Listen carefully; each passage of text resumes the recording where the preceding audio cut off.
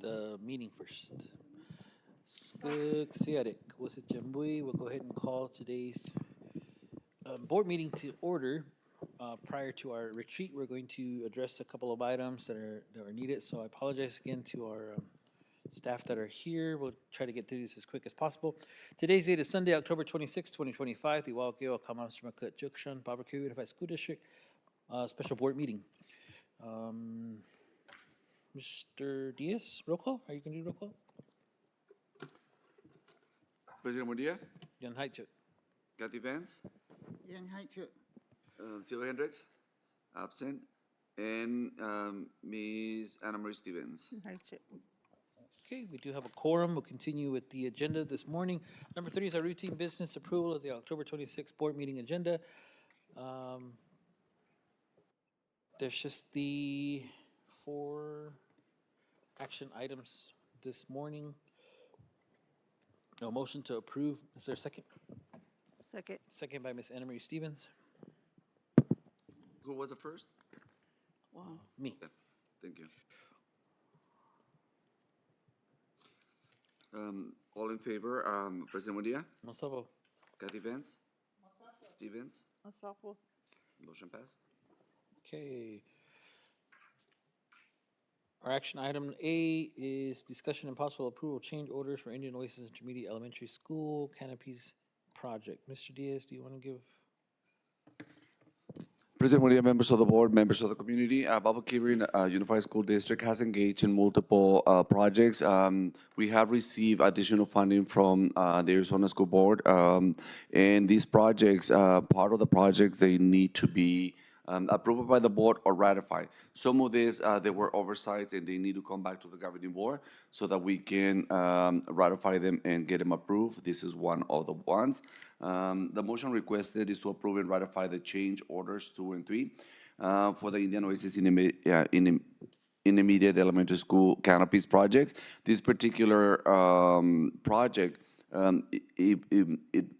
as they were working on the project, the cost increased. So because the cost increased, we receive an adjustment, and now we need to ratify that the amount has increased, President Mundia and members of the board.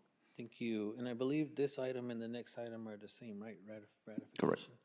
I just want to make sure, for the sake of not only what we're required to do and oversee, but the requirement of the office of the superintendent.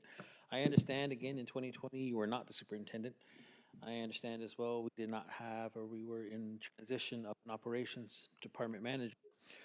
I want to make sure that we have a clear understanding of what needs to happen, what is happening, and that we're ratifying a item board that was never brought to the board's attention. And I guess to put it frankly, it can't happen again. And I think that is expressly understood by Mr. Diaz, but I want to give Mr. Diaz an opportunity to kind of give us a plan, maybe in the future, Mr. Diaz, just to make sure that we're not seeing this happen again. I know that there are laid out policies, but obviously the policy in which this was supposed to have been brought forward and whether it was fell through some way, somehow wasn't followed. It's like 5 years later, and it's concerning. And I understand, again, it's not to wave any red flags, but it is to make sure that we are doing our due diligence, we're questioning, and that you are able to present something to the board to say, hey, this is what happened, it'll never happen again, and here's what we're going to do to make sure it doesn't. But that's my comments. Anything else from the board? Just real quick. You're saying that this is 2020? 2020 or 22, Mr. Diaz? I saw 22. As well. This is a 22. Okay, so it's a 3-year, something that happened 3 years back, not 5 years? I just want to clarify that. Correct. President Mundia and Ms. Vance. Some of them, you will find that they are from back on 2020. This particular one is from 2022. We are continue to go back and continue to find what needs to be cleaned up. And definitely this oversight, we have put systems in place to prevent from happening. But we want to make sure that as we continue to clean and put systems in place, anything that it's not in according of how it needs to be done, we want to make sure that we make every effort to clean our systems and approvals. Yeah, and correct, it is 2022. But I know we've had some discussion on, like you said, some other items that are from 2020. Sorry. Thank you, Ms. Vance. Anything Do I else? have a motion? Miss Anna Marie, you have anything? Okay. Motion to approve and ratify the Indian Oasis Intermediate Elementary School Canopies Project 2022, bid number 2022-03.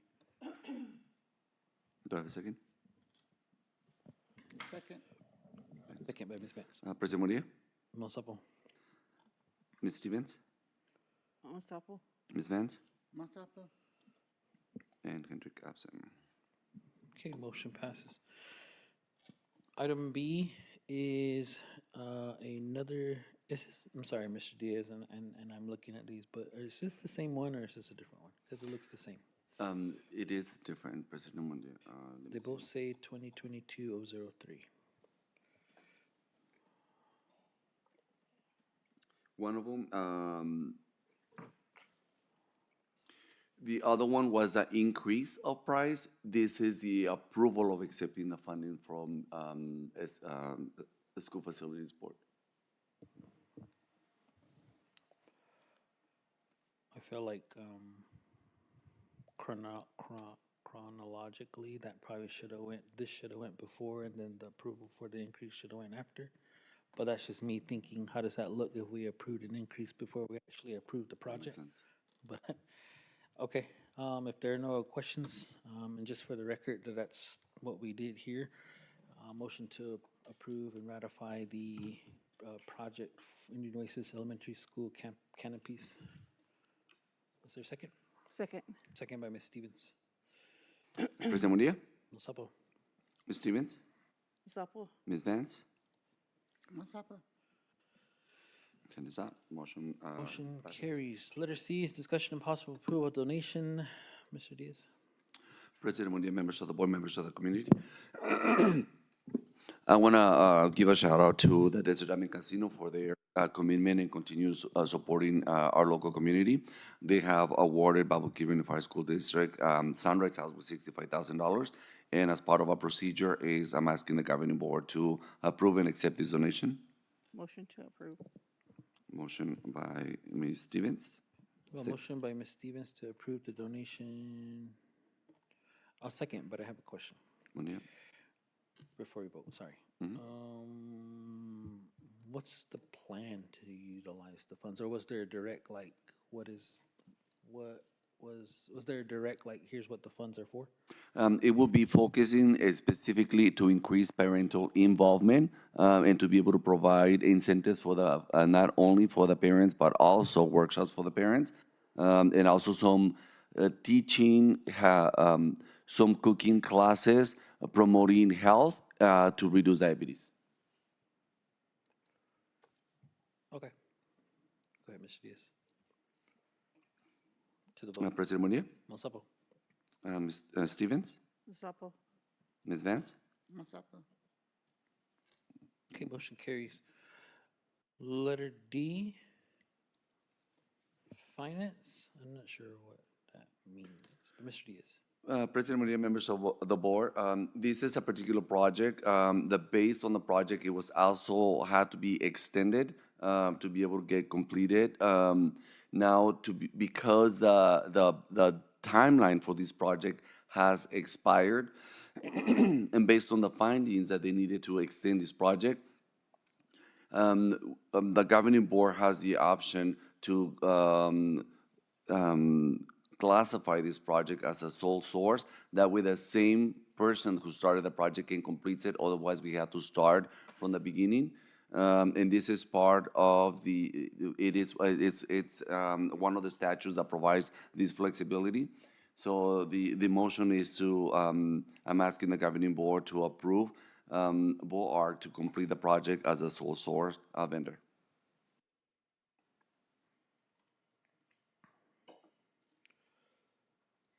So So we have to approve BORC as a sole source provider for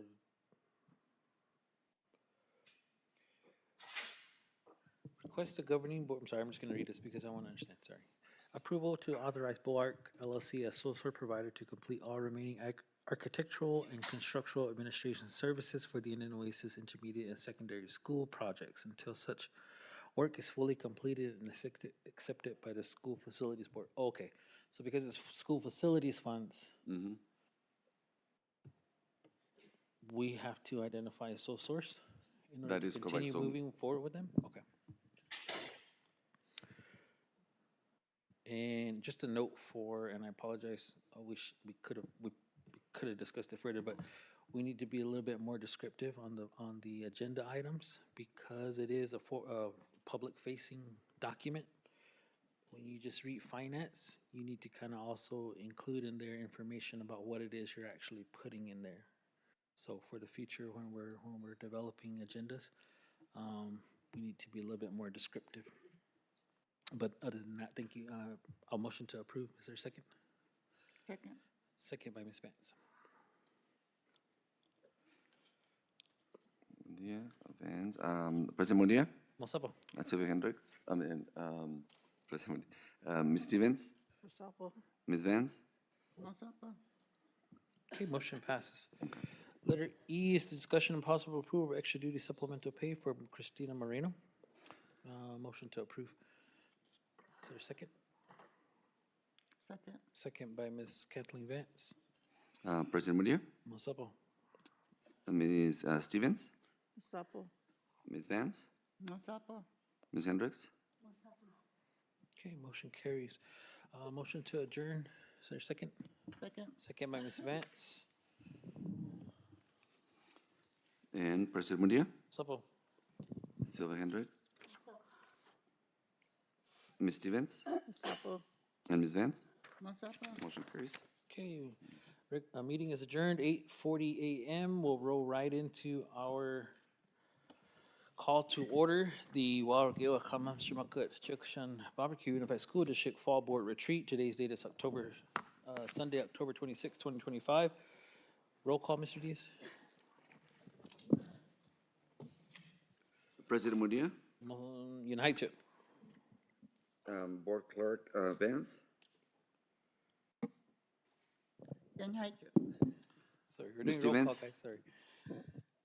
Oh, and Haichu, sorry. and Ms. Hendricks. We have a quorum. Okay, we do have 4 board members present. We have a quorum. Routine business is the approval of the October 26th Fall Board Retreat agenda. Without objection, a motion to approve. Is there a second? Second.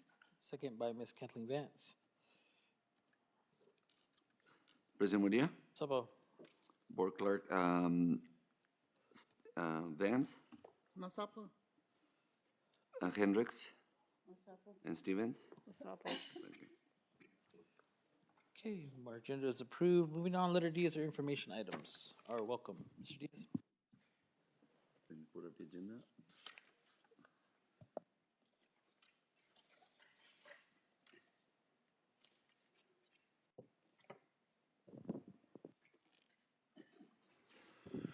President Munia, members of the board, and members of the community staff member present here, thank you so much and welcome for our first quarter retreat. Before we begin, do we have somebody that would like to start, and if you're able and willing to stand up so we can do our prayer before we begin this day so we can be productive?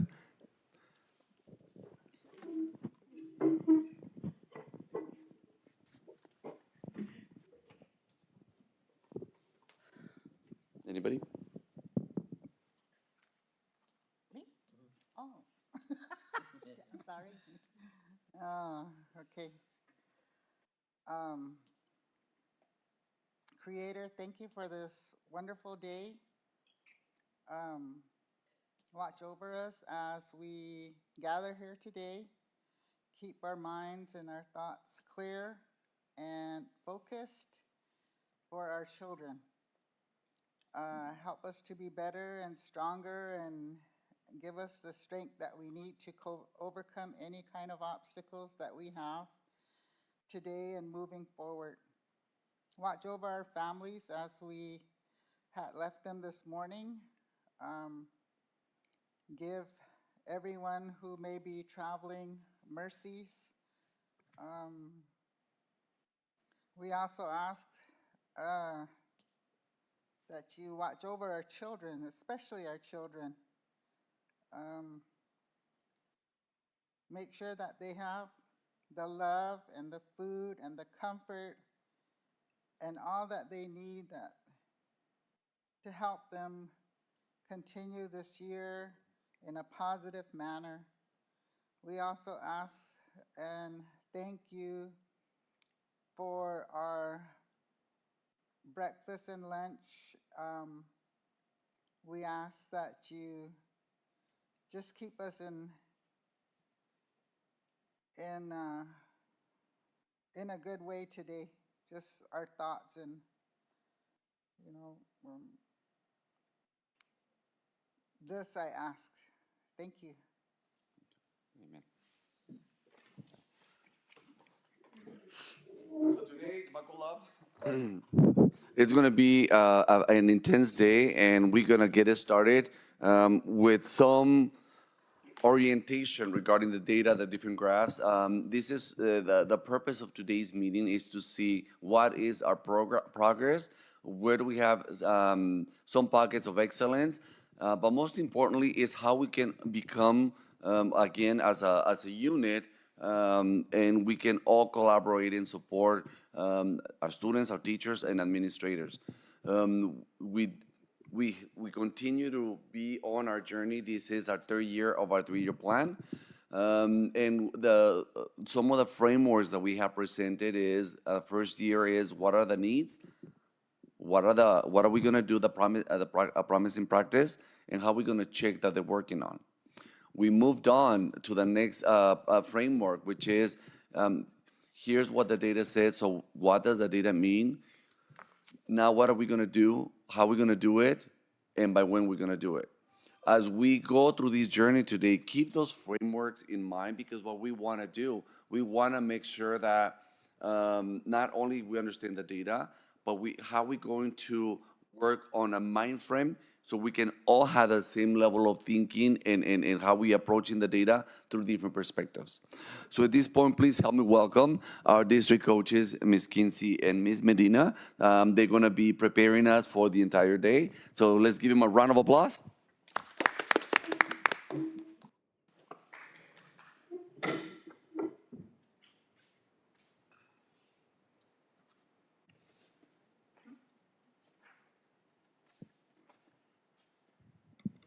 Skugsieric Anianapchuki Gabby Medina, Amanaki Amanaki Chukson. You're gonna need that too. All right. Skugsiedig, Anianab Chugig Janet Kinsey, Aman Ki Awausid, Anam Chipkan Waugiwak Mams Dramakud Chukshan.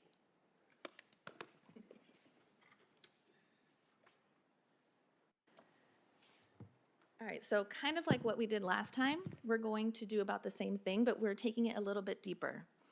Our vision and mission statement is always at the forefront, that our students will be loved, encouraged, and prepared to take on the world by embracing our hymn-dog. And we create healthy, inspiring, motivating, developing, achieving graduates.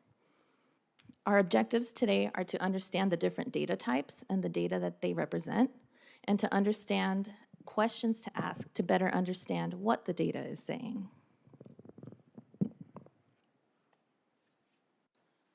And again, just like we do with the vision and mission, we like to center ourselves around the district goals.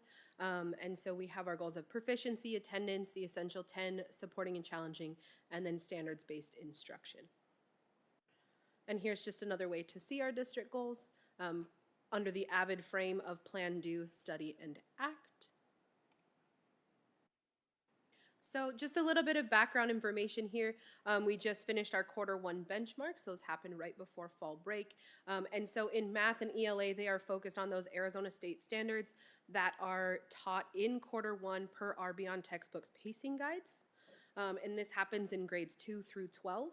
And the question types on the benchmarks are really designed to mimic those on the state assessment so that we get a good read and a good idea of how our students may do on those state assessments so we can best prepare them to show what they know.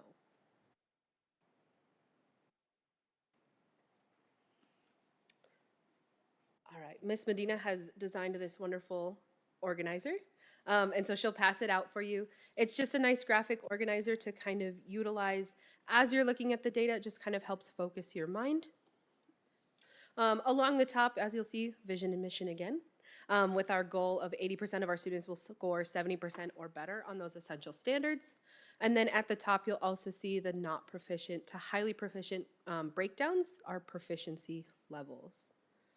Do you want to jump in a little bit about? So what we're going to do while we go through the data together this morning is we're going to practice filling out this organizer so that when you are listening to the site's presentations, if this is something that helps organize your thoughts, it's something that you can use moving forward. And so hopefully it'll help streamline the process. I also have a little cheat sheet for questions to ask. I'm going to hand it to you now. We're going to get to it in a little bit, but I'm going to hand it to you. I have a question on the classroom walkthroughs. Is this kind of going to be the norm for each site, or is it just for us to? The site walkthroughs use a different form because it ties into the evaluation system. This we just created to kind of help guide us through the data part, but it's something that if it helps those data conversations, we can always pull them in.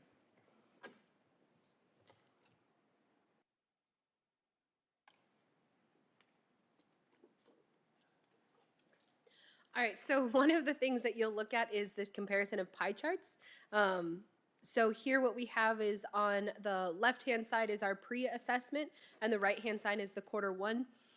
One thing to note of the pre to the quarter one is that the pre-assessments do assess every single standard that is going to be taught in the school year, and the quarter one is just the quarter one. So it's not quite a one-to-one, but it still shows that overall growth that we're having. So these ones here, the numbers on the inside, it's on the district results for the pre, it's really hard to see, but there's, I think, a 23 in there in the red slice. It's wildly difficult to see on this screen. Yes. There's a 38 in the orange and a 4 in the green. Some of those smaller slices, like that yellow one there, don't always have labels, but you can kind of make a guess. I would say that's probably 2 or 3 students. So these pie charts are showing the total number of students in that area. So it's not percentages. So a question that can be asked here is what's a comparison between the minimally proficient students from the pre to the quarter one? So which one is the minimally proficient of those colors there? It's at the top of your data organizer. The minimally proficient are orange. So how did this particular grade level change their minimally proficient?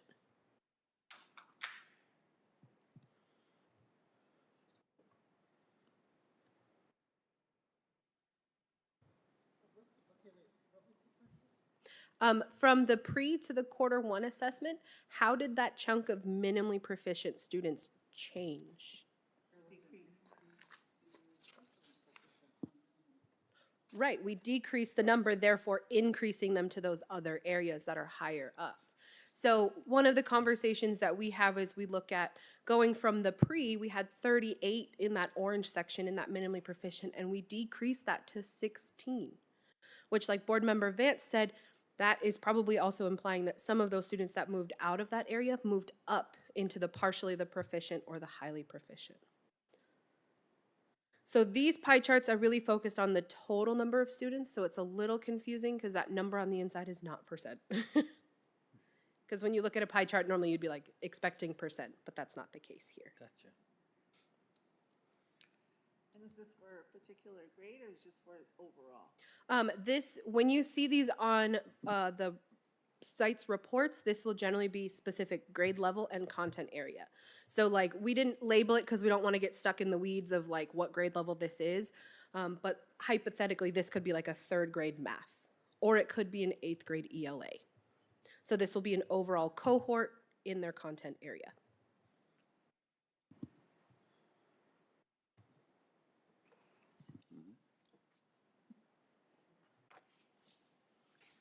So here are some questions that you can ask to gain more insight on those graphs. That is what that laminated sheet I handed you was, so it's easier to read.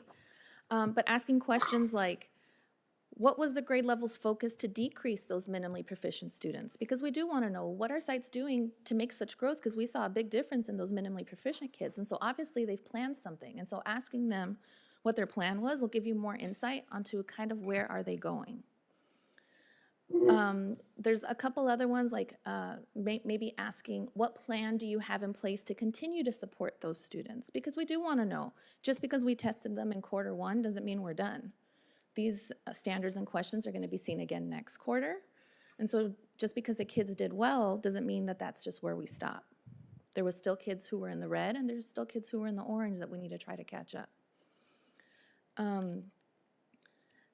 Another thing to think about is that next quarter, we add more standards to this test. So not only are they going to be tested on those that they've already been tested, but we're adding more in second quarter. So another question is to ask, what system do you have in place to ensure that these new standards are being taught, but that the old ones are still being reviewed?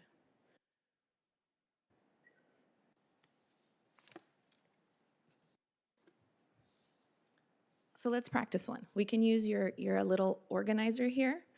On the top, it's basic information for you to ask about, what grade level, what date, what test. So if you want to leave those blank for now, you can, but it's just there to help you organize all of the data, because I know at one point you're going to have a couple sheets, and if you title them and organize them, it'll be a lot easier to go back to them. But the first 4 questions that you see there, these are just questions to try to get you to dive into the data just superficially. How many students are currently proficient? You would have to add the green and the blue. So for example here, let's look at Q1. How many students are currently proficient?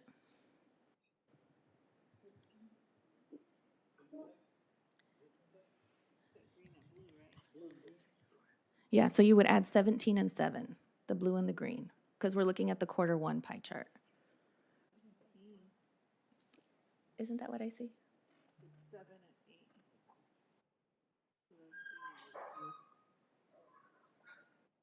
8. Oh, okay. It's just, I trust you guys. You're in a different chart, I'm sorry. Okay, there we go. Now we're. That's okay. I was like, what? 24. 24.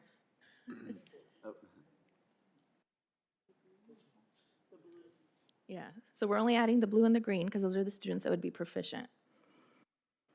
Now, if you want to know what percentage that is of that grade level's population, you're going to have to add all of them and then divide. You could also eyeball it and give it a ballpark. Yes, that's fine too.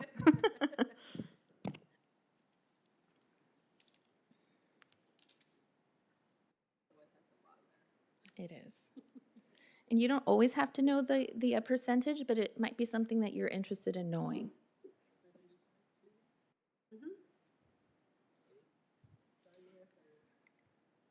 Now, this is where the second grade teacher needs a calculator, because I never taught division, so I can't do that in my head. It's about 33.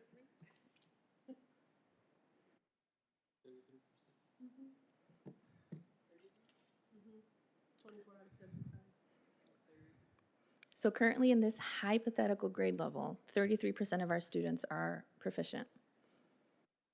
So then that might delve you into think of following up questions that you want to know about what the plan is to move forward. Because while it does look way better than pre to Q1, there's still a lot of room for growth. There's only 33% of that grade level.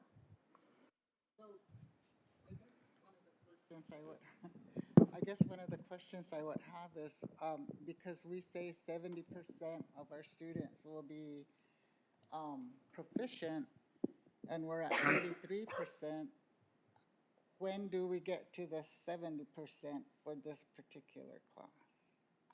That's a very good question to ask. Write it down. write down the question, because every principal is gonna be presenting. So these are the type of questions that are gonna prepare us as when each principal presents in each grade level, they do have a plan for how they're gonna address the standards for first quarter that were not met, and those kids that were struggling, or the teachers that were struggling. So that's the type of level question that then we need to make sure that we write down, because those are the, how we're gonna follow up. Or when they're presenting, that's the kind of answer you're waiting to hear as they're presenting. Great question. And as they are presenting, there is a little space down here for questions to ask. So as those questions come to you, I suggest you write them down so that you already have them there when it's time to ask questions.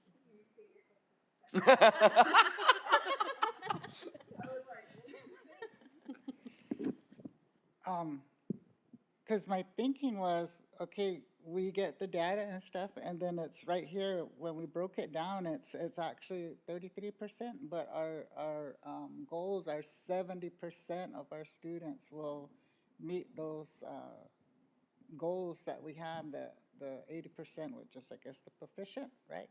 So if we're at 33% now, when are we gonna get to 70% for this particular class? As we dive into more of these charts, there is also another type of graph that principals will be displaying that's really focused in on specific standards. And so that's, I think, where we can really address that question of where is that room for growth? Because right now it's kind of like we have room for growth, but where? And so there is a chart in a little bit that we'll look at that most principals will also be showing that we can say, this is where the growth needs to happen, or this needs to be a focus as we move forward. President Moody. And as we going through, you have the right mentality. It's, if our goal is 80% of our students are going to grow 70% or higher in every standard, or grow at least 25%. Keep those in mind, because those two we're looking for. The big overarching goal is 80% of the students, they're going to score 70% or higher on every standard. And the other goal is, or we need to see a minimum of 25% growth or higher. Okay? Back to you. Is there any other question anybody thought of to ask about this graph or this data being presented? You can use your cheat sheet that. Ms. Vance? I guess I'm used to seeing the whole pie as 100%, but there's only like 75% of the students that were tested and not 100%? Or is that the 100%? This is the 75 Ye- students well, were the 100%. The whole chart is 100% of students tested. It's broken down into the numbers of students who fell into the particular proficiency levels. Oh, okay. That's why we kind of had you kind of calculate the percentage, see, because it doesn't show those percentages.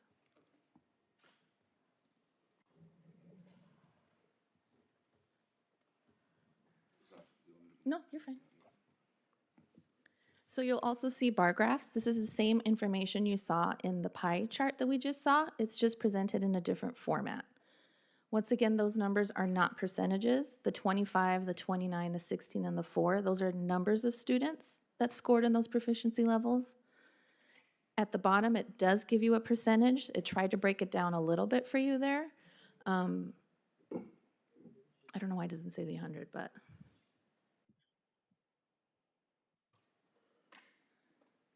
So looking at this bar graph, what growth do you see from the pre-test to quarter one?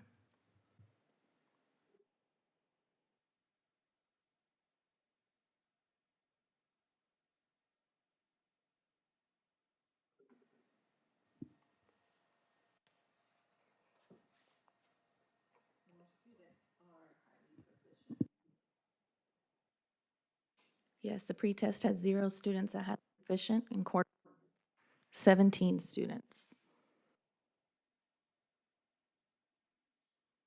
What is another notice that you see? I see a lot of the students are moving forward. Some even the 25% range, and above. So are they meeting their 25% increase, I guess?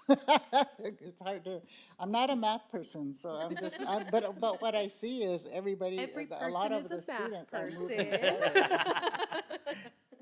We all are math people. So that's a great question. It's hard to say because we are just looking at them as an overall cohort, so we're not looking student to student. Did they make that 25% growth? Okay. But we can definitely see how this is shifting. I'm trying to think of how I want to say this right, but we are seeing that shift forward. We are seeing our students move out of those red and those orange into those yellow, green, and blue. The 25% growth that Mr. Diaz is really talking about is focused in on specific standards. And there is a chart that we'll see kind of that shows us that 25%. But these are absolutely great questions to be asking because it's like, how do we know which specific students, are teachers having those conversations of which specific students are growing that 25%? And that's a great question to, again, write down at the bottom of your notes page. Because those are conversations to have with principals. Our goal here is to look at the overarching view.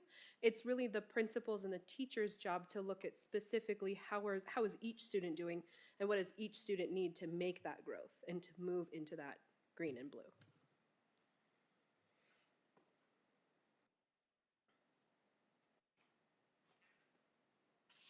So let's practice. What's one question that you could ask a principal about this bar graph on the screen?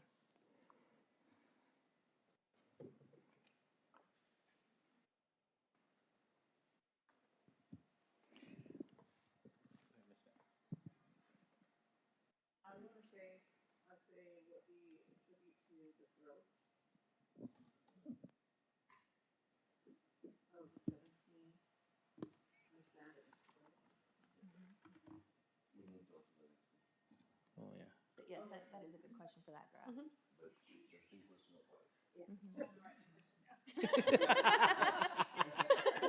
Just like, I'm over here.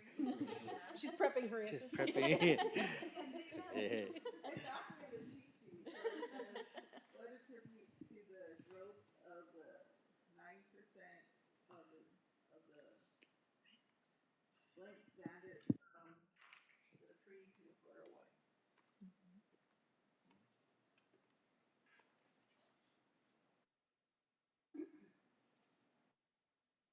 I think one of my questions would be, I noticed that more than half of Guys, don't forget to hit your mics, please, so people can hear you. the non-proficient has gone down to over 0.5%. Yeah. But also those ones that are not moving up, I guess it's kind of relating to their attendance because that's my thing is that if you're not there, you're not learning. So, or you're not mastering all that. So would some of those people be attributed to the 12? That would be a good question to ask because it'll give you an insight into the root causes as to why some of the students aren't making that growth.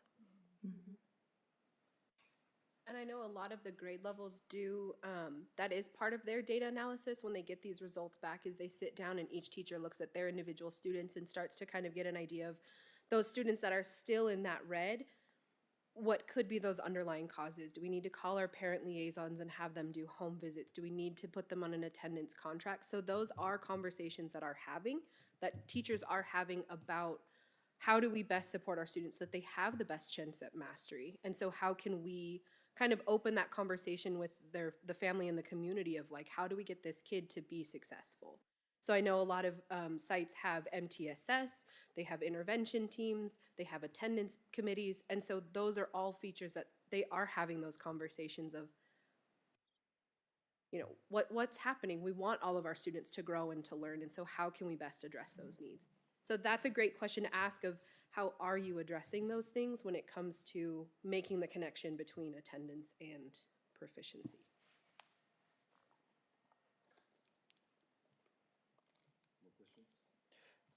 Yeah, but not particularly to this. It just kind of opens more questions on the side of.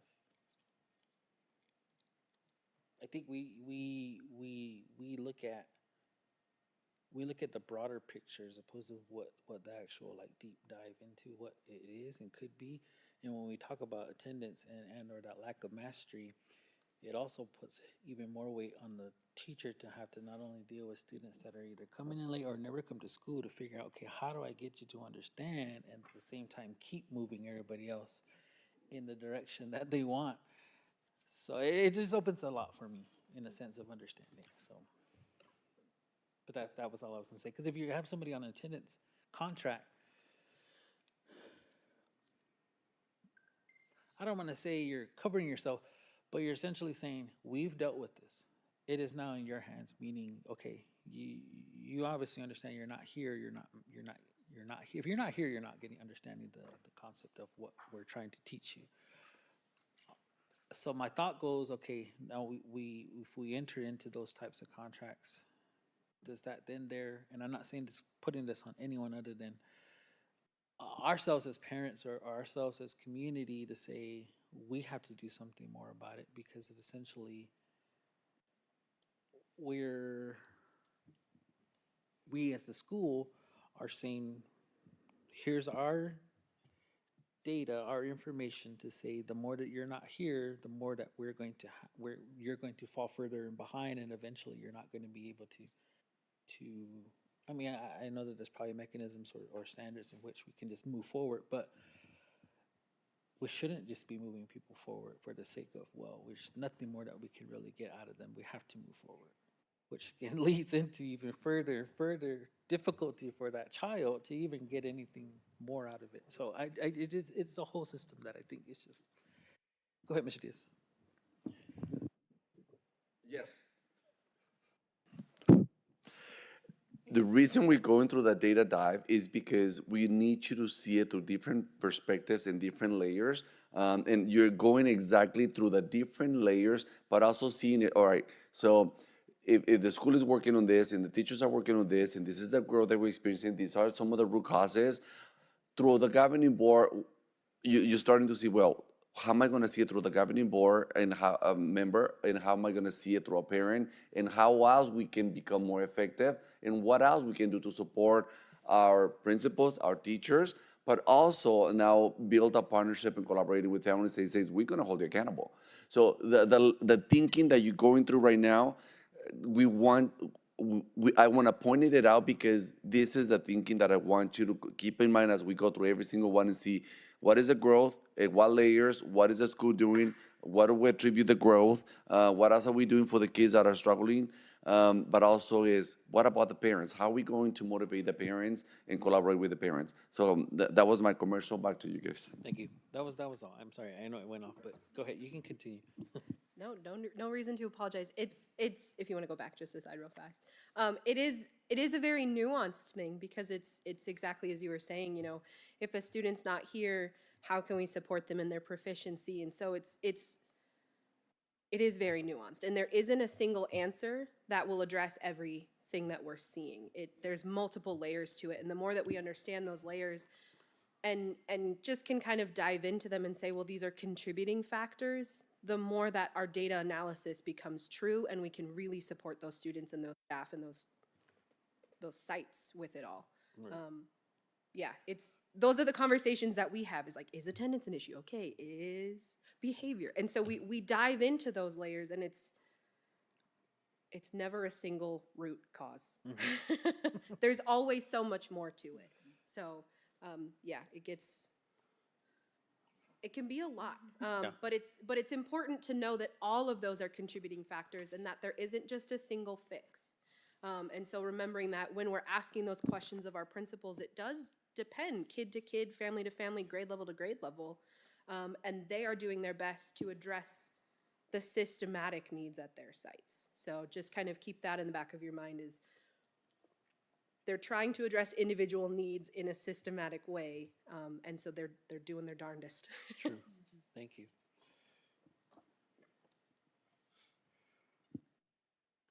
So this is one of the graphs that Ms. Kinsey touched on a little bit earlier. This is a bar graph as well, but this one focuses on the individual standards on this assessment. And here is where we were looking more at the 25% growth and which standards made it to 70% or better. That green line indicates the 70%. So if you see any of these bar graphs above that line, that means they reach that 70% mastery in that standard. So take a second to look at this data and let me know, what do you notice?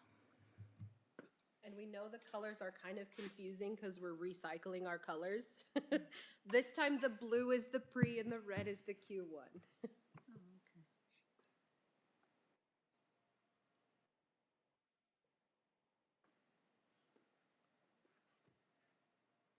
What was the question? I'm sorry. Just what is something that you notice from this bar graph, since this does focus on the specific standards? I noticed that all of the classrooms started out below the percentage of mastery, and only one class is above the percentage of mastery in quarter 1. The rest, even though there looks like there are some 25% growth, there's one class that has no growth. Well, there's a tiny bit, but actually no growth, seems like. So these are actually like the standards that they're teaching in the class? So it's 1 standard, 2 standard, 3 standards, so like the differences in what they're teaching throughout Oh, the it's, day? so It's it's not a one class, yeah. So this is the cohort. This is the grade level. So this one, the coding on the standards 5.RL is 5th grade reading literature standards, and the numbers correspond with the standards. So you have standard 1, 2, 3, and 5 that were taught. Wait, Miss Stevens, Yes. I would say, what is the don't forget your mic.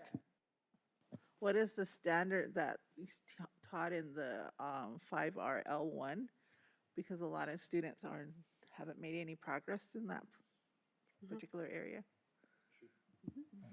And then in the basis of a week, how many standards are they teaching during that week? Guess it depends. It does depend. I know ELA standards, they generally get 2 to 3 weeks per standard. In math, they get anywhere from 5 days to probably about 10 to 15 days. You'll see this. ELAs will have about 4 standards. Math will have generally about 10. It's just kind of the nature of it. But that's not to discount the amount of learning that is in each one of these ELA standards. There's a lot that they cover. So this is anywhere from 5 to 10 to 15 days. It really depends on what the pacing guide says from beyond textbooks. Okay. So then I guess what Miss Stevens had kind of brought to attention is that in your pre to your quarter 1, you probably definitely want to see some growth from there, especially in that standard. So in that standard 5RO1, there wasn't none, so you probably want to make sure, hey, something's not clicking here. I need to make sure to go back and at least bring it up more than what it has, because the others are at least moving in the right direction. Yes, if you notice in the other standards, we see at least the 25% growth, like Ms. Van said, you can see that. And so that's what we want to see. But then yes, asking about that 5RL1, why did we not see that growth? Did you guys look into the data? What happened? Just to see, what might have happened. Sometimes a standard gets overlooked, or maybe sometimes a standard doesn't get focused on as much as it should have. So it's just asking those questions like, did you guys figure out what went wrong? And I think the last time we saw some pretty good data that kind of broke it down by teacher, where they did really well in that standard. It was like, well, did you guys talk to each other and find out, hey, what did you do that every kid got it? Because I'm over here. And those are conversations that are being facilitated. For the purpose of the board conversation, we are going to look at cohorts. I don't believe any of. In my presentation, I will. Okay, so he'll talk a little bit about some of those comparisons, but that is something that we're encouraging. Okay. And so we're providing more easily understood graphs, kind of, so that teachers can engage in those conversations of, hey, Miss Medina, you really crushed it on 5RL1, and my students really struggled. Can we talk about how you taught your students so that I can borrow that strategy and hopefully get my students to see that growth as well. Yeah. So we're really trying to frame those conversations around how do we get all of our students to have the best chance at learning it and experiencing that success. Awesome. Mrs. Stevens? The conversations you are talking about, are these conversations that teachers are having at their training on Fridays? Or like their, So sometimes those conversations are happening in their Friday PDs. Those are generally facilitated whole group. So I know that there have been some Friday PDs where they're doing deep dives into this data from quarter 1. There is also an expectation that they're having weekly conversations as their PLC, their professional learning communities, or their professional learning teams, where they meet either as a grade level pre-K to 6th grade or content in 7-12. So making sure that they're having those conversations together. So these conversations aren't just like a one and done. They happen regularly. And so these are the conversations that are regularly happening. I know at the primary campus, they have PLCs. One is focused on lesson planning. So what are we teaching? How are we teaching it? Let's make sure we're on the same page. And then they have a second PLC where they're focused on what's our data telling us? How do we address it? And how do we borrow from the strengths of one teacher so that all those teachers can experience success, so all their students can have those high quality learning experiences. And I guess while on the subject, I would really encourage, and I only say that because I feel like not only do we want students to be successful, but we want teachers to be successful. So my hope is that that is something that everyone can draw from, and if it is something that maybe someone feels they can't, that they're open about, hey, I'm not getting that type of support. Hopefully, they feel comfortable to say that type of thing, rather than be put up on a report somewhere for the board to be like, wow, look at, I'm not really showing what I can actually do. I need to be able to do better, and be open to that help, I guess is what I'll say. Mr. Diaz, do you have something? So much, but I'm gonna hold Okay. I'm really excited about how you thinking is being framed. This year is how we're gonna maintain success, and we have to be very strategic about how we look at data and where do we gonna channel the support. But I'm gonna just hold Okay. All right. Thank you. Anything else for this slide? We can move on to the next one if you want. So then these are also on your little cheat sheet, but these questions to ask that have the blank, I left them blank because each one's going to be a different standard that's either doing the best or that's struggling. And so that's kind of there just to help, so that you can say, I see 2 standards that you guys made 70% or more efficiency on it. What do you guys attribute that success to? Because we do want to know what things that are really working really well, because maybe we can put that into other sections. Right.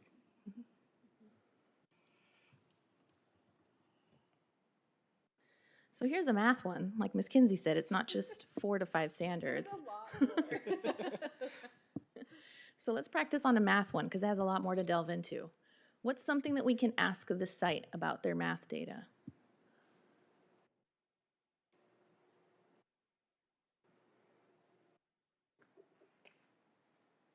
First off, everyone's a math person. Yes, thank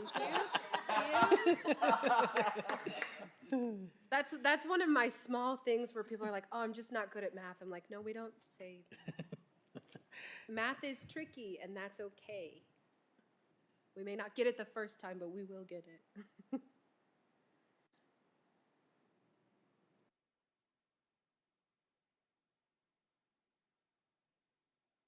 If you can't build a question yet, what are just some of those notices that you have so far? Because sometimes noticing sparks the question for someone else. Well, the notice immediate to me is it's a pretty good drastic change from a pre to the quarter, meaning it's hugely Yes. different, except for one that that I see even decreased a little. Right. But above all, that's what I noticed right away. And there's far more majority than they're reaching, or at least at the 70% and beyond. Ms. Vance. I like I noticed growth they all the standards, have that 25% growth except for that last one and maybe the NSA one. But everything else has increased over the 25%, um, from the pre-test. So again, those questions would be, like was already mentioned, what did you do different? How did you teach it? And what are you going to do to make sure that this A2, shoots up as well to the 25% at least? And how long is it going to take? You know, within the quarter or by the next quarter? Should we see this increase by the 25%? We should, I think. But that collaboration with teachers are those ones that are, teaching and getting those really high percentages. Like, they they they do need to collaborate and help each other so that the whole school is successful. Yes. I think your notice had kind of two questions built in there is what do you attribute all of that success to? A lot of those standards grew that 25%. So is there something specific you can attribute it to? And then a second part of your notice was, well, I noticed some of them didn't. So it's how can we borrow, steal some of those strategies that did impact that 25% growth for those standards that didn't yet? And you even had a third question in there of how can we bring these standards into quarter two so that we don't leave them behind? So, snaps for you. But that was going to be a question too, because based on your knowledge, both of you, I'm sure, um, fair majority of these standards carry on throughout the year, or there's some that you would have to go back and actually make sure, or does it just depend on what the actual like your lesson plan or whatever it may be for Yeah. the year? So looking specifically at these math ones here, most of these will kind of loop in. Okay. And that's a conversation of how we're supporting different Okay. grade levels is sometimes it's hard to see where you can loop those things in. And so helping them notice, like, this is where you can loop in that literature standard, or this is where you can loop in that number sense standard. So we're trying to have those conversations, and that is one of the areas of support that we are emphasizing, so that our teachers don't have to spend that time trying to find where do I loop this standard in. It's supporting them in finding those. I would also hate for them to feel like, dang, now I got to go and make sure that that goes up, and then forget and start to drop in all the other areas where they're not focusing attention. So that's my Yes. thought too. I was like, Yes, okay, and I know, and secondary will give you a little more insight into this, but they've also kind of paired up where the math teachers are paired with science, and so science is saying, here's the standards that I can support you in. And so science is saying, I got you. gotcha. And I know social studies is doing the same for ELA, where they're saying, we've got you. You keep going, we'll help support and fill in where we That's can. cool. Okay. So that's, I mean, we've all had that where, you tell your kid something and they don't hear you, and then someone Yeah. else tells them the exact same thing. They're like, oh my gosh, guess what I Yeah. just heard? You're like, I've told you that 7 times. The same thing happens when we're teaching. If they hear it, they can hear the same thing, but from a different voice, and it means something different. And so those are the conversations that are being had. And it's going to be a little bit of a bumpy ride because it changes every standard, it changes every Yeah. week, it changes every day to conversation. But that is the intent, is to say, how can we support each other? How can we borrow each other's success to get all of our students where we need them to be? Awesome. So my question would be like, what are you doing for standard GA2 because it slipped back? What are you doing to address those issues? I can already tell you that one. Because that is a conversation we already had. That one was one of their additional standards, and so it wasn't really tied into the rest of them. And so that was something that after the benchmark, they spent the time in that Reteach Enrich week addressing that standard. So you should see that growth afterwards. The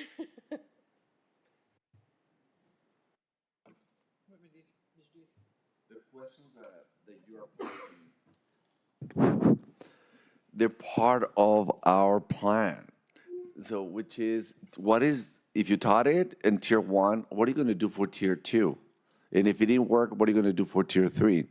And President Buendia, you were asking, so how are they going to keep it, or how are they going to maintain it? That's number six, which is how we're going to spiral it so we don't lose the learning. So even though you're asking the questions, I want to point out that what you're asking, you're reinforcing, based on those questions, you're reinforcing what we're expecting from my 3-year plan. Thank you. Thank you, sir. In your organizer, you also have a spot where there's action steps that are going to be taken by the school. So when you ask your questions or you hear them talking about it in their presentation, you can make note of it, because what would be ideal is we can bring back these notes at the end of quarter two, and we can see, hey, this is what we talked about in quarter one. How did it work out? Did those action steps you said you were going to take, did it work? Do we need to adjust? And so that's the whole idea with this organizer somewhat, to keep us all on the same page and not lose things in the muddle of everyday school life. Can I say something? I do really appreciate all your effort that you've done to make sure that we're asking these questions, because I'm sure we look at a lot of information, we have questions, and sometimes we don't.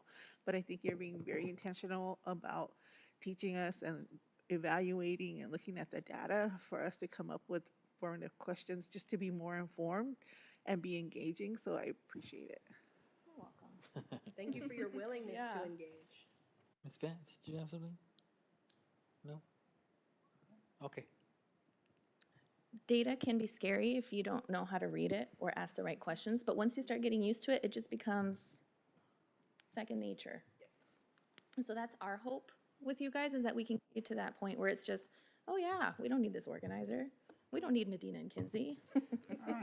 Just kidding. I want you guys to need us. We'll find different ways to make ourselves useful.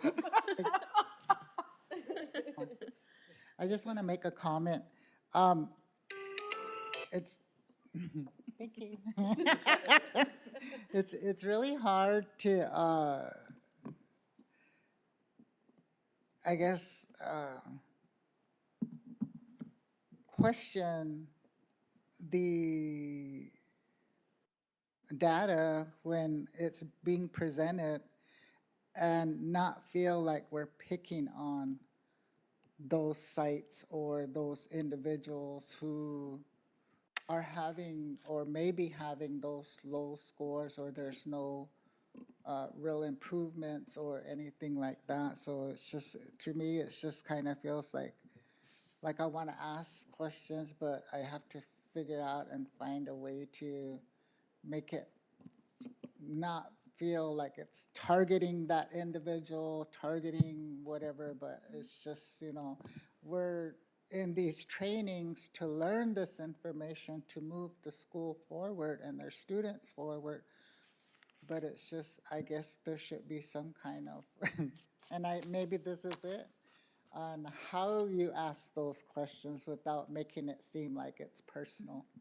And if you notice, most of the questions on this little cheat sheet, it takes out any personal opinion. It's based on the facts, it's based on what the data is saying. And so I feel like it's not targeting anybody, because we do have to ask those hard questions sometimes, because if we don't advocate for those students that are struggling or the students that are falling behind, then who will? And so just by asking those questions, we're also supporting them, because if we know what they're struggling with, then we can help. Yeah. And so I think we should see it in that way instead than it being a negative thing.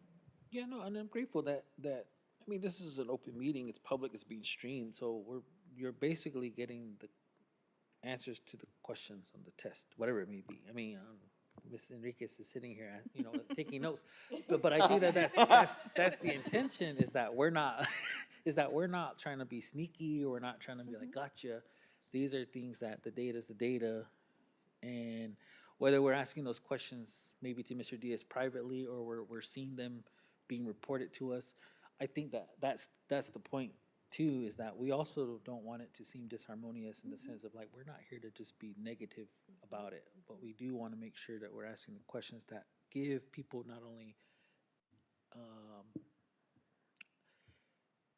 some understanding, because even ourselves going through it, but also for board members who maybe, like you just said, hey, if you just see something, say something, maybe it'll spark something in another board member to just ask that question, which happens a lot of time.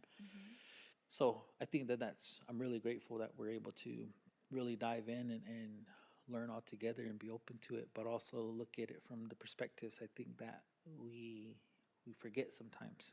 And I don't mean that other than, it's just, we're here to support, and we say that all the time. So this is one of the ways to do that, is to understand better so we can know where.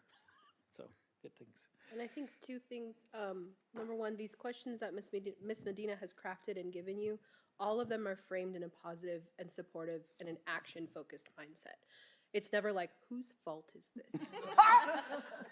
and as silly as it sounds, but like sometimes when we ask questions, these questions are all designed to get to the heart of what we're trying to engage in the conversation about, without it feeling like, whose fault is this? Yeah. And so all of them are action focused, all of them are solution oriented. And so I think that's a huge key. And then I always say the only bad data is data you don't do anything with. Yeah. And so even if the data is not where we want it, it tells us something. And as long as we're listening to what it's telling us and we're acting upon it, we are addressing what that data is asking for. And so I think it's a great point, and it's the questions that you ask and the way that you frame them, as long as it's solution oriented, doesn't give the impression of Right. whose fault is this. But I think that's a very great notice and consideration, is how can we engage in this conversation so that it feels like we're all coming to the collective table. Correct.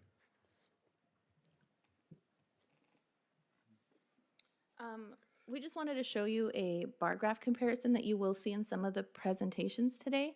It's the same as the one that we previously saw, but this one's going to be comparing last year's pre and quarter one to this year's pre and quarter one. So they're not the same students, but it's the same grade level.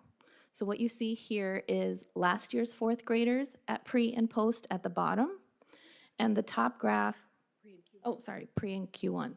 And then the top graph is pre and Q1 of this year's fourth graders. So you can kind of start comparing, how did last year's fourth graders do at this point of the year to how are they doing this year?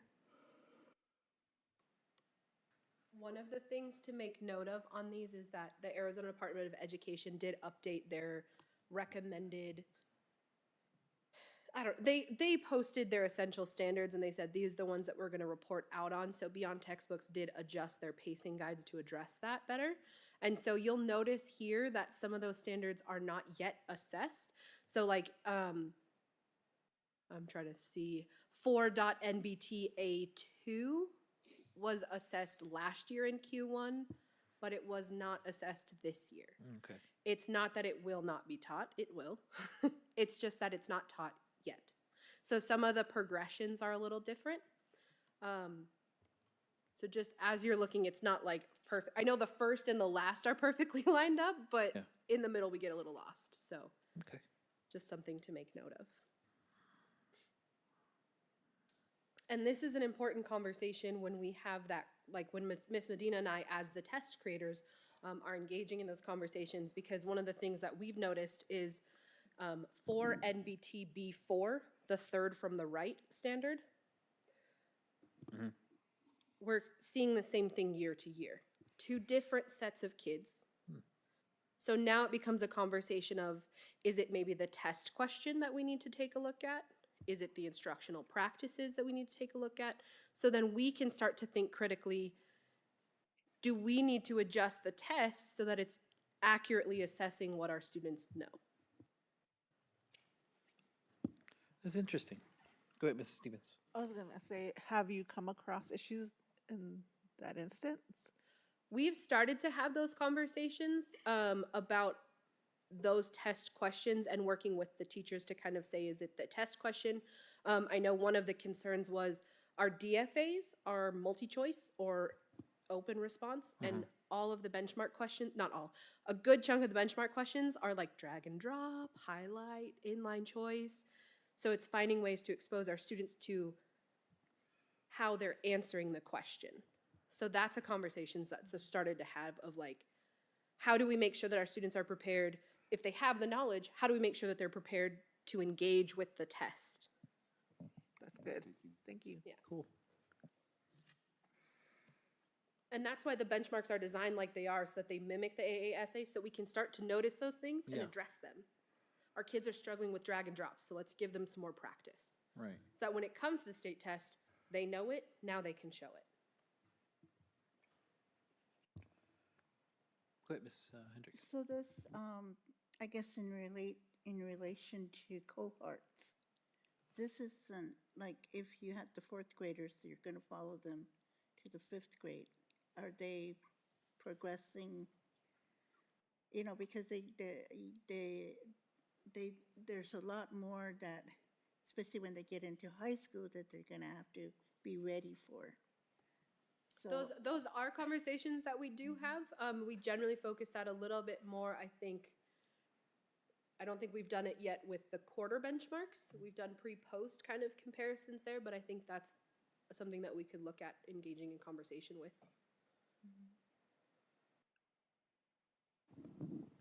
yeah, because I was just wondering, because we're going with the fourth grade in 24-25, and then another fourth grade in 25-26. But where are the ones that into fifth grade? And that's where we'll see that growth when we dive into just the fifth grade. I was looking at on the flip side of the NBT B4, the QAA2. It's like a whole, like that second standard from the left. Yes. It's It's huge. Yeah. I'm like, Something went what real happened? right. Yeah. I'm like, something went really good there. But yeah, I can feel myself geeking out a little bit. So I'm just like, okay. But thank you. Yes. All right. So that's all we have. We're hopeful that you guys feel a little bit more comfortable asking questions about the data. It's very obvious that you're getting more comfortable with it because you guys have even used my cheat sheet very much, which is great. Do you guys have any Is other there questions? a digital version of this so we can do it I can here? definitely send it if I have internet. Oh, I'll okay. check right now. All right. Erin. No, I just wonder because I like writing, but sometimes I can just I can definitely share it with you guys. appreciate it. Let's give him a round of applause. Thank you for this preparation. Lots to think about. Have a great week, rest of your day, ladies. And now help me welcome Ms. Enriquez. Thank you. Here's extra ones for the next presentations. So now we're gonna. That was your lesson. Now we're gonna see the test as we proceed with your presentation. Ladies, I also want to say thank you for being here so early in the morning. I also want to say I apologize for my lateness, but I do appreciate you being here. Thank you, Ms. Stevens. Can I just make a really quick suggestion as we're moving out throughout the day? Our phones, let's put them right here. I'm gonna Because, collect the phones. yeah, it's disrespectful to be on your phone when someone's presenting.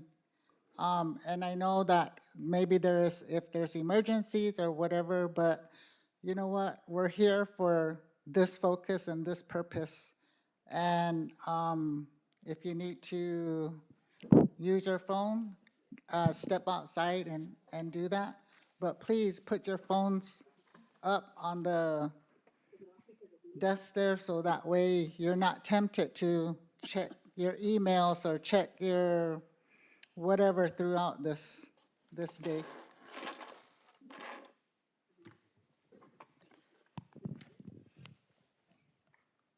Do we wait or do we proceed?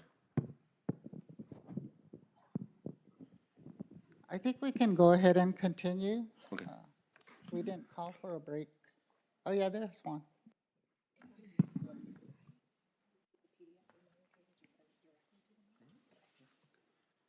All right. Skixietic, President Buendia, Governing Board members, Superintendent Diaz. So I have submitted my presentation. I did not include the standards, the comparison of the standards or by teacher. I did just an overall. I didn't know if they were gonna include it in their presentation, so that's why I didn't do it. But if you do have more questions, I am more than welcome or happy to answer them. So I can control this, Aaron? Oh, no, that's me. I'll be your driver. Oh, go ahead. All right, so our district mission is we create healthy, inspiring, motivating, developing, achieving graduates. And the vision is our students will be loved, encouraged, and prepared to take on the world by embracing our hymnbook. Our school's mission is we empower our children to have a strong cultural identity to conquer challenges and contribute to their communities in their journey of life. Our vision is all our children will be given the foundational skills to become college and career ready and embrace their himithug. And our core value statement is we are committed to creating a supportive environment to empower all to reach their full potential. This is a repeat of one of the slides that we did in the summer as far as, again, what our district goals are and how we are aligning as a school with the district goals and our own goals. We believe highly in the cycle of effective instruction. We're using SFA. We're continuing to use top score writing. Our building thinking classrooms is in effect. And then the BOC's model of instruction toward elevating student agency. Some things to consider this year are, as we were looking at the data and Mr. Diaz had asked us the question as well, is what differs from last year to this year? Does this, okay.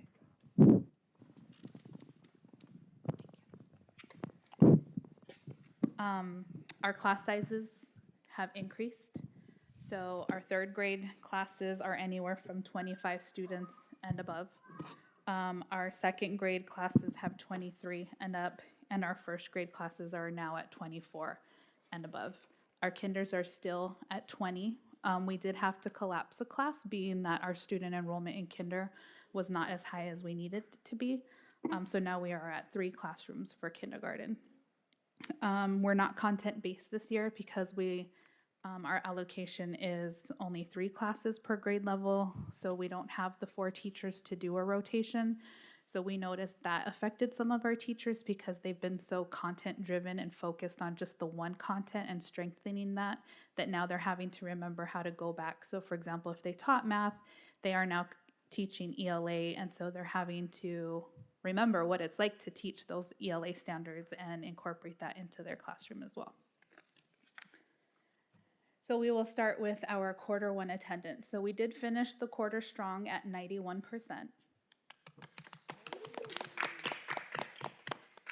As you can see, second maintained that 90% throughout every single month in the quarter.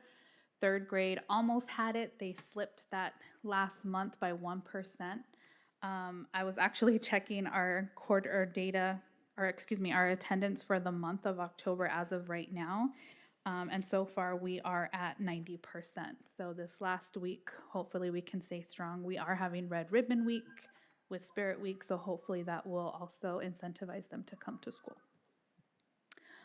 So what? Our chronic tardiness is still an issue. It's the same students and the same families, parents and guardians, and now we're starting to see with our little ones, the fall and winter illnesses are on the rise, not only with our little ones, but our teachers as well. So we highly encourage washing the hands, wiping down, high surface area, touch surface areas. The now what is we are doing weekly popcorn with classes with the highest percentage. The kids we make the weekly announcements, and now they're like competing towards another class, like, oh, our class won again. And so they'll talk about that. We hear them talking about it on the playground. Teachers are also collaborating. Some of the third grade classrooms will bring their kids into the kinder classes, and then they challenge each other. So it's like the littles against the big kids. Class with the highest percentage for the month will get a pizza party, an ice cream social, or just different things based on season. This last week, Miss Black's class and Miss Nelson's class were given a pizza party, so they really enjoyed that. And then we do a quarterly drawing for the Nintendo Switch or a Kindle tablet. We had 3 winners last quarter. Oh, cool. And then the how, again, we're doing our weekly announcements. Our attendance team is tracking attendance and tardies.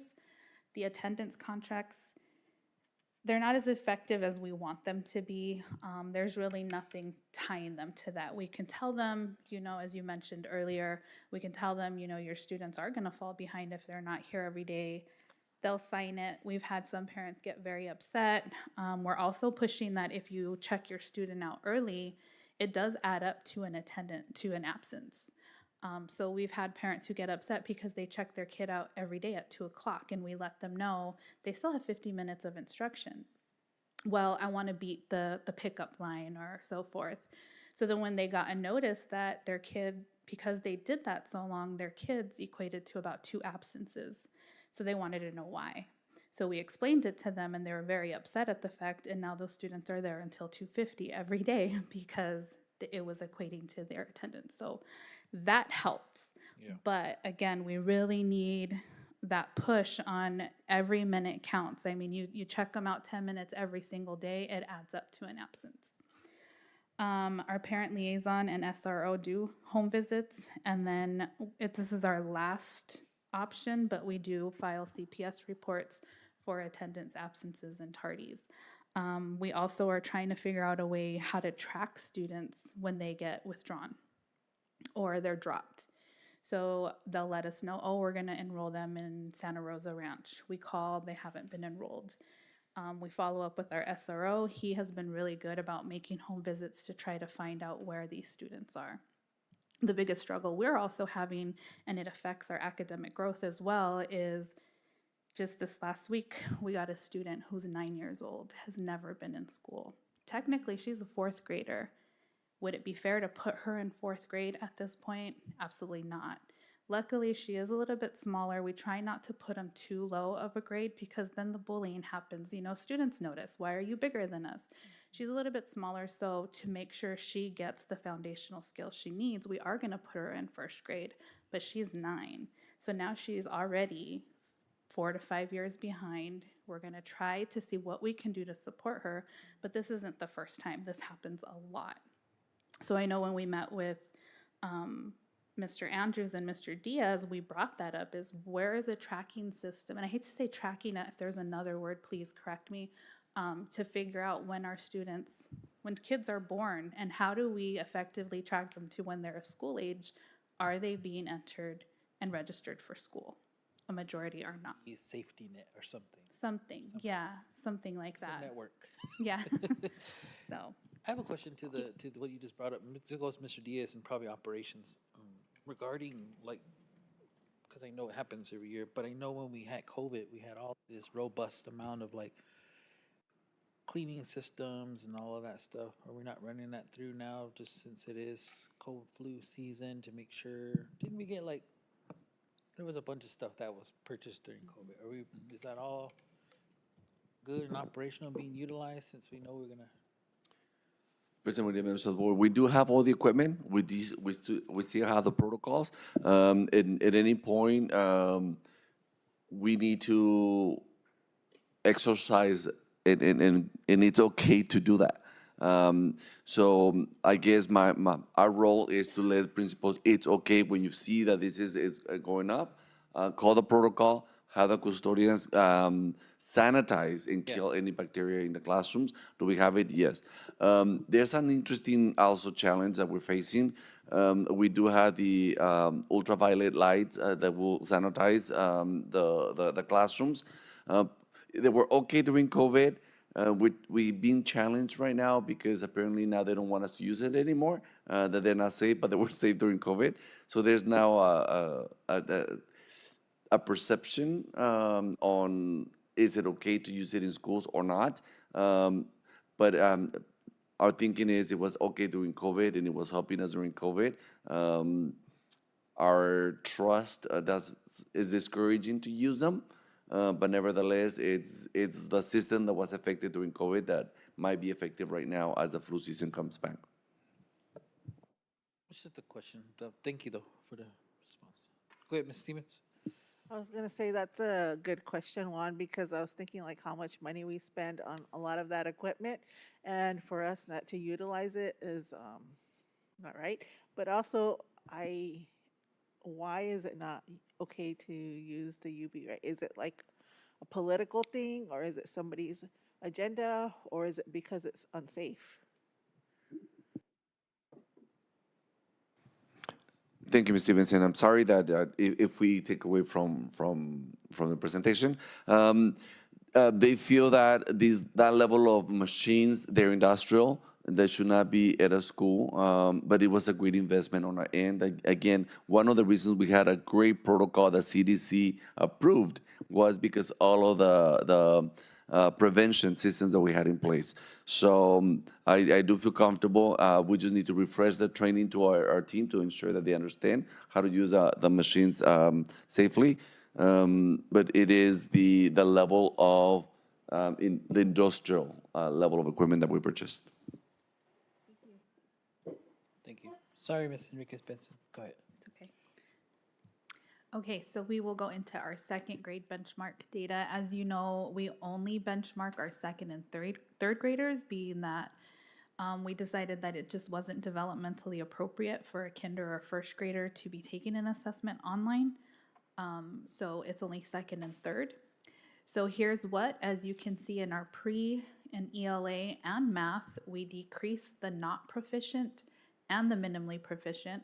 We increased our partially, our proficient, and our highly proficient, and that's what we want to do every single quarter.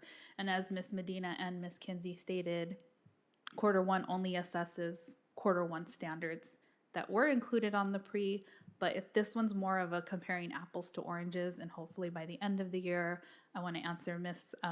Vance's question, when do we get to that 70%? The whole year is our goal. At the end of the year, we want to be at the 70% or higher for students, because you had asked that earlier. So I wrote it down. I'm like, I want to answer that question. So that's our goal, is to ensure that they are mastering those standards by the end of the year. Some students can grasp them right away. Some, it does take a little bit more time and more severe interventions, but we have met, as Ms. Kinsey also stated earlier, we do have two, we call them PLTs now because they're professional learning teams, and a professional learning community is the whole school. So when we come together as the whole school, we talk all data, we celebrate, and then we talk about what are we going to do next in this next quarter. So what? So there was growth in non-proficient and minimally proficient. The tier 1 and intervention supports are moving students. We do have a variation in classes, which guides the differentiated teacher support. So again, as admin, myself and Ms. Pablo, we look at that data and see where can we support each teacher. And not only that, but what specific needs do they have? And we do that through our observation feedback cycle. So Ms. Pablo and I have a schedule. We've grouped teachers, so we did it by grade level this year to see how that would support. So she supports kinder and second. I support pre-K first and third. Now what? We're focusing on the partially proficient students. Those are your bubble kids, to see how we can support and grow them to the proficient. We're prioritizing lower performing standards, reteaching and enriching, the alignment of the YAG, lesson plans, and the instruction. And how are we doing that? With targeted small group instruction, targeted teacher support, and professional development. We're monitoring the DFAs closely, weekly planning with ELA and math coaches when they are on campus. The DFAs are your district formative assessments that they take either weekly or bi-weekly, depending on how long they are teaching that standard. We just looked at first grade actually, and I know they're not on here, but we noticed some discrepancies in some of the data where they would take it the first time and then their score was a little bit lower the second time. So then we were asking those questions, well, what happened? So after digging and digging and digging, we decided are we testing the students for, are they able to take an assessment online? Because the first graders are taking the 5-question quiz online. So then we asked the question again, is this developmentally appropriate for the student? Because the teachers were confused. They were saying, well, You know, for example, Ruben can do it in class. He's showing us the skill that he's learning, but when they take the assessment, they just click, click, click, and then go because they want to move on with that. So then we said, well, who said they have to take the assessment online? Isn't there a way for them to take it on paper, pencil, and then we enter the data? And the teachers kind of were like, oh, yeah, we could do that. So this week they did it. The data looks different because we're testing for the skill. In first grade and kinder, we're looking for those foundational skills. Can they hold a pencil? Can they write the answer? Can they draw a picture to their answer? So we wanted to make sure, are we assessing for skill or assessing for protocol and process? So we're hoping that that will take care of that. We don't want to just take that out away from them though. So we want to build that up so that by third or fourth quarter, then we're transitioning them to on how to take an assessment online, because in second grade, that's where the huge test taking happens. You can go to the next one. For our third grade benchmark data, here's what. Excuse me. Again, we decreased our not proficient and minimally proficient in both ELA and math. And then actually, there was one number. In math, actually, we increased the minimally proficient by 4%. And we did address that with the grade level and talked about what happened. We did look at each teacher, their data by teacher and then by standard. Something that we also looked at with the lower standards, as you had seen earlier when you noticed one of the standards didn't make as much growth, we were looking, okay, at what point in the year did they take that? Did they teach that a week prior to the actual benchmark and maybe they still hadn't quite mastered the standard? So we looked at time throughout the year, how many times they went through it. We also looked at your priority standards. Are they spiraling them out throughout the year, or are they just teaching them and then moving on? So we were looking at things like, how can you incorporate, you know, those practice of skills throughout the day, whether it be bell work, transition times. We're walking through a line, let's hold out some cards. We call it card in my pocket, where we're just quickly, you know, maybe flashing different things to them. So what, there were growth across both contents. ELA had the increase in both in both proficient and highly proficient. Math students' conceptual understanding is increasing, and there is variation of instruction by class. Now what? We're going to continue to analyze the data by class and standard level, identify standards where growth is limited, and again, the alignment of the YAG lesson plans and instruction. How are we doing that? By focused data meetings. We meet every Thursday within our PLTs to have those data discussions. We're having targeted small group instruction. Also in third grade, we have a MAUR, which is Move On With Reading Paraprofessional. So she is only assigned to third grade. So throughout the day, throughout the week, she's pulling small groups in each third grade classroom to focus on different concepts that they're struggling with. Ongoing progress monitoring using our DIBBLs, and then again, targeted PD and support from the district coaches. So writing. So in the summer, we were talking about in third grade, they also get assessed on writing through the AASA. District hasn't required that we do a writing benchmark, so we jumped ahead and we're like, well, why can't we assess our students on writing? So that way they are, because COVID, as I've mentioned before, the writing stopped because everything was done online. So how do we strengthen their writing skills? And not only that, but how do we track that they are growing in writing? So this year we are assessing our students K3 on writing.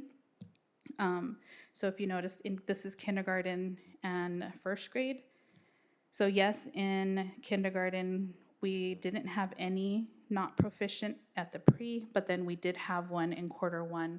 And again, that's the one student that joined us late, and we noticed they struggled with the writing. Grade 1, we decreased our not proficient and our minimally proficient, and then increased in all the other areas that we wanted to increase. So there is growth in foundational skills. They're shifting towards proficiency, significant amount in both K and 1, still below proficiency. Our NAWA is we created small groups to focus on the writing instruction. Kinder has implemented the use of predictable charts, and what that is they're seeing We call them red words, but they are sight words. So they'll have activities throughout the day where it's I like, and it's just the same sentence frame. I like oranges. I like bananas. So that way they can see that repetition. And then at the end of it, they get to create their own class book. So they get excited about the class book. They get excited about writing. So then in turn, they want to write. And then in first grade, we want to strengthen their top score tier 1 instruction and then also implement journal writing. How are we going to do that? We're going to analyze their daily and weekly writing. That's not only us, but the teachers as well. PLTs to discuss the trends in writing strategies. Both kinder and first have noticed several different things, especially in kinder. A lot of our kids come and don't know how to hold a pencil, so obviously that affects their writing. Our occupational therapist, Jeannie Rodriguez, is amazing. She'll give strategies to kinder teachers on how to support them with the holding of the pencil. In kinder, they always start with the big fat pencils because they're wider for the kids to hold, and then throughout the year, we transition them to a regular size pencil. And then lastly, we want to monitor the writing biweekly. Writing continued for our second and third. Again, we decreased our minimally proficient and non-proficient. We had growth in second grade. We attribute that to top score writing being that we first implemented it last year, so first grade. So last year, second and third struggled with it. But we told them next year it's going to be easier because in first they started. So they're starting to see the procedures and the routines on how to write and how to create sentences and paragraphs. So this year in second, now they're saying, oh, now we're seeing it because they're coming into second grade a little bit stronger with their writing skills. And in third grade, they are making progress, not as much progress as we want to see, but we are working on that. So now we're incorporating more typing lessons into the class and in technology because again, in third grade on the AASA, they can write it on paper, but then they have to transition that writing into their typing, and that's how they're scored on the AASA. Incorporating that daily journal writing and strengthening writing skills. How are we doing that? Again, with analyzing the data daily and weekly. PLTs, we're discussing those trends in writing strategies and also monitoring the writing biweekly in second and third. Any questions on ELA, math, or writing? Go ahead, Ms. Stevens. I have a question. You were talking about increasing their knowledge with technology. Are there different components that are being taught, like for students? Because I remember learning when I was like in seventh grade, just the keys and understanding that. Is there any like techniques that you're using or software to help students learn how to type? Yes, in our technology class, we did purchase a program that teaches several different skills, but Ms. Adson, our technology teacher, is also sharing that with classroom teachers. That way they can do it in the classroom as well. But she only sees them once a week because they get specials. It rotates throughout the week. So that was one of her biggest things. She asked, like, what do I need to emphasize with each grade level? And we told her typing is number one for second and third. Kinder and first, kinder, they struggle with writing. They can't with typing. But a lot of the problems too is this texting nowadays. It's not spelled correctly. It's not typed correctly. So they transition that texting into typing. It's like, well, it's wrong. So she is teaching them lots of different skills. So that way, hopefully when it comes to actually typing their papers, it'll be done correctly. I don't know the scoring process for AASA and how they look at the writing, but we're trying to figure out every which way we can so that they are successful. Is this something that's being shared with parents and like how they could help their students be successful? Yeah, third grade does a lot of that.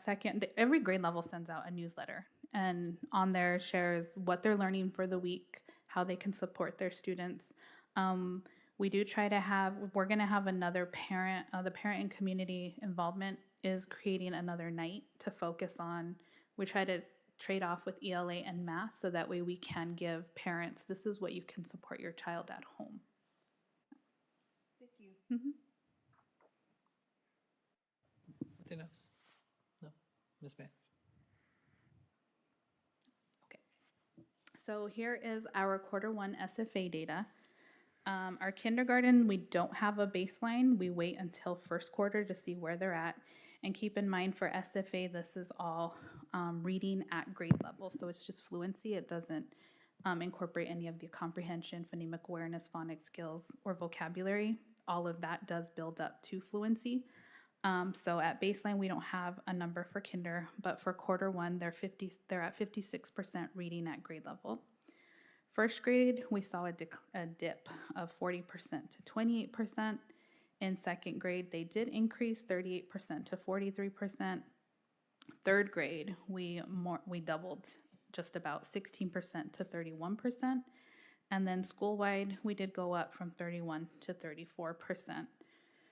So what overall, we had school-wide growth, second and third grade making the most growth, and then it is inconsistent growth school-wide. Now what? We're looking at the fidelity of the program. Are the teachers following the program the way it should be followed? Any program is successful as long as it's followed with fidelity. Attendance comes into play because we start at 9 o'clock, and if our students are tardy, they come in after 9 o'clock, they're missing a lot of the foundational skills that begins the SFA block. We're continuing and strengthening practices that support the growth, and we're trying to align the instruction and intervention. How we're reviewing component goals every 2 weeks, every component. So components, let me remind you, are pre-K is Curiosity Corner, kindergarten is Kinder Corner, our first grade reading program is Roots, and then second and third is Wings. We still have a few kids that are second and third graders in our first grade Roots program. This quarter, we looked at the data and said, okay, which kids have been struggling and are stuck in the Roots program that are third graders that need to be moved? Something's not clicking. SFA is a great program, but it doesn't work for everyone. So we did something different with the group of kids that they just need another push, those bubble kids. So we put them in one class with Miss Holmes. Miss Holmes, as you know, had left us to get her master's. She focused on literacy. She came back, so we're like, let's see what she can do with them. So she has a special task. She is going to incorporate some SFA when it comes to the reading portion, but when it comes to the phonics and the phonemic awareness, we told her to do something different because that's what those students need. We needed to differentiate the instruction for them.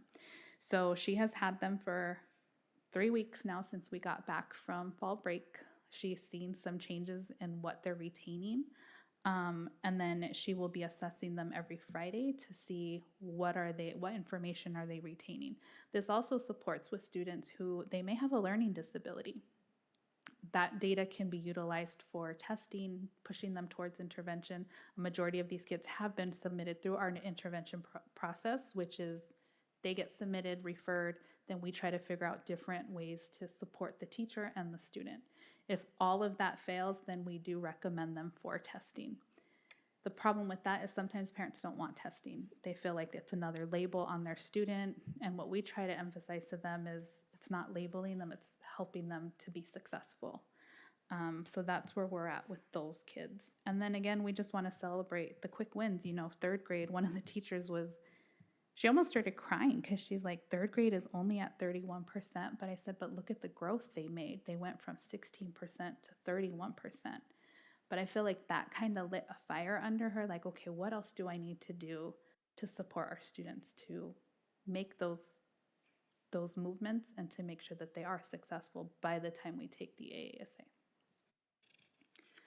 Questions on SFA? No, but I am. I wrote down I wanted to not only follow up but celebrate and kind of hear more about how it works with Miss Holmes or the students that are that she's working particularly with, being that sounds like she's already kind of seen some differences, and I just thought that was really neat to see someone that's what she went to do and utilizing her skills or at least her expertise. So that caught my ear, and I thought that was exciting. But overall, and then to reinforce what you just said about the teacher looking at the scores here, I understand too where those successes, whether they may seem small or large, are important to be celebrated. So I just want to continue to express that your teachers and all of you are doing everything you absolutely can, and I think it's really important. And I'm grateful that you're able to support them by looking at their strengths or their weaknesses or whatever it may be, and just kind of really finding them what they need. So that was all I was gonna say. I understand, and I'm grateful too that when I had come initially and had some uh, hesitancies about SFA, but I agree with you. You know, whatever we're going to use, we use it to fidelity. We use it to its full potential and its extent can be successful. I know that you're a really strong proponent for that system, but I'm also grateful that you're also open to like, hey, if it's not working, let's try something else. But I overall, I feel like that's the only thing that draws my mind, because I know that even now, was what I've seen from even my own students or the students in my home, is that progression has been kind of consistent. Just utilizing what they understand and having teachers feel more confident in it is what I feel like has kind of kept them. Even I think Lila is over reading over a seventh grade level now, even though she's in sixth grade, and Yeah. she's just found that, I don't know, just really kind of tuned into it. Right. So I don't have any other. I just wanted to shout you out again, shout everybody out about the overall data for the SFA. Miss Stevens or Vance? Miss Stevens. I wanted to ask in regards to the percentages for the first grade. Like, what are some of the things that, yeah, discussions you're having on what you notice and why it decreased?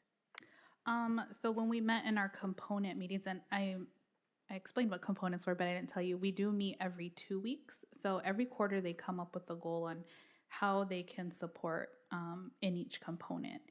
And for roots, a lot of it is, so there's the big five. I don't know if you've heard them within ELA. It's phonics, phonemic awareness, fluency, vocabulary, and comprehension.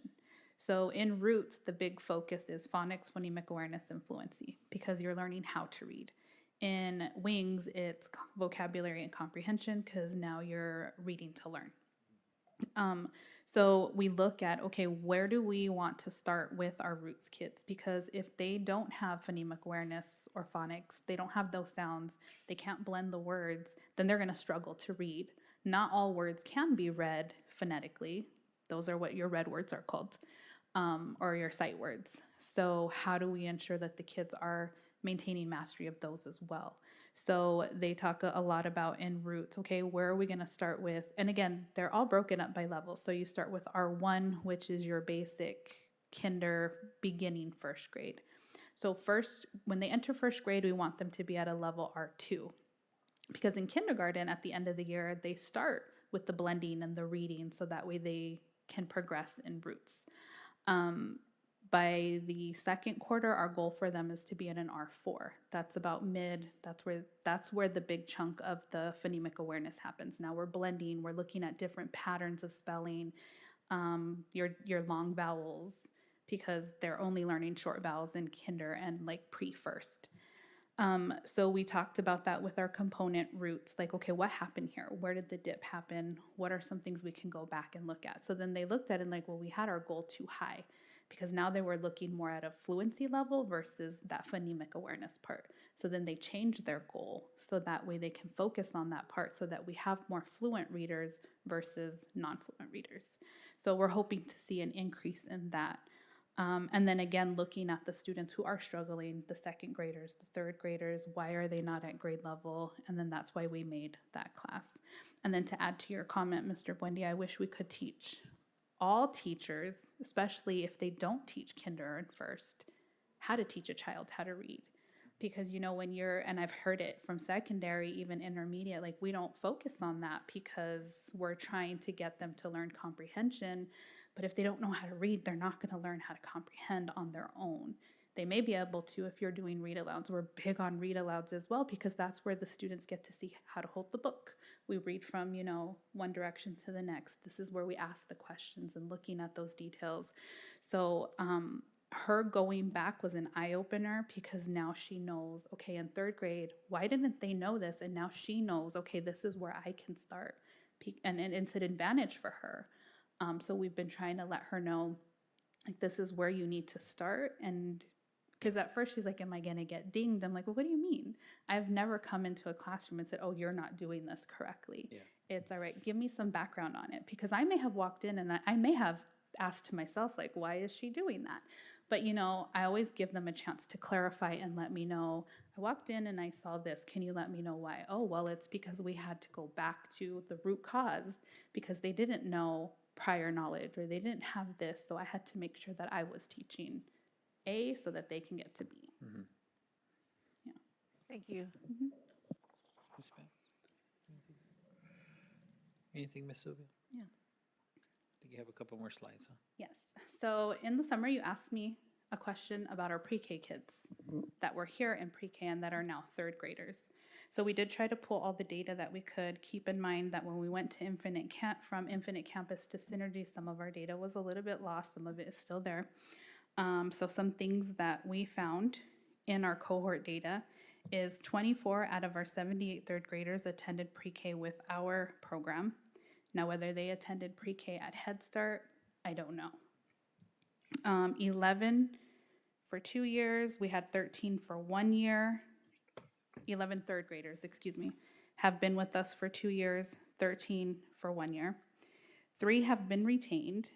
6 have attendance concerns, whether it be tardies, early checkouts, or absences. And 1 of those third graders had attendance issues but has improved. So, Mr. Diaz, if you click on that link.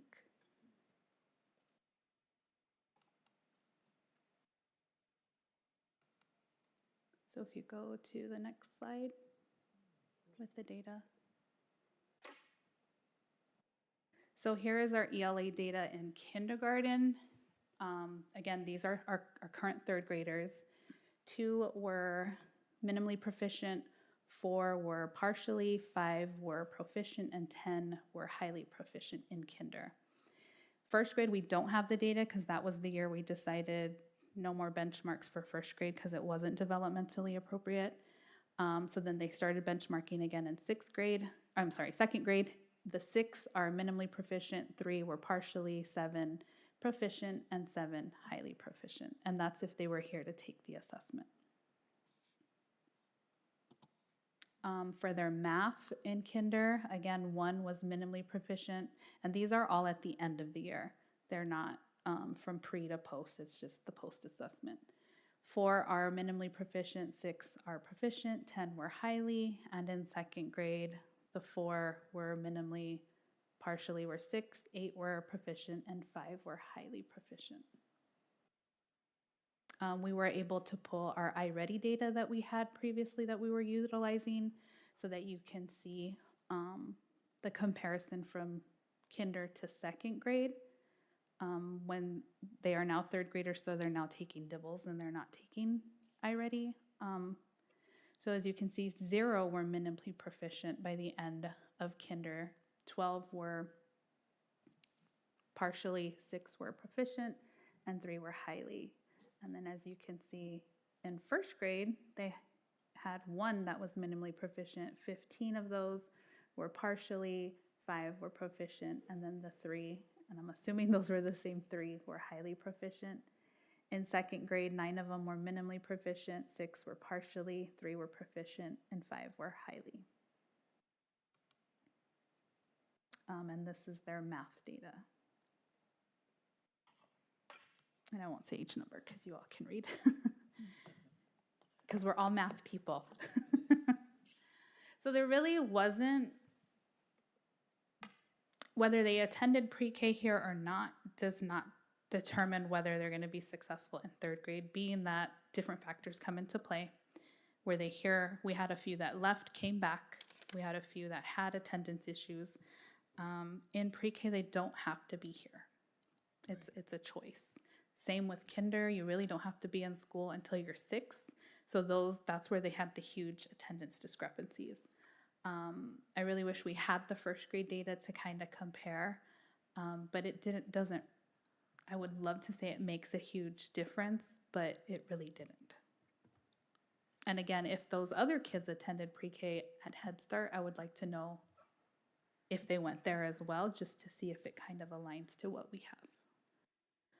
Pre-K, we've had quite a few changes in pre-K with staff. That could be a huge determination as well. And then we didn't start implementing Curiosity Corner, which is a component of SFA, until those kids were in first grade. So they didn't get that start with the program.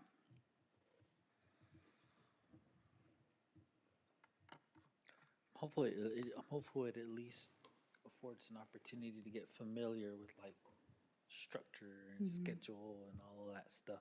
Whereas coming straight in from kinder or not even coming or skipping all of that and not even coming in at all, then you're kind of some hopefully it gives some support to the teachers as opposed to not just the students.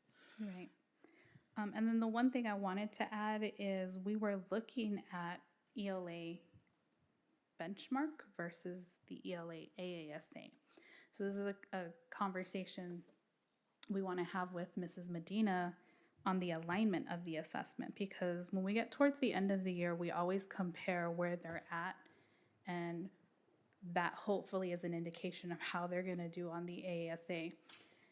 But sometimes my brain just keeps spinning, and so I wrote it in my office. I didn't bring it with me, but we were looking that AASA assesses the students for comprehension, grammar, fluency, and writing. Our benchmark is only comprehension. We implemented the writing to support with that piece. So then my question was, how do we incorporate the grammar piece? Because how much of a percentage of that is scored on AASA, and how much of that comes into play when the scores come back? Because when the scores come back, they are a little bit lower than our benchmark. But then I was like, well, that makes sense because we're only assessing for comprehension on our benchmark. And I've never dived into it, and I should, but ADE, they don't provide a basic like rubric or of what? No? They provide a blueprint. Oh, so it's just like, It's just a blueprint that'll say like reading literature is a percentage, informational text is a Oh. percentage, writing is a percentage, but we want to know how they score it. yeah. Because then when we get the scores back on individual students, for example, Ruben may have gotten a lower score than Anna Marie, but she didn't make the move on with reading cut, but Ruben did. So that's been one of our biggest questions is how do you Yeah. score the AASA and what determines the move on with reading cutoff? I haven't been able to find an answer. I'm sure it's intentional, but it's also like, okay, yeah. I mean, it's interesting. It is, yeah. Any other Board members, questions? anything for, go ahead, Ms. Stevens. So you were talking about pre-K. You were also talking about how if students, you didn't really see a notice, like in regards to them being a part of this program. But with that being said, you were saying like there are a couple of things that that you might have noticed that could be beneficial for those pre-K students, because you talked about the reading corners, or has did that stem from what you learned over the years of what would be helpful to prepare moving forward? Yeah, and every summer we start from the top and work our way back. Okay, this is what third grade knows. This is what they need to know. How do we pull in second grade from that? Okay, now second grade needs this. Where do we start with first graders, and then so forth. So that's why when we have these meetings and we don't just, for example, like second and third are the only ones that are benchmark. We don't just share it with them. We do it school-wide. So that way our pre-K, kinder, and first can see like this is what they need to know and this is where they need to be. For example, we're showing them third grade and second grade writing so that first and kinder can attack those basic skills and foundational skills so that they can become fluent writers. So we don't just, you only get second grade because you're a second grade teacher. We want them to see the data from all the way down. So that way our pre-K teachers can also see like, how can I incorporate some of this? Granted, pre-K is only more of your social, emotional interactions, your oral language, making sure students are speaking. But they also, sometimes they ask, well, that doesn't really include us, but it does. Because if I can speak it, I should then in turn be able to put it on paper. Right. So then they're starting to see those connections. Great, thank you. Anything else? Thank you so much, Ms. Enriquez Benson, for all the information. Thank you.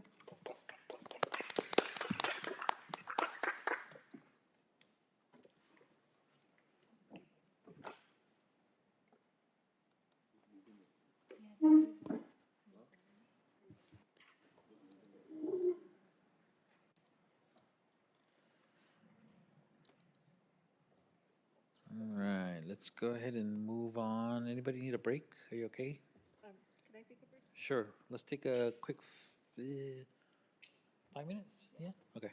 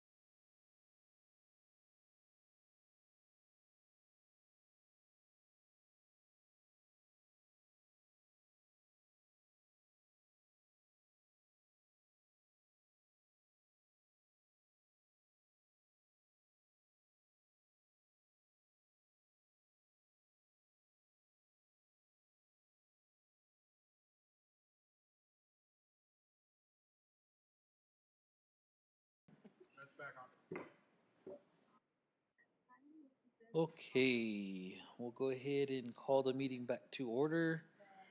And, oh, oops, hold on.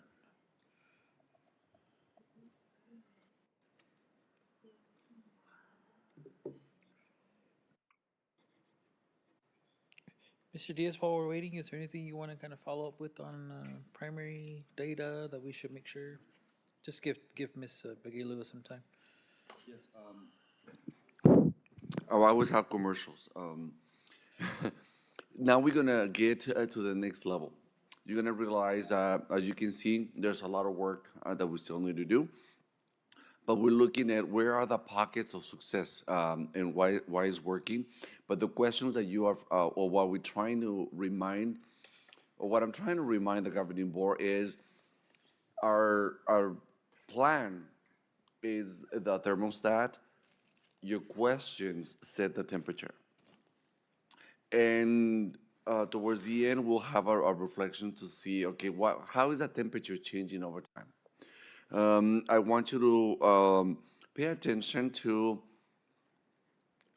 the level of awareness of the data. Pay attention to the principal's level of awareness and what are they doing with the data. Or are they, we're trying to stay away from generalizations. If you're gonna claim that it's attendance, tell me, don't tell me, show me.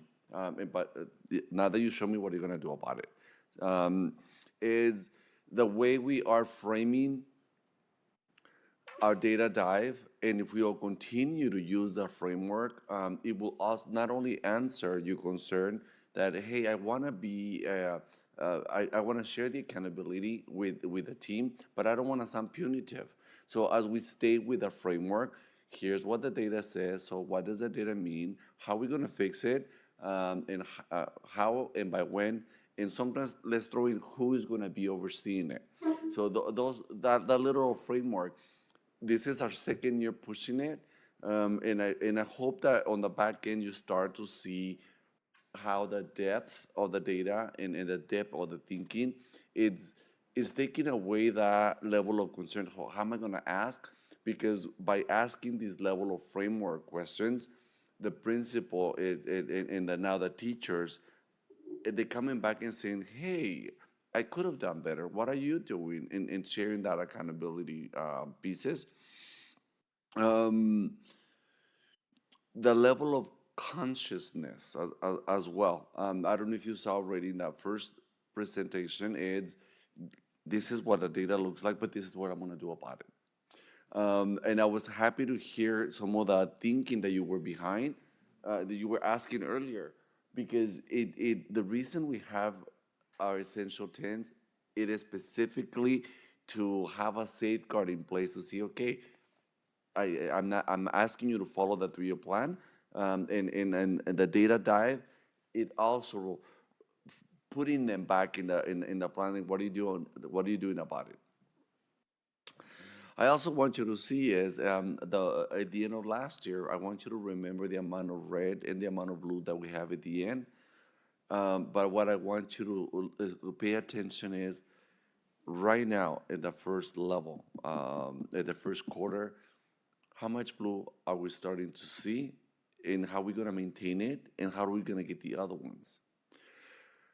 The level of data that we're having, what I want you to appreciate is we're not only looking at the school level, we're looking at it at the grade level, we're looking at it at the teacher level. What is the difference is that we're also looking at it at the biweekly DFA level, but now the teachers also know, hey, we're all looking at the same data. How, by you requesting the first quarter data analysis, believe it or not, it's a higher level of accountability, because now it says, oh, now we're gonna look at it every quarter. So I need to perform now every single quarter. So as simple as summoning us to give us an update, that increases the level of awareness. I have more commercials, but I'll give it back to Ms. BK Lewis.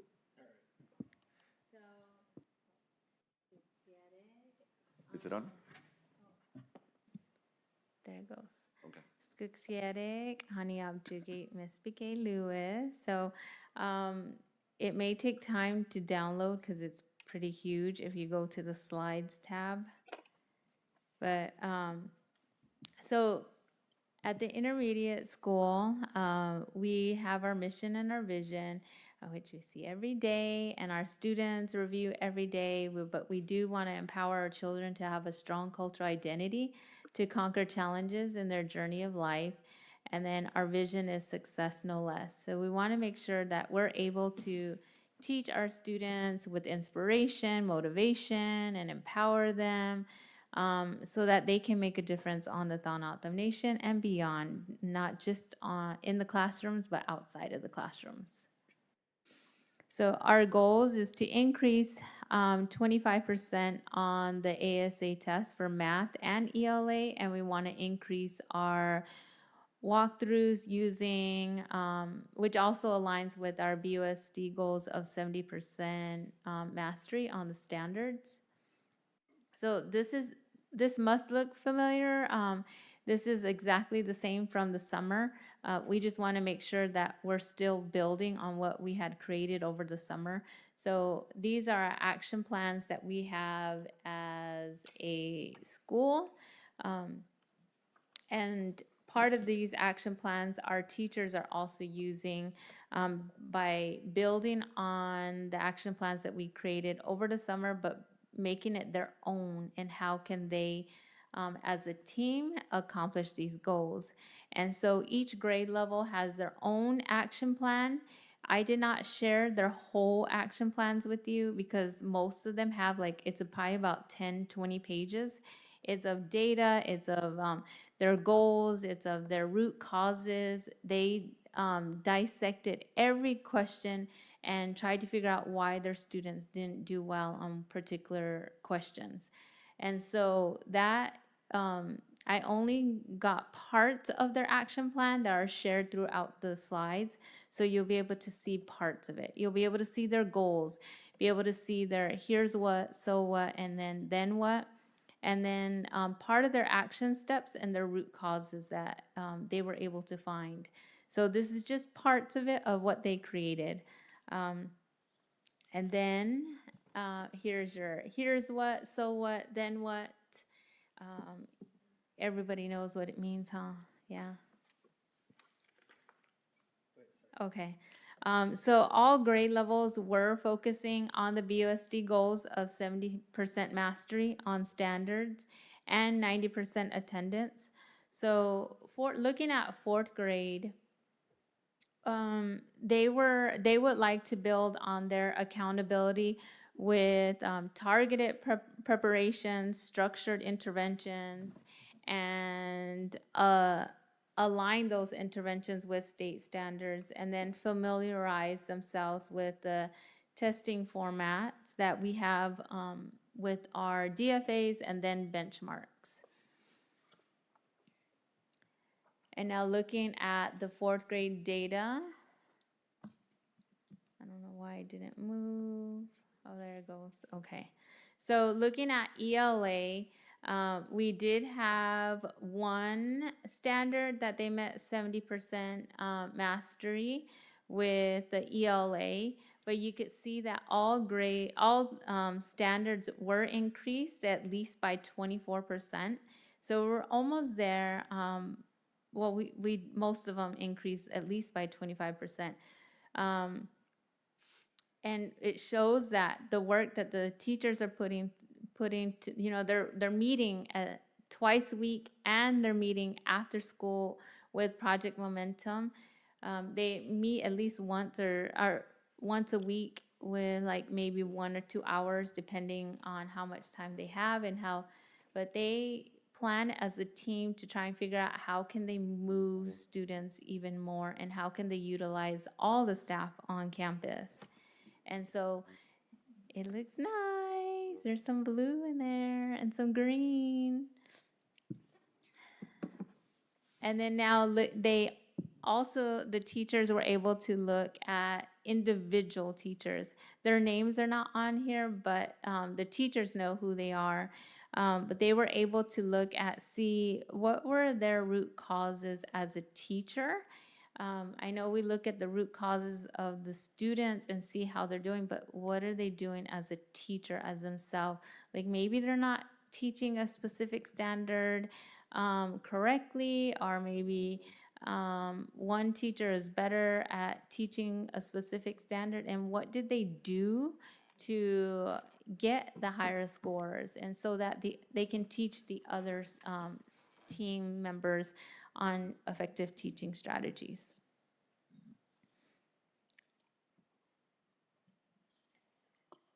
And so looking at the grade levels, we also noticed that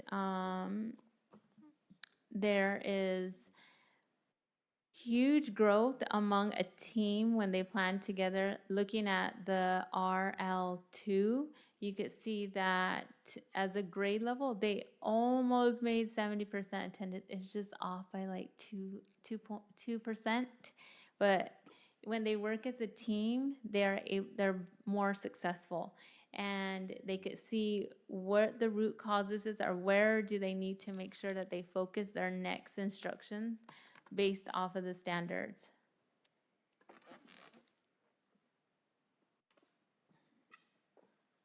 President Murillo, members of the board, this is one of the graphs that was not introduced earlier that we want to give you a little layout. We have four teachers. What you see in the blue, and correct me if I'm wrong, the blue is the average score by each standard as a grade level, and then each additional graph is how each teacher did on that standard. One of the useful characteristics of this standard is show which teacher has a strength in a particular standard, or which standards the teachers are struggling as a whole or individually. Back to you. So this is very helpful when they're meeting as a team to hold each other accountable. And when they are doing their intervention groups, they can see if a teacher is doing really well on one particular area, then we know to put the students who are struggling into that intervention class with that teacher, because then they can bring up more students to pass for the next because then they do a test after each standard. They do a DFA test, and then they do an intervention test, which is their DFA 2. And so we're hoping that with the intervention class, that with the DFA 2, then it brings up their scores.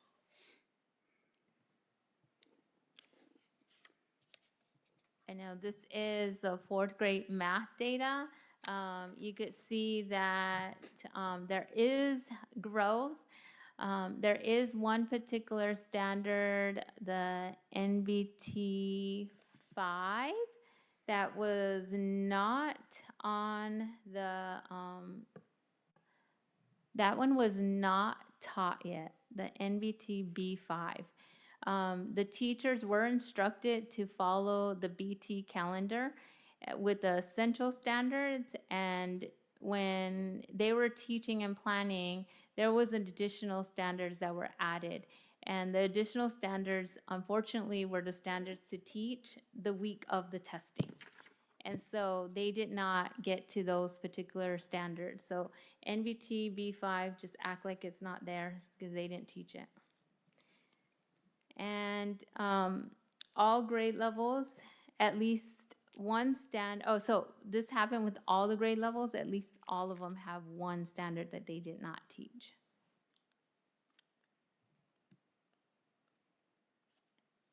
And then now looking at each teacher, oh no, here, oh, there it goes. So looking at each teacher for the, what was this one? Oh yes, for the math.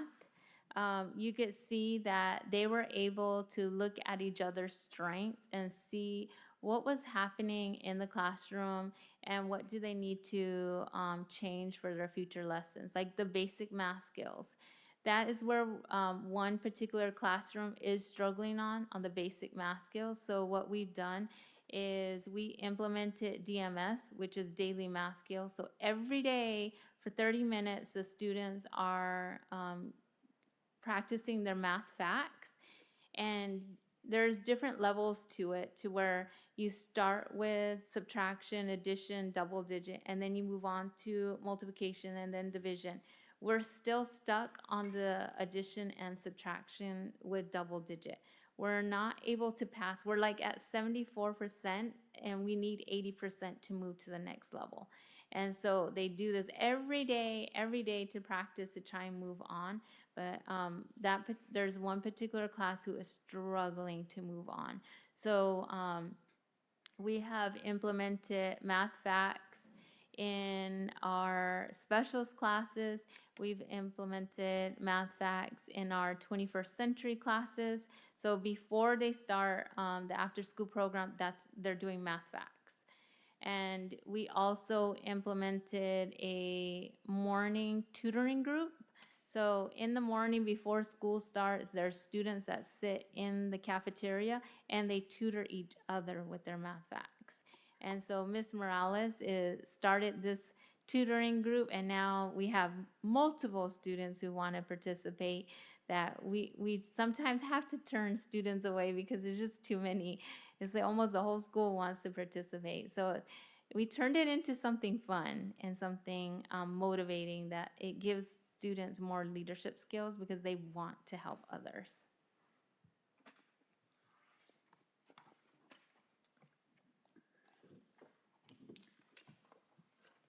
And so this is by math. Looking at the NBTB 5, that one's the one that's the additional standard that they did not teach. But the rest, because of the basic math skills that they are struggling on, our scores are not as, they're not all the same or close to each other, because of the different classrooms, ability levels on the math facts.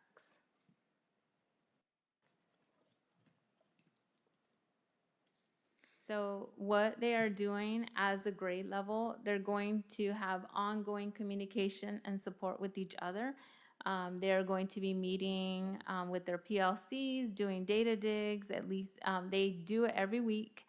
They collaborate with each other on effective strategies because one person may be better at another thing than another person. They do interventions and monitor data. So all students have a data tracker. So they have a data binder where it's one sheet where it has all their data for their DFAs and their benchmarks, so that the students can track how they're doing on assessments, and then they use that as their ticket to get into events that we have on our campus. And then this is an example of an action plan that one of the grade levels has.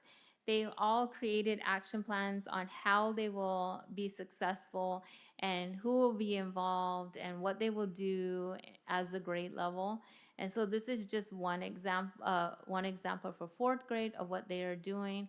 And a lot of the action steps that are on here align with the action steps that we created over the summer.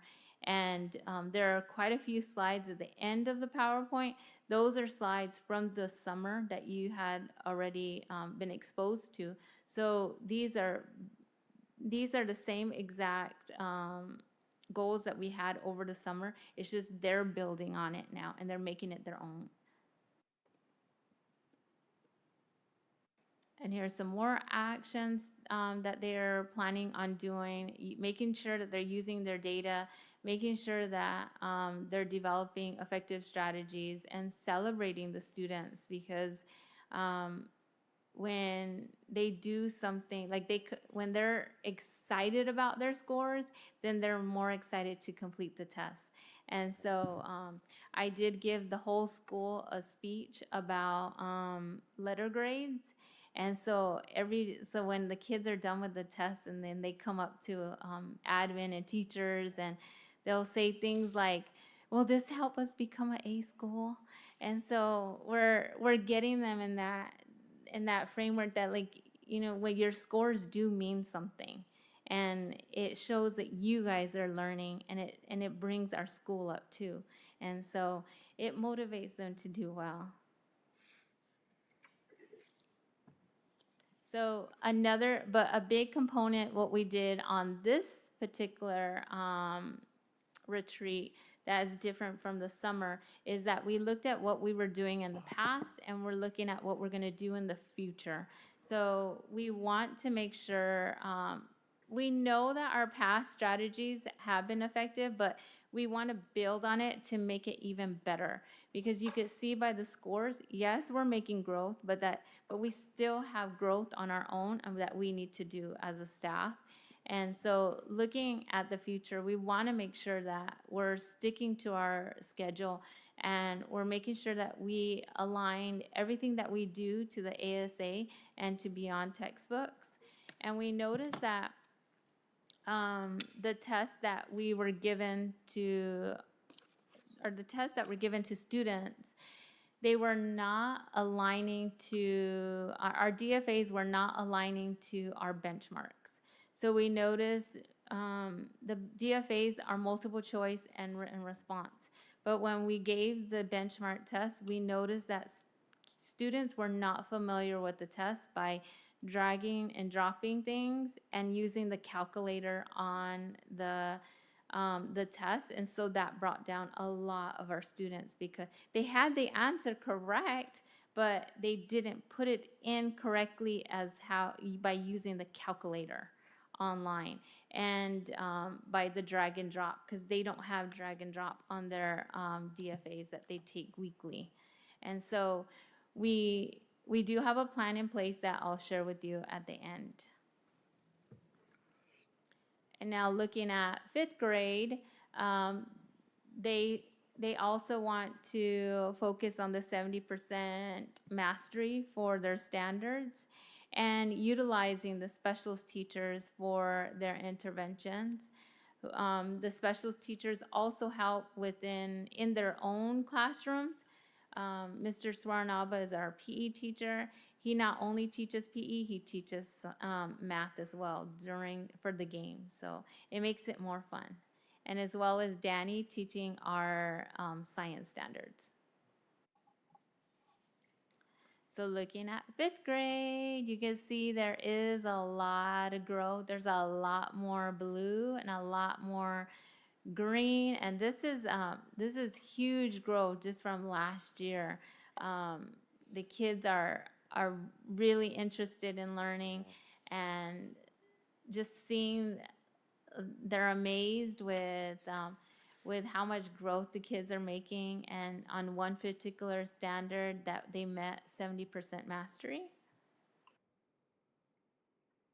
And then they also looked at individual teachers, like how did they do as an individual and what each teacher is going to do with that data that they have. So each teacher has a goal as well as a team goal and strategies on how they're going to be more effective. And so now looking at the teachers, there are 3 teachers in fifth grade. And so you'll see the red, yellow, and green are the 3 teachers, and then the blue is the average. You could see there's 2 standard. Well, one was accomplished, and there's 3 of them that are just almost there. And then RL3, I mean, it's probably just like 1 or 2 questions of why they didn't master that. And so they also have strategies on how they're going to improve in those standards. And here are some of the strategies that are doing, just like 4th grade did. They want to make sure that they increase their differentiation, scaffolding, looking at their assessments, making sure that the students are holding themselves accountable by making sure that they also have goals, using their data, and then having enrichment activities. And then this is their action plan with how they're going to measure their goals that they have in place and their timelines. And so this is a live document, their action plans that they have in place, so they can keep going back and figure out, maybe something didn't work, how are we going to change it? or if it is working, then how can we build it with the other subjects that we are doing? And so they also have one for ELA with more targeted small group instruction, more instruction on comprehension. Our students know how to read, they love to read, but it is the comprehension that holds us back. And so we want to make sure we give more comprehension strategies. Using the data binders and then going over benchmarks. And this is for math. There was the 5GA1, which was not taught, but the other standards were taught, and you could see that all standards at least reach 22% or higher, which is really good because then you have at least 25, almost all of them are at least 25% growth. Which shows that our students are really, our teachers are really working together to come up with strategies on how they can create more effective Tier 1 instruction. And then they also looked at their by individual teacher and how they did and how can they be more effective.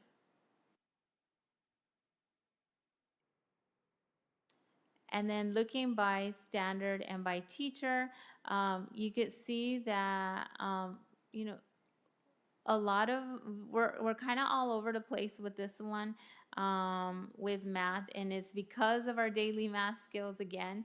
But we are hoping to build on this, and each standard on here has to do with basic math skills. And so that was the biggest struggle for this particular standard. So we do have a plan in place using the daily math skills, and we're hoping to increase that by the next benchmark. And now looking for the fifth grade of what they've been doing in the past and how they will fix it in the future. They do want to make sure that they have weekly progression plans as a team. They want to make sure they have intentional seating, that DMS is sustained, student-led instruction. As you've seen in our previous board video, you saw some of the students teaching. So we want to make sure that students are also being the teacher a few times or showing other students, being the peer coach, so that the students are just not thinking, I can't just learn, I can learn from other people and not just my teacher. I can learn from my friends. And then establish Kagan and Avid to make sure it's implemented more to where the students are able to reflect on what they are learning. So sixth grade, they do want to increase their average of 58% to at least 70%. So they're close, but they want to work even more and get better at that and move up to 70%. Looking at their ELA, you could see that many have increased, all of them at least by 25%, which is really good that we're getting those students now that are going to middle school. We want to make sure that they're prepared and ready for when they get to 7th grade. And this is a huge growth from last year. A lot of more green and blue this time. And then looking at each individual teacher, how did they do? And then what they notice is that the foundation literacy skills, comprehension skills, were a big need among 6th grade as well as the other grades. So we're trying to make sure that the media teacher and the science teacher or the STEM teacher, and that they're also implementing comprehension skills. And then a highlight for this team is that they also have a 6th grade culture teacher who is implementing 5 6th grade ELA standards in her class using indigenous texts. So the only thing that she teaches is with indigenous texts using sixth grade standards. And so this is going to help a lot with our scores. So I think from last year to now, you could see there's a big growth, and which is having a big effect on our positive effect on our ELA standards.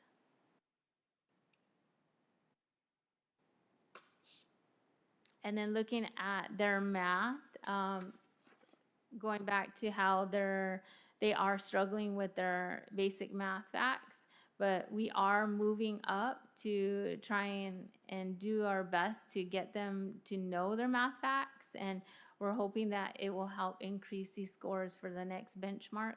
And then GA2 is another additional standard that was not taught. That is an additional standard. The other ones are essential.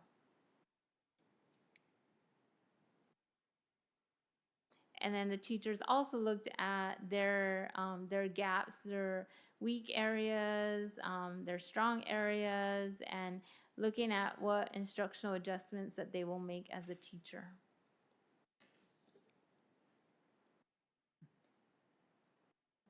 And then looking at our math for sixth grade, as looking at all the teachers, you could see there's a lot of 70% mastery in sixth grade, and that's even with the kids not doing very well on their math facts, but they're focusing on particular ones for interventions that's helping with this part. So it's a team effort. It's not just the teachers, it's everybody on the campus that is helping to try and bring these up.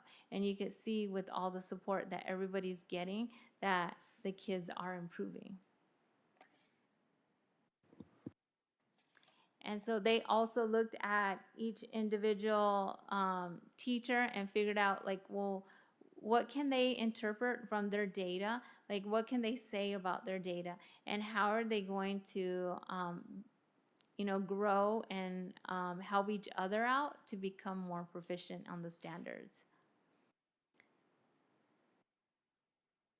And then here's a snapshot of what is in their action plans. They have a deadline, they have who's involved in the actions that they have in place. They do want to make sure they're analyzing their benchmark data, making sure that they're looking at their weekly progress checks, because we can easily get off track and teach something else, but we got to make sure that we're focused and stay on task and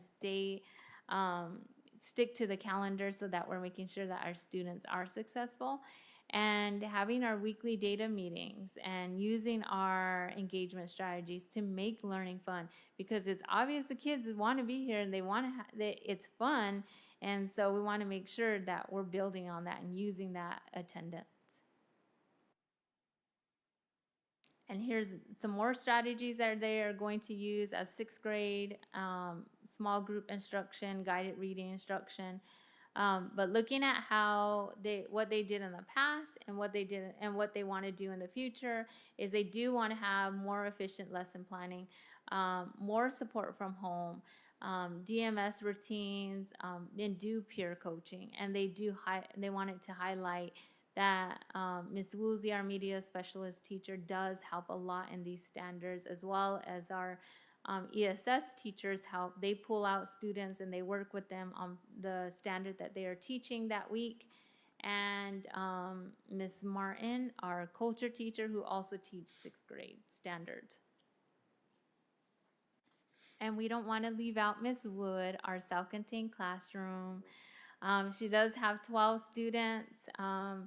There's 4 students who are nonverbal, and so we are all in the process of trying to learn sign language. And so we're trying to learn the basic sign language so that we can help them be more successful and know that we want them on our campus, and we want them to feel welcome as well. Just because they can't talk, we can still find other ways to communicate with them. And so we wanted to make sure that we highlight their class and that they've also decreased their behavior by, I think it was like 50, no, or was it? Oh, by 50%, they're able to manage their emotions. There's also some students who participate in our SFA Roots program.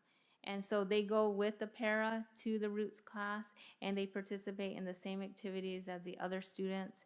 And they have a 92% collaboration with parents by communicating with them and having contact with them on Class Dojo.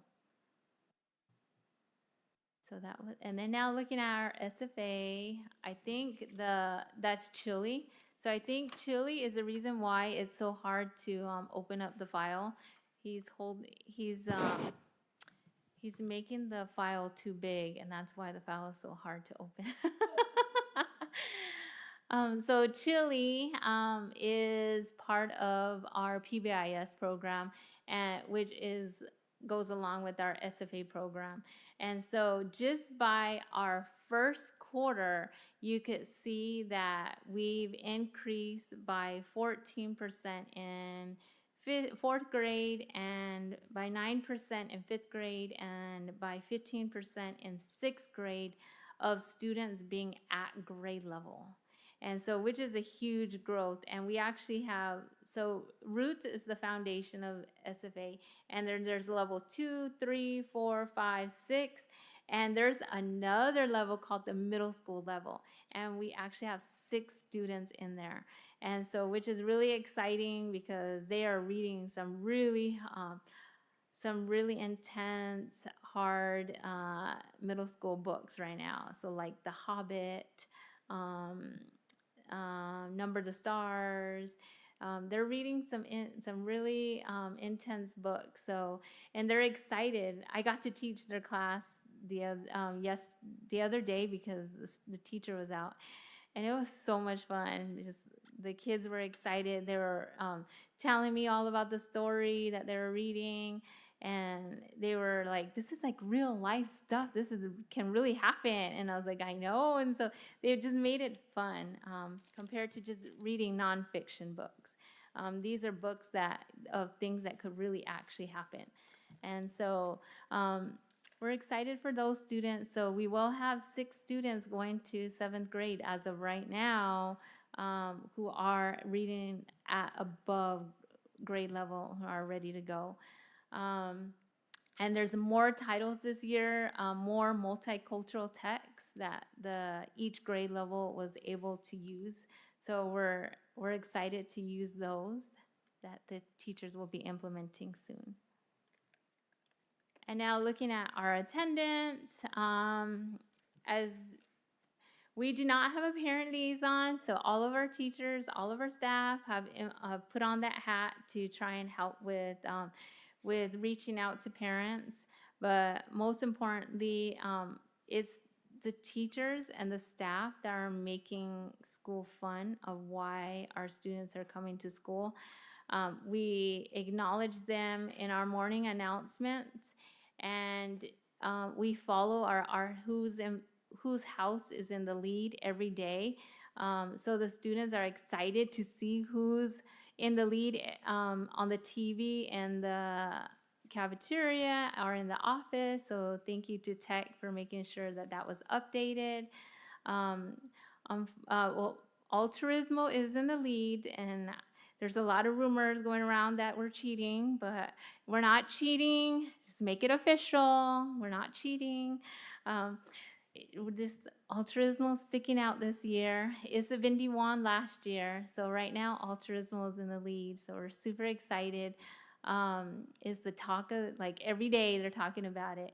And so when they're here, they also get points with that. And then they get their RCA shirts. They got an RCA lanyard.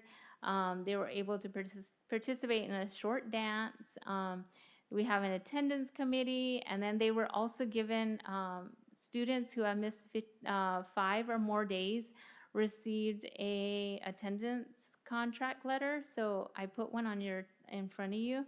That was the letter that went out to parents, explaining to them that on average in Arizona, 10 to 15% students are identified as chronic absenteeism of students. Unfortunately, we're at 31.66%, which is double of what the Arizona has as a state. And so we wanted to make sure that we're sharing that information with the parents, and we want them here in school, and how can we support them. And so sharing this data and sending out the letters, yes, we got parent complaints, we got parent calls, but now parents know, like, we're paying attention to our attendance, and we want to make sure that your students are successful, and how can we support them. And so we did have a very good turnout of parents that came to the campus when we had one day of where the parents can come in and sign their attendance contracts, and we would give them resources and how can we support them. We did have a good turnout. Some came in kind of grouchy, but after they left, they left more motivated to get their students to school. And so good job to our teachers and our staff for our attendance. So in summary, looking at all the data, the fourth, fifth, sixth, you could see there is a lot of growth. And based off of their past and future data, we wanted to support them as admin by making sure that we align our professional development to the teacher goals, do more peer coaching where the teachers are able to go into the classrooms, and then monitor trends with our walkthroughs and our data, more one-on-one support, and using Project Momentum as during their extra duty, making sure that their PLC time is using it effectively by reviewing the data and coming up with strategies for our next lessons. And then us being part of Project Momentum, we have access to Navi and to Adele. So Navi is through Pearson, which creates our ASA tests. So with Navi, our students are going to be taking a benchmark in November, and then they're going to be taking another one in February. And that test pretty much aligns exactly like the ASA test. So we're wanting to give them more practice on how the test looks. And our teachers are also able to get in that Navi program and create their own tests. So it gives them more practice. And then the Adele, Arizona Digital Educators Library, that one is AI generated, where it can help them create more effective lessons and more effective strategies in their lessons of how to use more graphic organizers, be more student friendly, because you go in the classrooms and you see the objectives on the boards, on their focus boards, and sometimes they tend to be very long. And sometimes we know they can't master that whole standard in one day. So we want to make sure that we're able to use it more effectively so the students can hold themselves accountable for student friendly objectives that they can master in a day. And so that is what we are doing as a school. And then the rest of the slides, those are slides that you have already seen over the summer. If you wanted more information of what we're doing as a campus, the rest of the slides are things that we are doing. And so that is it.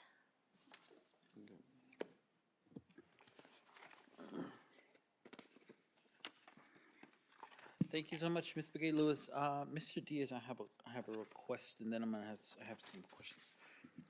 Can we, because this is a lot of information, and I'm trying to read it at the same time, be able to listen at the same time, write down questions. Can we work on setting better of a standard of how that information is put on the board docs? Because I can't open it, haven't been able to open it. It's not here, as well as Baboquivari Middle and High School. So whatever link or whatever program they're using to share this information with us, I'm not even able to access. So even if I wanted to look at it prior, can we work on something that's going to be a lot more accessible on board docs that we can get into for sure without having any delay or any kind of I don't, I also, they worked on a lot of stuff, and and I don't want to be rude and be like, I didn't read it because I also don't have access to it, but I'm trying to make sure I'm also looking at it here, printed in front of me. So I wanted to leave that with you first. Ms. Big A. Lewis, thank you so much again for the information, the robust information. I'm not saying that that's a bad thing. I think it's important for us to have all this information. We probably asked for it at some point. Here's what I wanted to make sure I asked. I'm reading and I'm understanding and I'm listening. One of the things I want to try and express is I understand where we feel and how we feel about our letter grade for our schools. What I don't want that to be is a driving factor for students to feel like that's their responsibility. I mean, it is in a sense that it's our responsibility to make sure that they're understanding standards, that they're participating, they engage, that they're present, which many of your students are present at school, which is phenomenal. You mentioned, but I also want us to not put on their shoulders that their success is, contingent on a grade level from the stakes. I don't care about it. Me personally, I don't. It's a great thing to have, and it's also beneficial to have. But to me, I don't want students to feel like they're going to be held responsible if we don't or do not increase that grade level. That aside, um, when I'm looking at the teachers' data, and again, I want to say we are here about student successes, but I also want to make sure our teachers are successful. What plan do you have in place to continue to support those teachers that are struggling, that have been struggling? I know there's some implementation of what the suggestions are in this report, but I wanted to hear specifically from you, what is your detailed plan to support those teachers that are not showing any kind of, because there's only, in each grade level, there's either one or two teachers that are doing really great in each standard, and there's teachers that are very much not. So I just wanted to make sure to pointedly ask that question of you, and I guess that'd be something I'd be really interested to pay attention to at our next quarter deep dive. But I just wanted to, I mean, you don't have to answer that now. Of course, maybe it's something you want to put together, or maybe you have an answer, but that popped in my head as, I know you're encouraging, and I see how much you support the teachers to like collaborate and have that time for their learning communities or their learning teams. But what are you holding yourself to say, okay, here's what the plan is, because these are my teachers, and I want to see them thrive as well. What supports do you plan to have, kind of moving forward? And so that is the summary slide here. So we are planning on making sure that we are giving more one-on-one support to those specific teachers. I just didn't want to put their names on No, here. no, no, it's understand. Yeah. I'm grateful. And for we noticed that look, because we looked at this as a whole school, and looking, so every teacher saw each other's scores. So we wanted to see, well, if there's one teacher that has really good scores, then what are they doing that's working? And so that's where the peer coaching comes in. So all the teachers would like to go visit other teachers to see what they're doing. Morales and we go in the classrooms and we also teach, so the teachers can see us teaching. It's only fair that they see us as well teaching, and so there's admin, and then there's other teachers that are helping to do the peer coaching where they can see each other teaching, and we've gone in classrooms and videotaped, Okay. and we've showed them in our professional development so they can see examples of what effective lesson looks like, our effective strategy, because we are focusing on three specific domains on their evaluation when we do our walkthroughs, and so we wanted to give them examples of how it looks. And so we're trying to come up with ways of how to support not just those teachers that are struggling, but everybody. Great, thank you. I'm glad to hear you say you guys actually will demonstrate and kind of give. And I don't mean to say that teachers shouldn't be able to like, okay, I got it, but I think, let me do you do type of stuff like we do with our students. And Maybe this Kinsey would has be also gone in and taught math too. So. awesome. Those are the questions that I had so far. Anyone else? Miss Stevens? I was just gonna say those are almost the same questions I was gonna have as Juan. But one of the things that I wanted to ask was, with some of those teachers, are they first year teachers? Because that's probably like uh, a huge factor of some of the things that are happening. And if not, like, or and hearing what you are planning to do is really helpful. Because those are gonna be my same questions. Yeah. Those particular teachers who are struggling, one is a new teacher, and the other one we are working with one-on-one.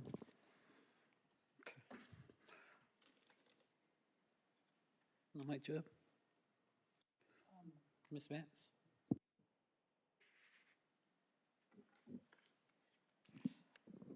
You, I just wanted to make sure I heard you right, that, you had mentioned the percentages that your goal was to have them increase by next quarter to the, 25% or 70, what was the percentage? They want to, each grade level has come up with a goal to reach 70% attendance.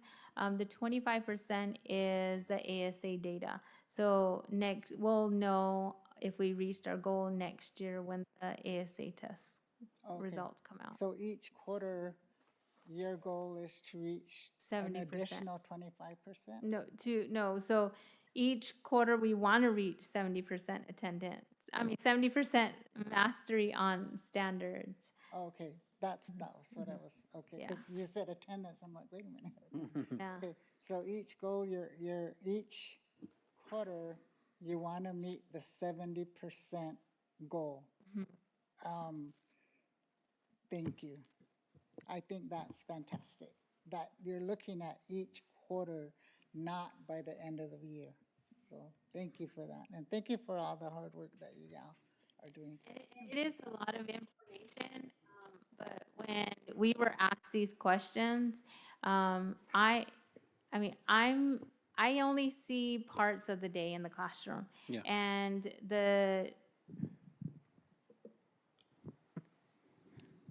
And since I only see parts of the classroom, the teachers are the ones answering these questions. They can answer it more better than me because they know the root causes. I don't know the root causes because I don't know, I didn't see each lesson that they did and what happened and why the students didn't do well.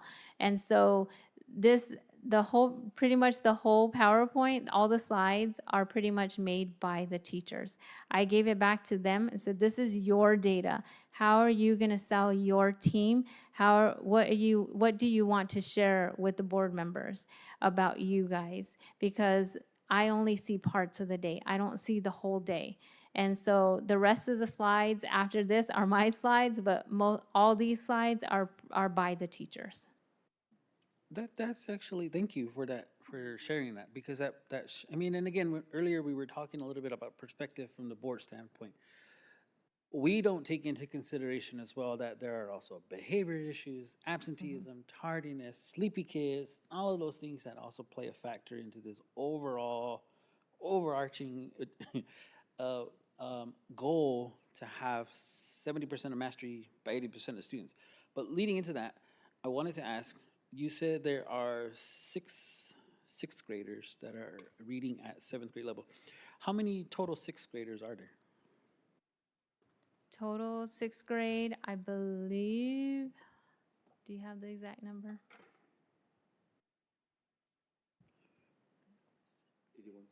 81.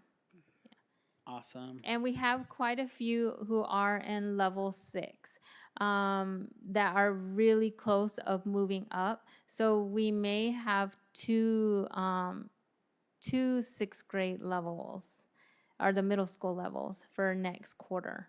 We're almost there. They're almost there. So we may have we're hoping maybe at least by half of the sixth graders will be at grade level when they leave too. That sounds awesome. That'd be something to really pay attention to as well. Maybe something I would ask that we continue to hear updates on, because it'd be really great to have, let's say, 80% of the students or more be at or beyond the grade level when they move over. And I know it's I know it's not far away or it's not something that's not possible, but I think it also sets another goal for all of us, our students as well, and teachers and whoever, to say, okay, we have this many, let's try and shoot for another 10 next quarter, another, whatever, and get up to that amount. Because I feel like overall, so much of what we deal with ends up being with how well do you comprehend what you're actually taking in and reading and understanding. Um, I mean, math, we're all math people, as we've said over the over the course of this morning. Um, but I think that reading and that comprehension, that literacy, that understanding is a whole other level of where maybe middle and high or secondary, you don't realize that until you get up there and you're like, okay, I have so much actually I have to understand as opposed to, the stuff you get in the elementary side. Mrs. Hendricks, anything? Just, I just wanted to comment on that, the sixth graders that are at grade level and above. Because that kind of tells me that they're ready, for the next level. And then from the next level, hopefully they'll be ready for college. Yes, and we've also made sure that all staff have been trained on SFA. So myself, Miss Morales, the AP, the counselor, Miss Flanagan, our behavior specialist, Sky, and our ESS teachers, they have all been trained on SFA so that in case anybody is absent, then their class is never canceled. That there's always one of us that can jump in and help sub that class if we needed to. Awesome. Quit, Ms. Stevens. I think that's wonderful. I think that's so amazing that you have that teamwork with and you created that system not only for your staff but for your students because you mentioned how students are excited.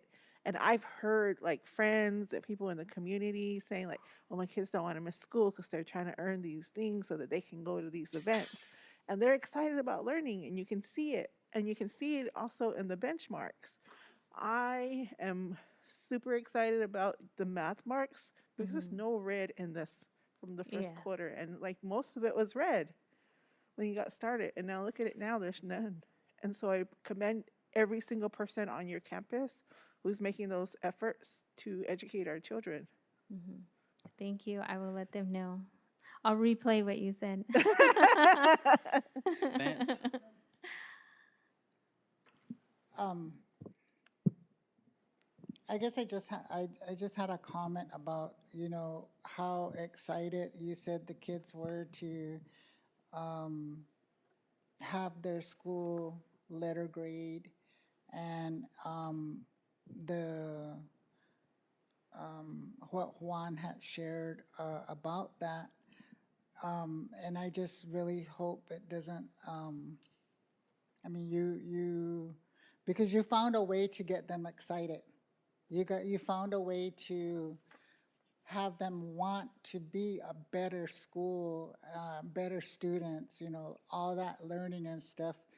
I don't want them to feel let down or to, by telling them that or don't tell them that the grade letter doesn't matter because it's hyping them and it's getting them to feel like they're progressing and they're part of that and they want their school to be an amazing school. So I don't know how you're going to work that out.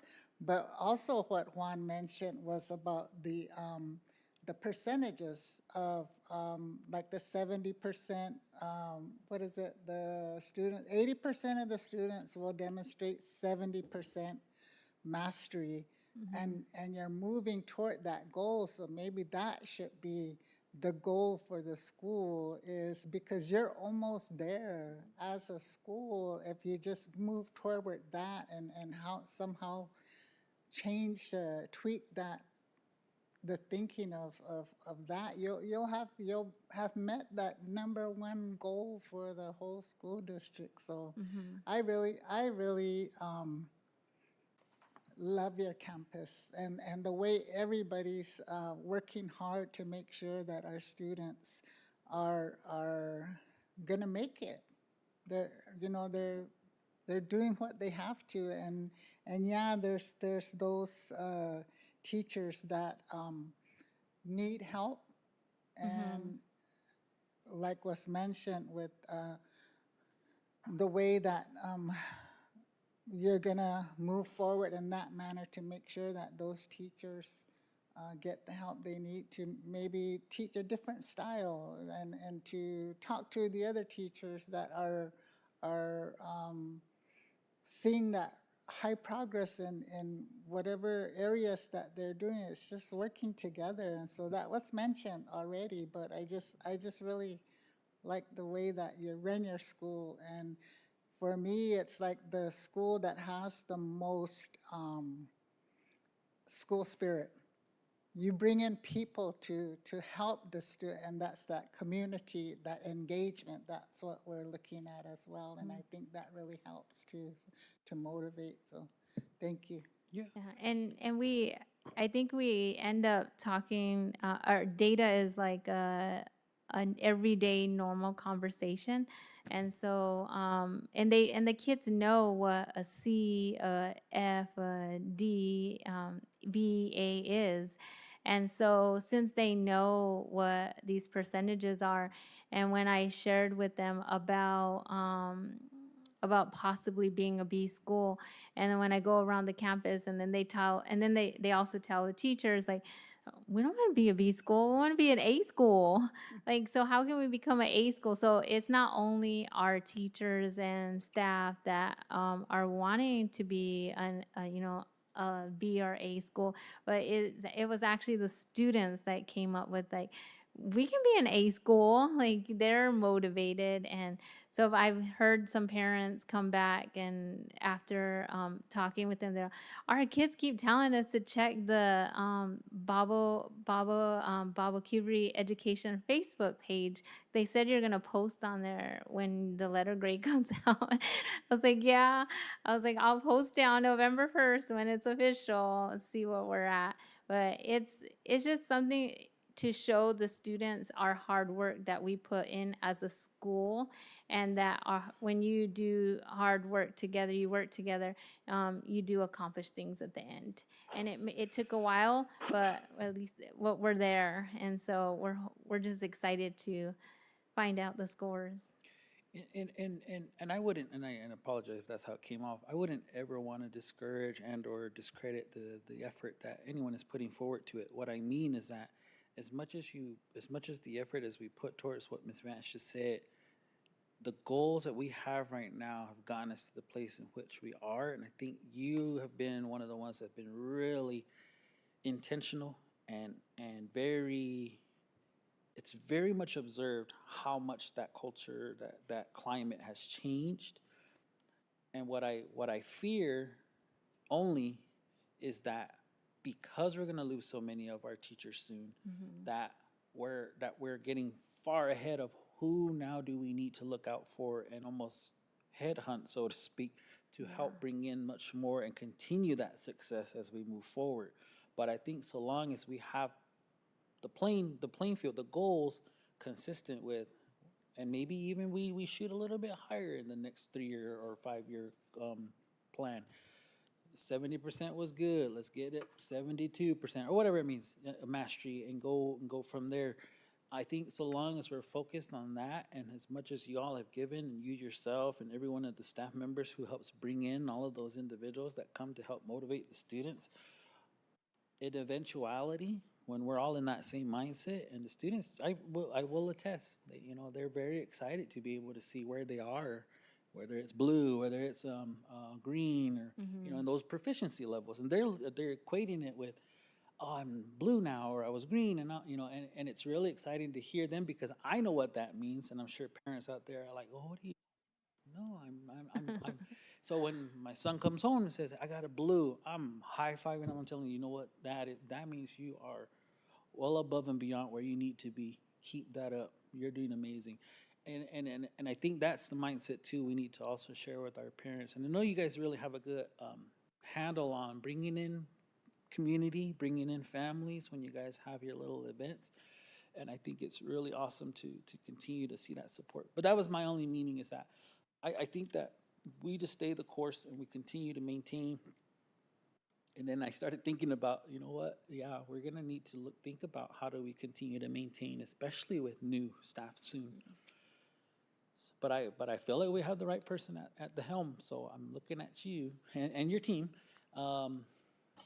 to guide us and to continue to guide us where we are looking at these things really positively. And I don't mean to ever come off negatively, but I just think that that's something we can pride ourselves on, is that y'all have really made that turnaround, and I really appreciate it.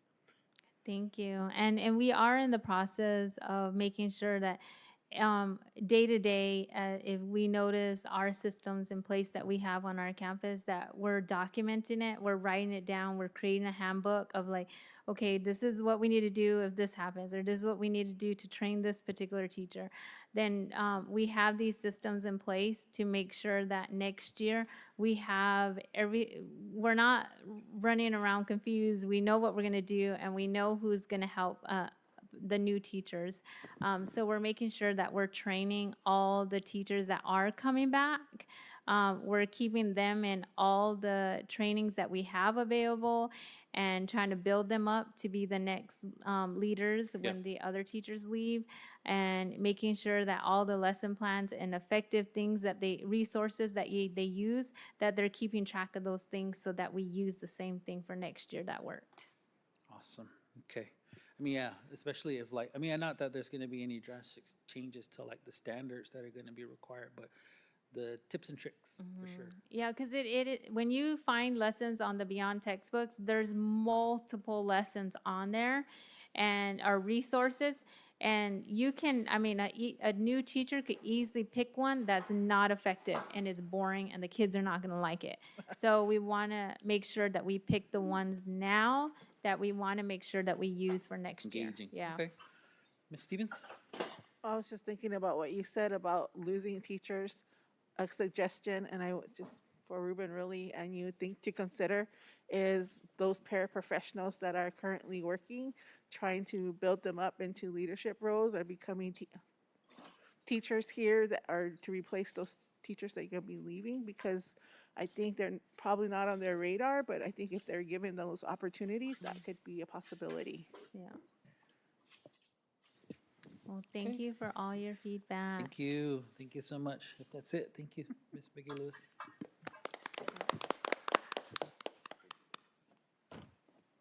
And Ms. Ponce, can you hear us? Ms. Onse, can you hear us?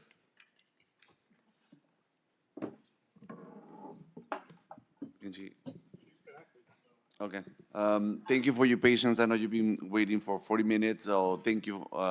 So we will be moving forward, if that's okay, President Buendia? Yeah, that's fine. Okay. And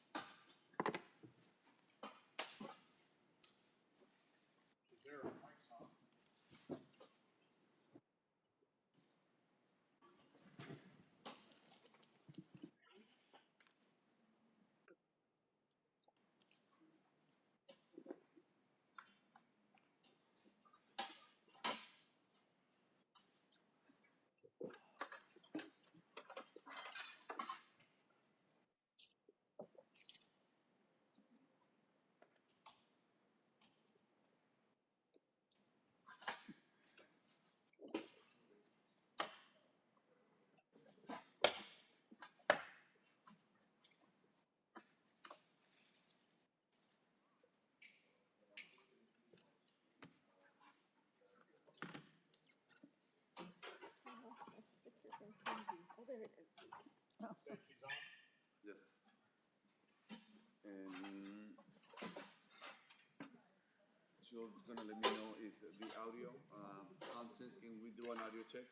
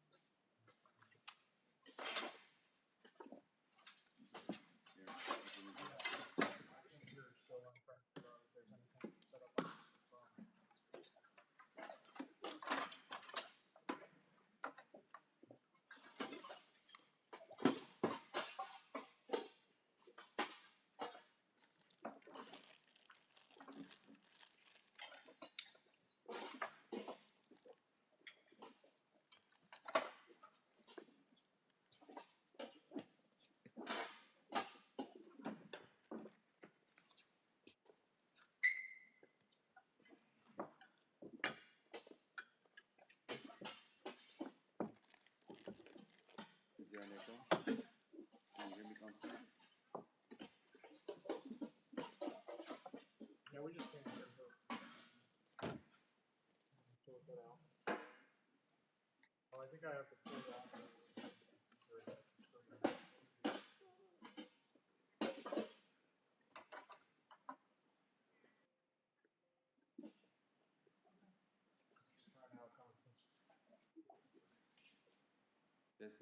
consistent.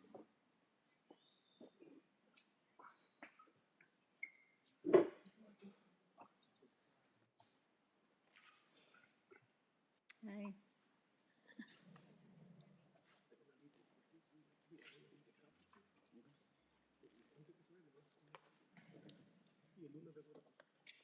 Thank you.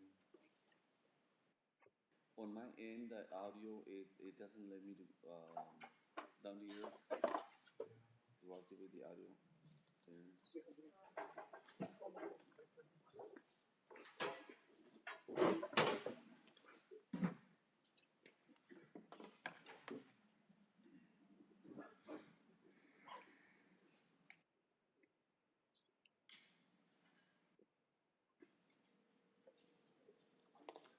Maybe she needs to log out. Can you hear me, Constance? I can hear you, and Okay. I'm logged in and I'm talking, but you can't hear Maybe me. she needs to log out and log back in. I went ahead and put you on the phone, and I'm gonna go ahead and present on my screen. Testing. I can hear you. Okay, so I'm gonna go ahead and do the, present. Whenever you're ready, you are welcome to present. Okay, Okay. hello, board members, And then the other Superintendent one too. Diaz, and President Montoya. Go ahead and start. Yeah, both of them.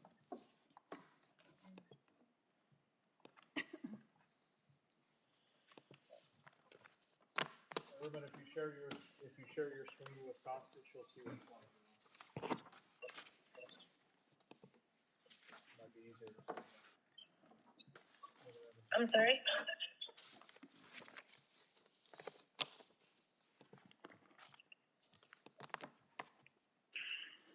Okay, thank you.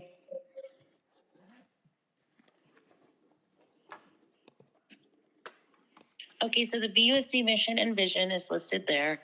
Our mission is we create healthy, inspiring, motivated, developing, achieving graduates.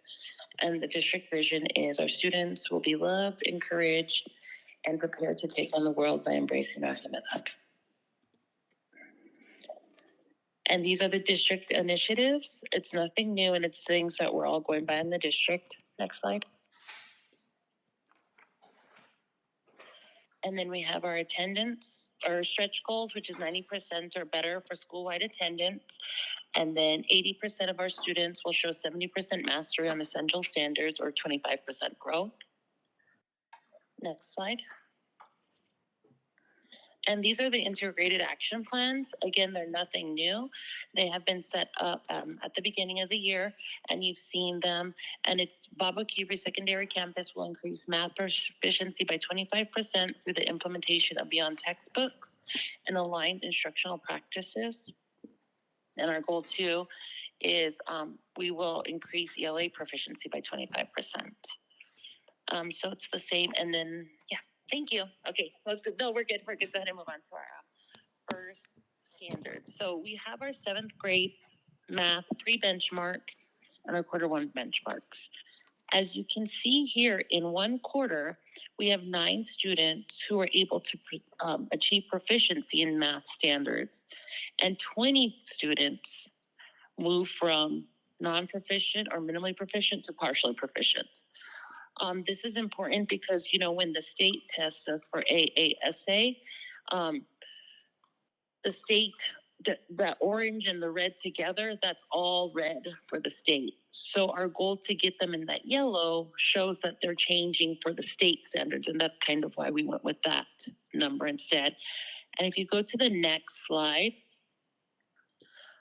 taking a look at this, you can see that there's a consistent growth across all the standards when we're comparing quarter 1 this year to last year. If you take a look at that middle standard where the red hits the 70% last year, and then compare it to this year, we're really close to that. And you say, oh, dang, we're a little short. But the reality is, no, we're not. If you take a look at the standards on the right side of it, the growth there is greater. Because they're really close to 25% growth, but we're consistently growing on the side. And this we can credit to having an actual math teacher in that position. Last year we did have a substitute teacher in that position. This year we have a certified math teacher. And in this capacity, you can see that they're growing in more of the standards because of it. And then we'll go to 7th grade ELA. And then in ELA, we have 8 students who were able to achieve proficiency in ELA standards, and 11 students moved from non-proficient or minimally proficient to partially proficient. So we're growing them. We definitely are. We are growing them. Let's go to the next slide, Mr. Diaz, so we can look at the standards. Again, if you compare our growth this year to last year, we have more students growing consistently. We're getting higher on that percentage of proficiency.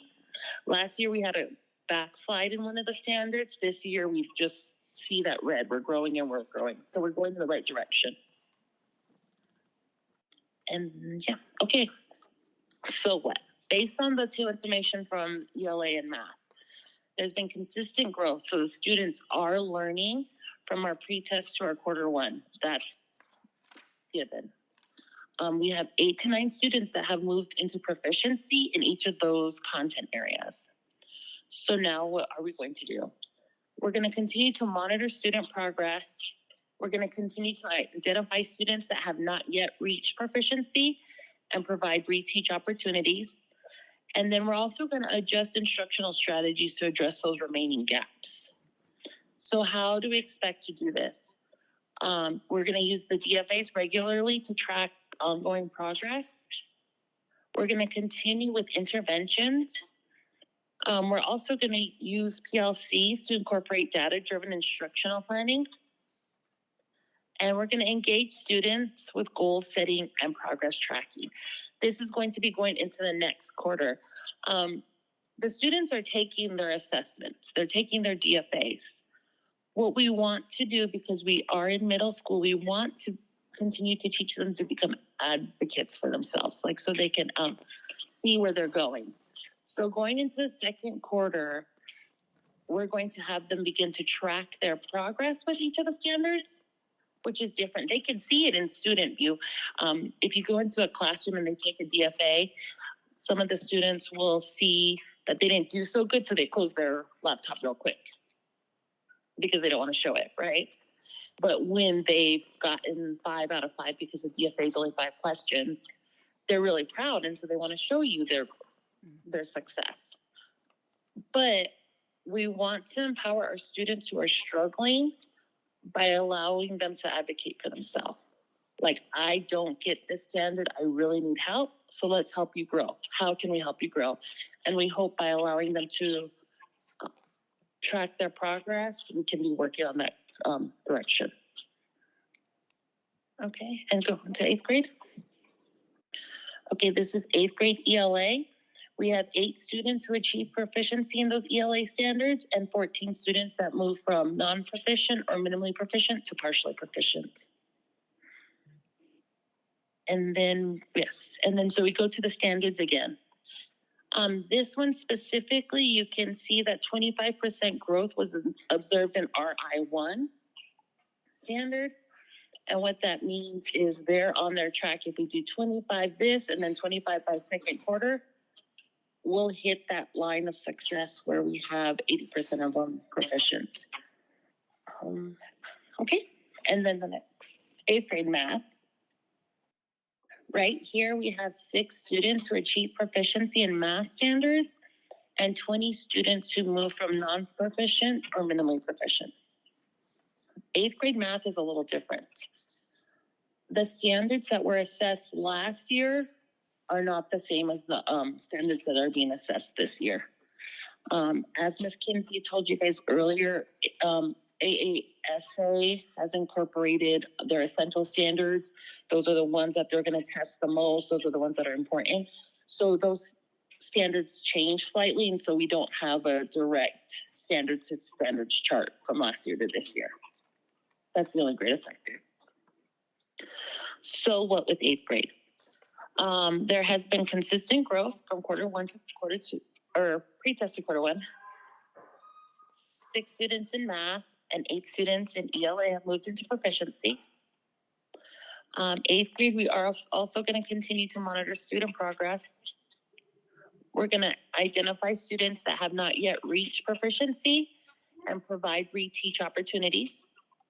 And we're going to adjust instructional strategies to address those remaining gaps. How are we going to do it? We're going to use the DFAs regularly to track ongoing progress. Again, that's 1 to 2 weeks. And we're going to continue with interventions. We're going to use PLCs to incorporate data-driven instructional planning. And we're going to, again, engage students with setting and progress tracking. Again, this will be new for 8th grade as well this next quarter. Okay, now we're going to go into the 9th grade ELA data. When you take a look at this, you see that 4 students achieve proficiency in ELA standards and 27 students move from non-proficient to minimally proficient. And right here, if you take a look, this one circled, more than 25% growth was observed in RL4. And there's consistent growth amongst all standards. What does this mean? That means they are working on it. They just need a little more time, and we'll see them be able to get to the proficiency soon enough, because with ELA, these standards will be repeated. So we'll see them in 2nd quarter and in 3rd quarter as well. Okay, 9th grade math. If you look at that first one, it's all red and orange. 5 students were able to, but at the 1st quarter, 5 students are able to achieve proficiency in the math standards, and 9 students move from not proficient to minimally proficient. Go ahead, Mr. Diaz. Okay. As Ms. Kinsey also said, when you take a look at the math standards, there's a whole lot more math standards than ELA standards. 80% proficiency was observed in one of the standards. 65 proficiency was observed in 2 of the standards. And 25% growth happened in 4 standards. Students are learning and they're growing, and that's seen in this presentation or this slide. Okay, so what? Again, there's been consistent growth from that pre-test to quarter 1.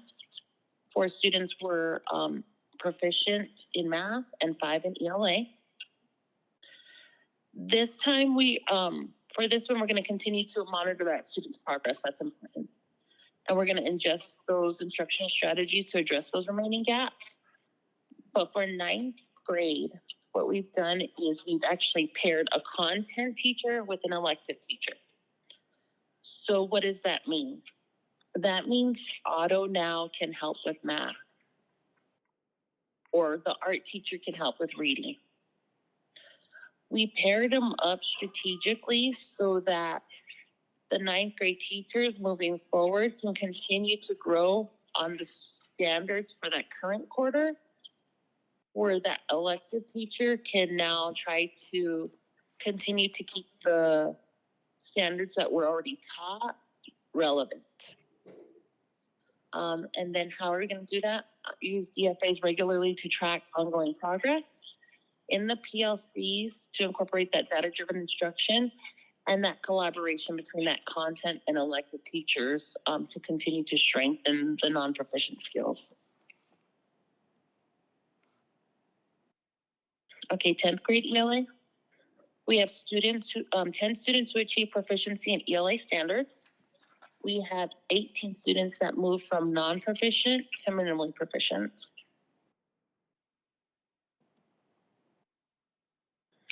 And again, with this one, you're seeing those consistent standard or consistent growth. It's coming along. 10th grade math, this is geometry. We have one student who moved from non-proficient or minimally proficient.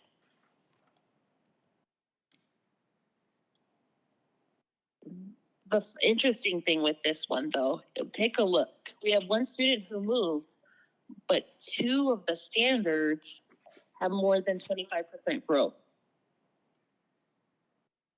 So what does this tell us? That means the students are struggling with math. They're struggling with the concept of geometry. Okay, so what we know is there's been consistent growth from the pre-test to quarter one in ELA because the 10 students moved, and there was minimal growth. We can say that there was growth with the math because it's 25% in two of those standards, but it was enough to move one student, right? According to that big pie chart. So what are we going to do?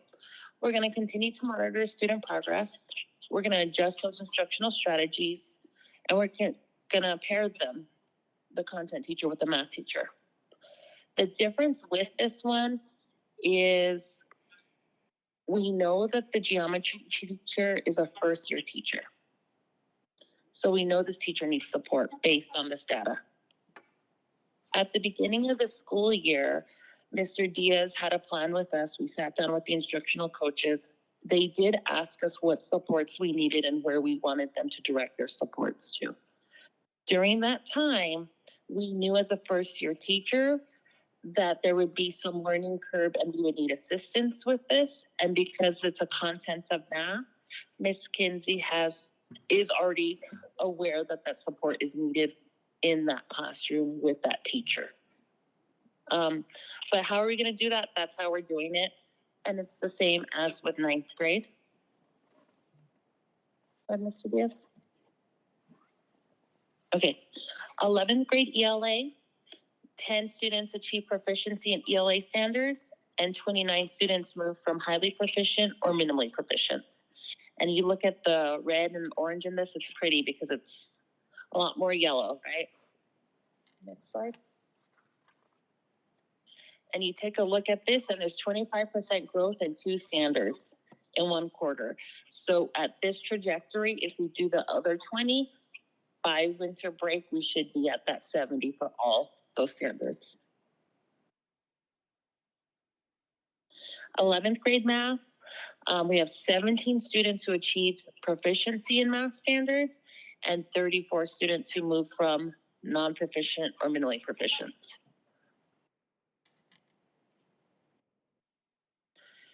This one's the fun one.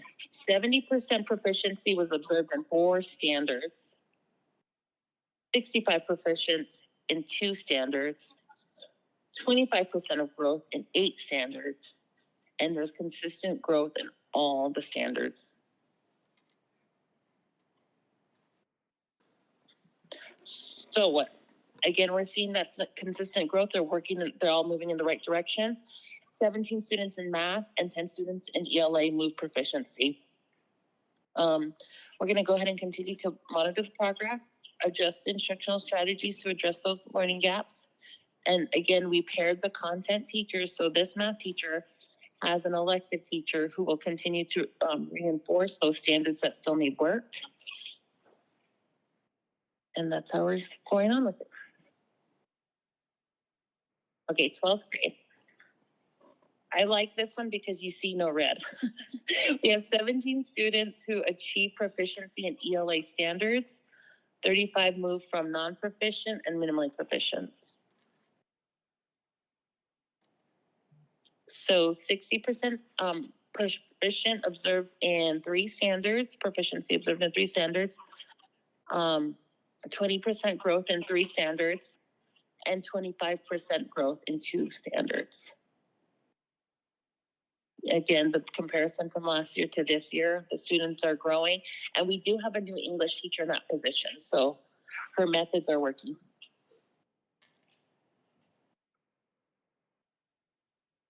Um, 12th grade math, we have 12 students who achieve proficiency in these math standards and 25 students who moved out of that non-proficient, minimally proficient category.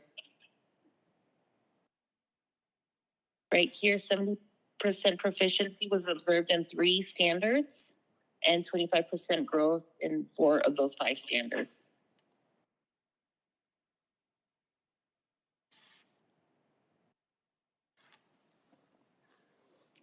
Again, we're going to be consistent with what we're doing. They're working in the right direction. We have those 12 students in math and 17 students in ELA who have moved to proficiency.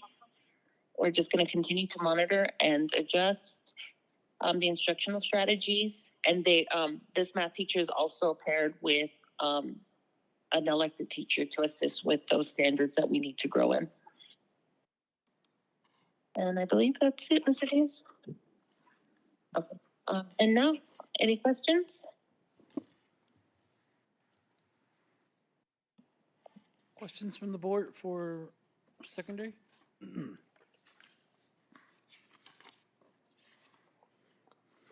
Miss Once, can you hear me? Yes. Okay. I don't have any questions. I just think it's going to be really interesting, and this just is something I thought about because Miss Kinsey brought it up, and then you talked about it a little bit. But I really want to follow up, kind of based on the data, how well the collaborations or the team ups are going to look.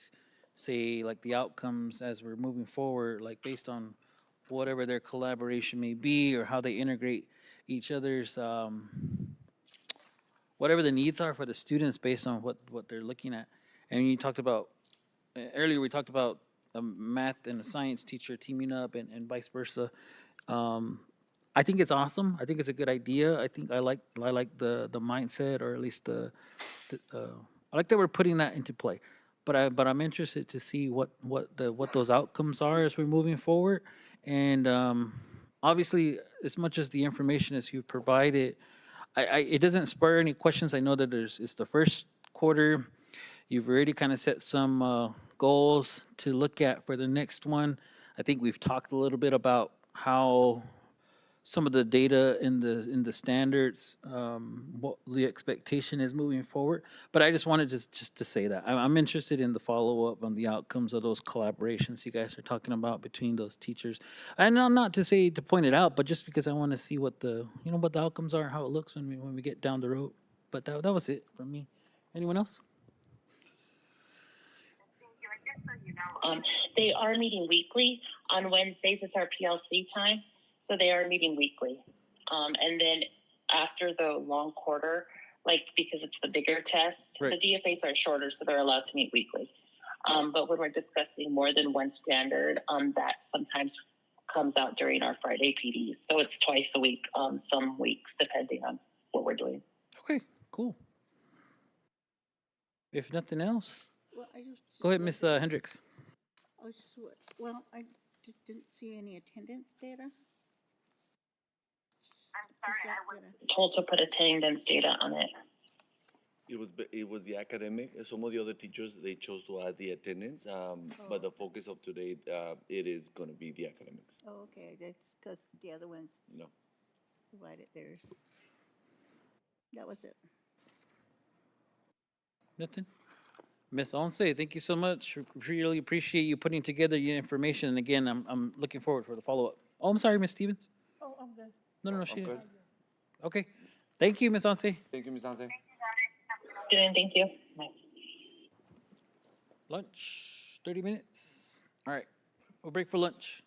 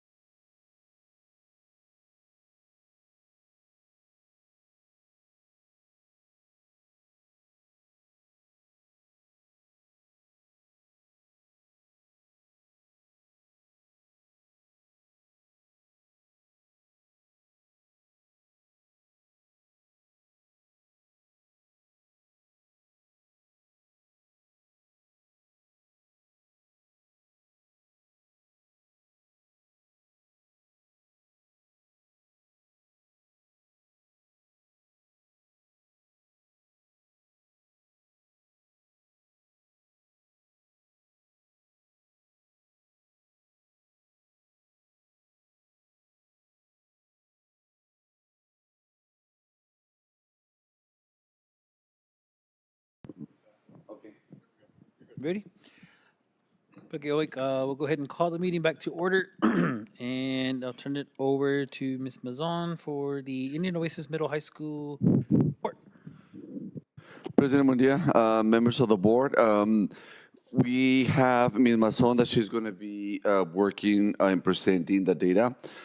I want to start, but also based on what we have learned this year at Accelerated, what are we going to do differently? So we have met as an LEA and we met with Ms. Mason and looking at what are the different behaviors, what are the different indicators, being that accelerated school is going to be different. What are we going to be looking at that not only is going to prepare our students in transition, either to a career or to our college, but it's what are the indicators that are going to give us the behaviors that we want and the information that we want so our students are successful. Whereas the other schools were presenting the progress, we don't want to repeat the history of what we experienced with the accelerated. So these are some of the indicators that we will develop the systems to monitor, and this is going to be our baseline, so you can see and be on board on what are the indicators that we're looking for our students to be successful. So, Mashi, please take it away. Don't forget to hit the button on there. There you go. It's green. Good morning, President Buendia, board members, Superintendent Diaz. I'm here today, this morning, to participate and present to you the accelerated data dive that we have ready for this morning of October the 26th. I'm not sure if you want me to go per each slide or if there's a slide where I should start off from so that we don't repeat. Okay, alrighty. Well, we'll go ahead and get started with our vision statement and our also our mission statement. And for the vision statement, our vision is to prepare every student to become college and career ready by engaging our students in a highly personalized learning environment. Our mission at Indian Oasis Middle and High School Accelerate Campus is to provide students with a supportive and engaging learning environment where students have access to hybrid curriculum that engages computer-based learning with direct instruction to meet the needs of all learning styles. As an alternative school, we are dedicated to our students who are credit deficient, as well as those that seek to learn at an accelerated pace. With that said, with that vision and mission statement said, and with Mr. Diaz's introduction, it leads us to the next slide where we talked earlier in the year about our year 1, year 2, and year 3 journey with those in place, and now integrating and understanding the idea of what is that action piece that will drive or get to these goals that have been stated. So in year 1, 23-24, the foundation and vision in the purple are to establish leadership expectations, improve instruction, maximize learning time, promote family and community engagement, and creating a healthy school environment and using data guide as instruction. Year 2 for the 24-25 systems and engage. It's the three big. It's the big three are in attendance, course completion, and curriculum. High impact checks for understanding, Edgenuity, MESA, TOCC, which is our dual enrollment partnership with Itahanatham Community College, and project-based learning and student voice. Year 3, the goals there for this 25-26 is refinement and trust, targeted PD in math and ELA specifically with those 2 content core areas. Strengthening and blending learning, SciUp Daily 5 Cafe is looking at areas where we can strengthen and enhance what is our model at our school, which is a hybrid type of a model where we have the teachers in place, but also all our curriculum is digital. Monitor student progress with fidelity, in which our students have been and will continue to chart their data and build trust through open stakeholder communication. And that is moving us on to the slide that we see here, where we have presented the data information on this slide. And for the 23-24 letter grade at a C is where we stand with the state letter grade for Indian Oasis Middle and High School, specifically Indian Oasis High School. Coming in and understanding by looking at this data information, we are not the common formula as the rest of the schools.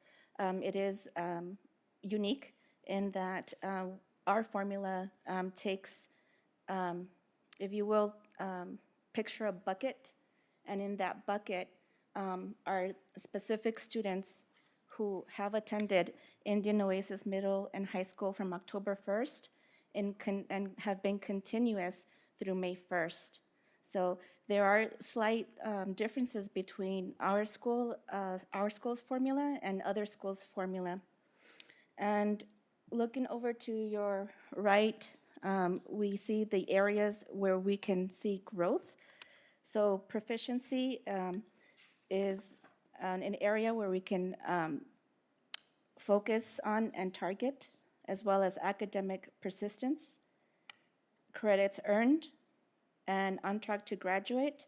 EL proficiency and growth does not apply to us. We just don't have the numbers for that. And our graduation rate and college and career ready. And if I miss anything, Mr. Diaz, please go ahead and jump in. We did not receive any bonus points as in this particular year. The percent tested of our students is another area that we will be working on to maximize our points. And our AF letter grade is at a C, but it's also important to keep in mind that with the alternative formula, there's an understanding where we look at year 4, 5, 6, and 7, and they take the highest points and they keep those. So it's a little bit new to me, so we can definitely revisit that piece as I am learning about it as well.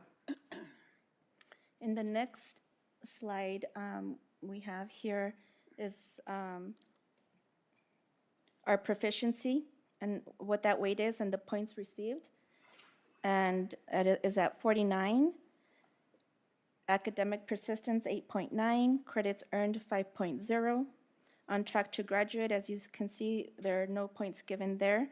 The EL proficiency and growth, we could have gained 10%, but again, our numbers are not there. I don't have enough ELs in our school to be tested and be given those points. And our graduation rate at 2.83, and college and career college and career ready, that's a self-report score by our school or the district. It's at 24.5. So total point sum 4.172. Total points eligible are 80, which indicates to me there's many or much potential. Percentage earned 52.15. Total bonus points is at 1.5. And total points earned 53.65, and the percent tested 76.92 for the year 23-24.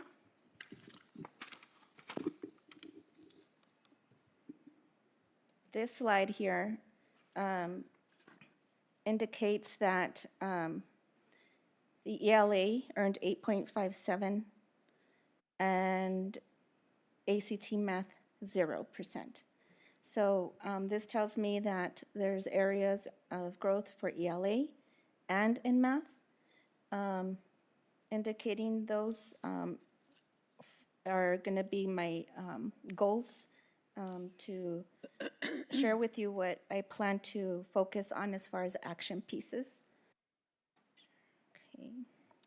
Growth to graduation, again, I'm learning this information. It's new to me, and I'm not 100% sure if I can communicate that, but it's the numbers, again, indicate to me that growth to graduation is an area where I am going to want to focus and understand deeply this impact for my campus, and to putting into action a plan where I can make sure that I'm either filling up the gaps or persevering to see what support my staff needs and my students need at my school, particularly since we most likely can gain some areas of growth.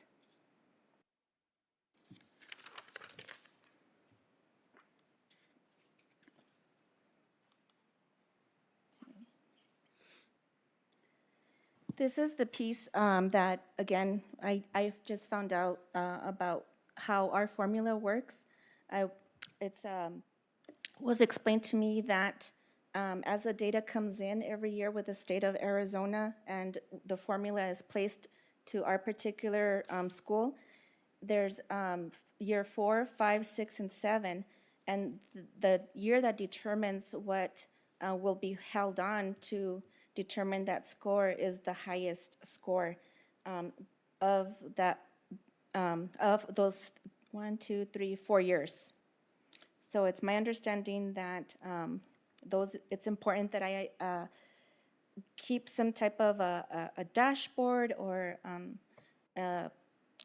lay out my information to where I understand it, so that my formula is unique to me and to my plan to maximize the growth.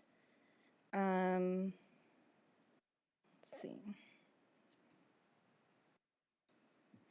The college and career ready self-report total at the bottom, it just says it again, it's 24.5 with a little note indicating that college and career data was self-reported by the LEA or the school.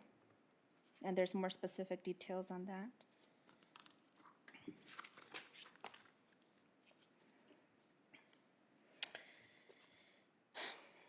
What we see here in the next slide is the McKinney veto and what has been reported in the past.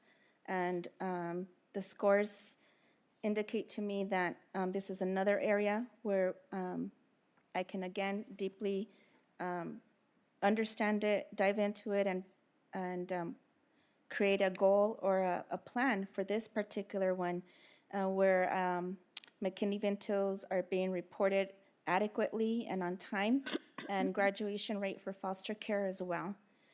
Graduation rate for special education is another area that can also and will be looked at for these goals. For the first one that I went ahead and put together, and again, it's all of the ones that I will be sharing with you, they're action pieces to where I can go ahead and implement or start implementing those now. And the first one is academic persistence, so increase students who remain enrolled from October 1st through May 1st. It's very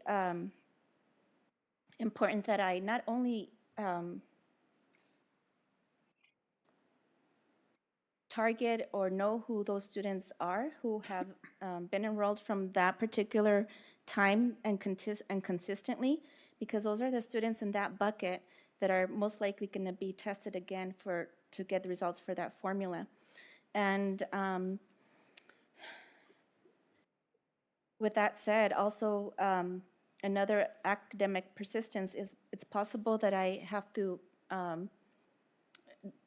make sure that those students who are in this bucket either maintain where they are right now or move forward. So I need to, we will be looking at plans in place for these students not to fall behind or prevent from them from falling behind, because what we want for these letter grades is for those students to maintain and grow, because if we just let them drop for whatever reason, if they should drop, it'll impact our letter grade negatively. So by that, I will create weekly student progress dashboards in Edgenuity to flag students falling behind or are inactive.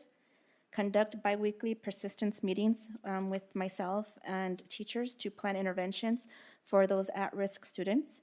Reinforce connections and purpose through student success meetings, short-term attendance goals and incentives. Things that have been going on my campus at the moment are certificates and Arizona T recognition boards. So they've been getting, incentives through that and attendance contracts. At the moment, I have, I do have numbers for that if you would like to know who or, not who, but how many of those students are on attendance contracts with the hopes of maybe putting some of that reflection back on our students and letting them know that they are on that contract. Number 2, ACT participation. The goal is to ensure all eligible students complete the ACT. The action steps for these would be to schedule ACT prep blocks through Ingenuity, which is something I just recently learned about. Did not know that that was available to us, and happy to hear that it is. So we are planning to go ahead and making those flex periods using free practice resources, ACT Academy, Edgenuity's built-in prep. The next one is to use reminder messages, morning of incentives, and breakfast to drive full attendance to improve our ACT participation. Make ACT participation part of each student's graduation plan and conversation so that it feels personal and not optional. And goal number 3 for SPED is, our goal is to improve support for SPED students using existing structures already. Those action steps are to coordinate with district SPED office for monthly in-person or virtual case management support and compliance checks. Have teachers track IEP accommodations in Edgenuity and document support provided, extended time guided notes. Set weekly teacher admin check-ins for SPED progress to ensure completion goals stay realistic and individualized, specifically to the students. Another goal is number 4, the number of students tested, which was another indicator on that formula that we saw earlier where we can grow. So this is specifically to the state assessment participation. Our goal is to achieve the 95% participation rate in all required state testing. Action steps, the action piece is to use Edgenuity attendance logs to identify and contact test eligible students early and start to have those conversations early in the year. Offer incentives for full testing week attendance, raffles, snacks, field trips, and privileges. And use district family liaison, or in this particular case, also we are considering and have used in certain situations SRO or other district outreach resources that we already have for students who are absent or avoiding testing.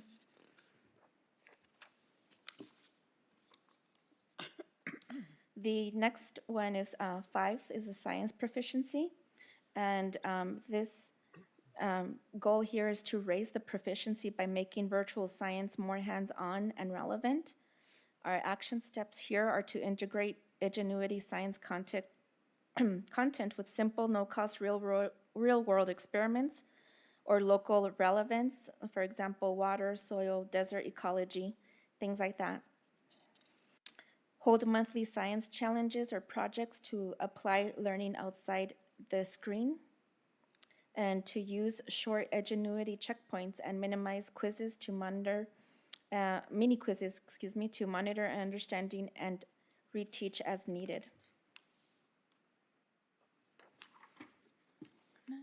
Six is our graduation rate. Here, our goal is to increase on-time and delayed graduation completions. The action steps for these are to conduct monthly graduation audits for seniors and super seniors using Edgenuity progress reports to track credit recovery and diploma completion. Implement credit recovery Fridays and flexible lab hours for accelerated completion or retake opportunities. build GED and adult education transition pathways for 18-plus students or those approaching the age out limit, ensuring that every student exits with a next plan aligned to their goals. Partner with the Tohono O'odham Community College, TOCC, to expand dual enrollment opportunities, allowing eligible students to earn college credits while completing high school diploma requirements. Introduce career and job readiness events. Example, job fairs featuring employers that hire without a diploma to connect students with immediate workforce options, apprenticeships, and training programs. Also collaborate with tribal workforce development and community organizations to provide ongoing guidance, resume support, and post-graduation follow-up, which is an area that we haven't tapped in this year. 7, math proficiency. Here our goal is more specific and targeted to those students in that bucket. Once we identify those cusp students or those students in our bucket, we are planning to strengthen foundational skills for credit completion and testing growth. Our action steps there are very specific to those students to establish daily math minutes across classes using Ingenuity warm-ups or free platforms, but also to create teacher-led and small peer support sessions for students who struggle with math progress in our curriculum, which is Ingenuity. Tracking weekly math progress with visual growth charts to motivate students to meet and exceed those completion targets.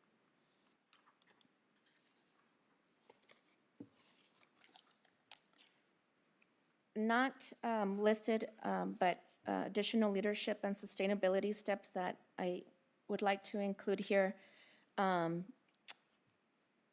have more conversations in the future are to maximize the digital platform that we currently have. Imagine Learning is the company that Ingenuity works through. So reaching out to Imagine Learning and scheduling an in-person or all-day PD training, all staff to use Ingenuity data tools for early intervention, grade recovery, and progress monitoring. Student accountability, have students continue chart my data and set those weekly completion goals and review them with teachers or admin each week during advisory. Culture and connection, Tuesdays at 10 with ASU has began at our campus, and this engagement and support through ASU will celebrate progress. Naomi Tom, she is the ASU program director who has been coming to our campus to establish this outreach for our students. Partnership outreach, invite free local presenters, tribal programs, workforce, mental health, colleges to increase relevance and connection. Staff collaboration and leadership distribution. Also, this here is additional leadership that I would like to go ahead and expand on, which is to assign our 2 teachers that we currently have right now with more focused roles.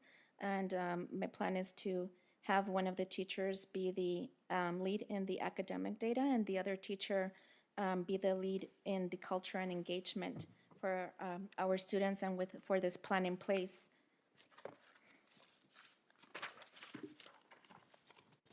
Okay.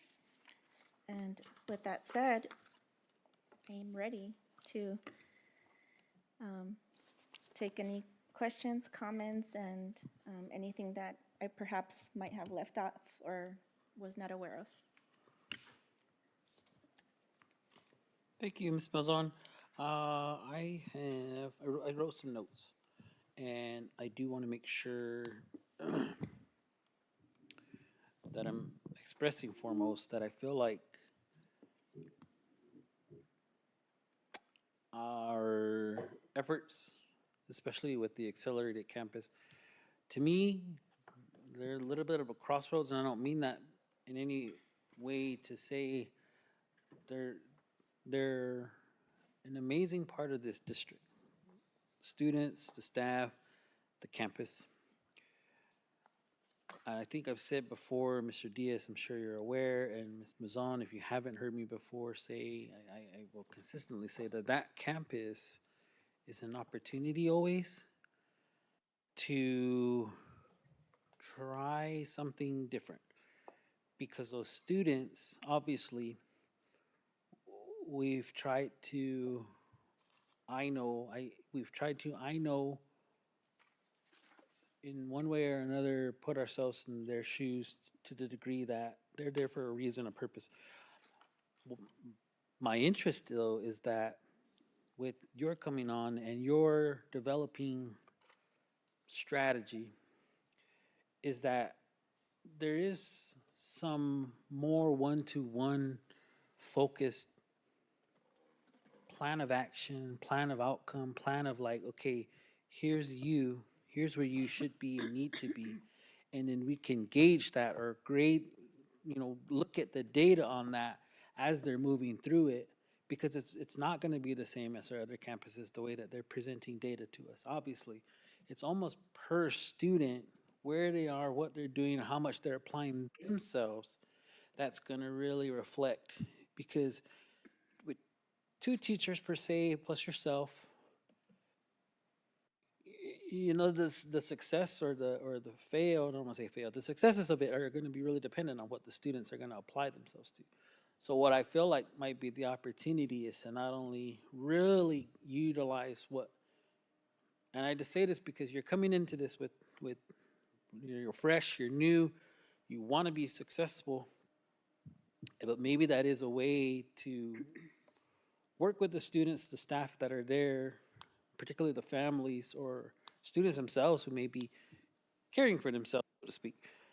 That here's the end result. Here's what I see for you based on what we can do. Now, whether you're making that or not, it's really going to depend on how much you're going to commit yourself. But also, to me, I feel like if someone is there, the ultimate goal is to get them out of there and back into, in my opinion, back into a regular classroom setting. If that's because I feel like that's where they're going to be not only not to say more successful, but I think that to me should be the goal. Now that if that's how anyone else feels, that's just solely on my opinion. But I also know, but I also don't want to put, I don't want to put less emphasis on what we're asking for all of our other campuses. But I think it does need to be presented in a way that it can look like what we're asking for in the terms of the goal set, the mindset, and the overall outcome that we're hoping to see. Now, you're correct in saying that I when I look at what basically what they're looking at when it comes to this graduation attendance. So so long as we're meeting those standards, we're almost like okay in the settings of an alternative school, grade or report or whatever it may be. So I guess that's where I want to leave. What I want to leave with you in this after this first quarter is maybe that's something to look towards after in the next quarter's report. Like after sitting with you guys and looking at knowing what I know now, evaluating the students, evaluating where we are, here's where I think we can be by quarter three or whatever, because we're going to do second quarter, this is first quarter, second quarter. By quarter three, here's where I think we should be. Here's where our potential graduating students are going to be, and here's what we're doing with them. But more importantly, here's where the students that can be at that level, and maybe we are going to look at a transition plan back to the regular high school secondary campus for them. But I also don't want us get in, I don't want that to become a place where you just put people because you don't want to deal with them. That's also not okay in my book. But I think it's also important to acknowledge that that campus has, again, opportunity and potential to be really impactful and more focused. And I guess my other question would be to yourself, include in a discussion or a plan, what are the recruitment efforts, or what do we need to make sure that you have as an administrator from us, from the school. I know it can't be much, and I don't mean to say that to negatively put anything on it, but I do know how much those two teachers are dealing with. And I only say that because it's 2 teachers to how many students? Almost 100, give or take, ish. And while we're asking a lot, I know we can't expect miracles, but I think we can look at it from that perspective of that campus has opportunity and potential. I want you to feel supported, and that's what we also want from you yourself and from your staff. I'm not saying that that's not what's happening, but I am saying I look at what you're presenting to the best that you can. I'm also looking at it from that campus is very different than any other. So that's just what I wanted to leave it with, and I'm sure the other board members will have comments or questions. But to me, that campus is precious and it can be very successful. Just need somebody who's going to really guide it and decide this is how we're going to do it, and stick to it, and be sometimes be the bad guy, and like, here's where we are. I need you guys to step up and be here too, as in students, as in parents, as in family, as in community, because we do so much and there's so much potential, even from the staff themselves that go well way and above and beyond, that I don't want them to feel cut off either from what they're used to doing. But I guess that's just the way that I'm looking at it right now. And I guess over the years, because again, we didn't expect to have any changes in leadership, and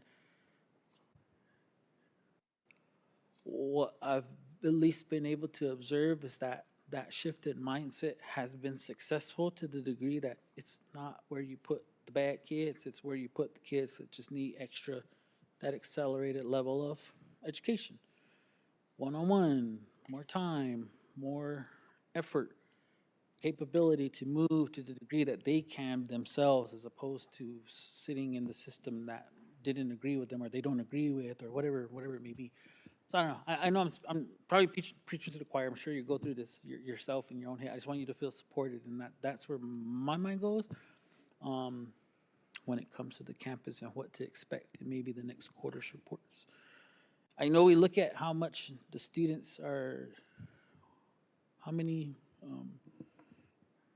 what do they call it? Activities they're doing on the reports, and you name a student of the month, and but maybe that level too for yourself. I'm just speaking to you particularly. Maybe there's a different way you want to identify a student of the month. Maybe it isn't those activities. Maybe it's something you want to have more foundation and ground to. Hey, we put this plan together with this student at the beginning of the year, and look where they are right now. I mean, regardless of activities, they're moving in a way that they really want to be successful. Let me celebrate them and get the support of the teachers. But I mean, I'm just speaking out loud, but I feel like you're still trying to find your way, and I'm just speaking because I'm just observing. Still feel like you're trying to find your way. I want you to feel confident and put your foot down and get your footing, and really, do what you feel like is going to be the most appropriate, because you were obviously brought forward with purpose, and you have a purpose. I don't want you to feel like you're consistently having to uh, balance or weigh certain things. Um, that's just my take on it so far. I don't know if that's on or off the base, but I feel like I just wanted to make sure you felt that from my end, and regardless of what the community, or not regardless, with or without their their praise or not, that campus is still to me special place, and I want to be able to see that we have not only the communication, the know-how, but the skill and the profession to make our students very successful that come out of there. What you guys are doing, I don't want anyone to feel like one bad review means the whole thing is bad. It's not. But I also want us to be able to look at and see something that can be presented to say, oh yeah, they are paying attention to everything and making sure that it's all taken care of. But that's for me. Anything else from the board or Ms. Mazon? Ms. Stevens? thank you for sharing that information and also sharing the information that you just found out about looking at the score and things that are taken into consideration from the past few years. Um, it's true. The school is there to help students be successful that need that additional support. And I truly believe like what you are doing or what you're implementing is going to help our students be successful. Not everybody learns the same, and everybody learns at their own pace, and also has a different learning style. And I think it's really important that you're embracing that within our students, and I'm grateful for the staff that are there. One of the big things that I think that I'm excited about that you are implementing is the career readiness stuff, but also TOCC being an intricate part of this as far as moving forward, because sometimes people are not thinking about that. They're not thinking like that's a possibility or this is something that could happen. But opening up doors for these students actually creates a brighter future for them. And I think overall, um, understanding when those students are getting ready to age out, like thinking about the next option.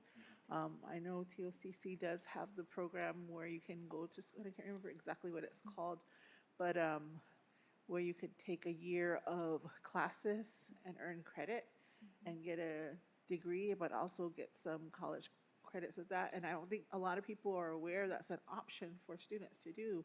And I'm always trying to make sure that students are aware of their options because there's always hope. And it may not seem like there are other avenues or things that can be done. And sometimes students get in the weeds of like feeling hopeless, but there are options for students to do that. And it's amazing to see the students when they complete because like they're going through whatever they're going through in their lives, you know. I alternative high school has a place in my heart just because I'm a product of it. And if it wasn't for alternative high school, I probably wouldn't have graduated. But I have so many opportunities that were given to me from me completing school. And yes, I fumbled through life and all that. But without education, there's so many things that um, were made possible. And you want to see that for our students. And even if they're not going to college, but also getting them into a program that will be beneficial to them, like getting some skills, some job skills that get them to be in the workforce and people finding their way. So, and you see it all the time. So thank you for your effort. Ms. Hendricks? Um, the accelerated school before was the alternative school. So I guess in my view of that is that it gives our students a second chance, but also to fulfill uh, getting them ready to, or seeing if we could get them back into the regular school system. And some would not prefer that, but some would love to go back, you know, but depending on, of course, where they're at, you know, and in life and everything. But the, oh, and as Anna Marie had mentioned in regards to um, career and job readiness, the college also has the workforce development program, which is on the other campus, which provides a lot of, and in regards to the earning credits toward um, your high school diploma and earning credits toward your college degree. So, and I can't remember the name of it, but yeah, they do have that. And so that's something that with the workforce development, there's a lot of stuff that they offer also, along with the dual enrollment. Yeah, because I think throughout the whole TOCC college, there is the requirement of the language and the history, which would be part of the dual enrollment in regards to getting them ready for whatever they want to do, you know, after. But also, I think that it's important for them to recognize who they are, where they're from, what opportunities they have, and I think that's something that, and I'm glad that you're working towards ensuring that there have the, in the way that your system works and getting, and how they're going to be able to, or be ready to graduate and not have any downfall in the area, because that was kind of, you know, not very good to happen, and very made some of our students think second, have second thoughts about, am I in the right place, And they are, because they wanted to come earn their credits in order to graduate for some reason, because the school systems, wherever they were, they fell behind, or, and as I said, life happens. And so, but I think that with the type of initiative that you're doing, with the kinds of plans that you have, I feel confident that looking forward, that we'll be able to provide that more for them. And I guess that was also my question. I was thinking that what your enrollment looks like, and are we going to provide any more staff for the for your school? Because did we, some people left, but we didn't fulfill the positions. So I was just kind of wondering whether or not that was going to happen. Dougie? Go ahead, yes. You're going to respond? Yeah, as you know, hiring in the middle of a quarter in the middle of a semester, it's a challenge. However, our efforts have not stopped. We continue to advertise. We continue to give tours. Ms. Mason has also recruited long-term subs that have come for some parts. We have received the support from Mr. Cody Garcia as well. He was one of the long-term subs. He's been now the long-term sub for ELA. Before it was Ms. Garcia and Mr. Alvarez working pretty much solo in Yeah. short-term subs. Right now, we have provided the additional level of support. We are looking at other strategic ways in how we can provide additional support. You have approved the monitors or securities. Also, that's going to be additional support to monitor not only the primary but also the intermediate. But we're also looking at creative ways in how we can also add predictable, ongoing counseling and credit review support from the high school as well. So we continue to find ways and be creative to continue to bring that level of support. Thank you. All right. Ms. Vance, anything? So what I'm looking at is the information that was presented. It has letter grade 23, 24, October to May 1st. Is that year, or is that supposed to be current year? A couple of pieces of information. We want the school to be successful. It's one of the goals that we need to ensure is how do we make sure students stay enrolled from October 1st to May 1st, so there's no disruption. And the idea that how do we continue to be enrolled so that they're successful? One of the additional benefits by having the students continuously enroll from October to May, there are also the students that will be counted towards that letter grade. So this is a two-way goal. Number one is, why aren't our students enrolled consistently from October to May? So then the goal is, we need to make sure that so that they are eligible to be considered for this type of data. One, we need to ensure that we do whatever it takes so students are enrolled throughout the year, that they don't drop out, that they drop out, or they don't transfer. They need to stay where they're at. Otherwise, even if they're switching between the high school and the accelerated, they're not going to count for either school. But it's also not healthy for students throughout the whole year playing ping pong between those schools is we need to show a life skill, which is commitment. So that commitment is from October 1st to May 1st. That's what the continuously enroll. That cohort then is used to see what else do they need to be successful. And based on what else they need to be successful, that's what those 7 layers or pillars she wants to look at. The data that you're seeing is that not only from 22, 23, from 23, 24, but one of the pages, the very last one that had the grades, there's a typo. It's supposed to be the last year's data 24 and 25. It says 23, 24, but it's actually 24, 25.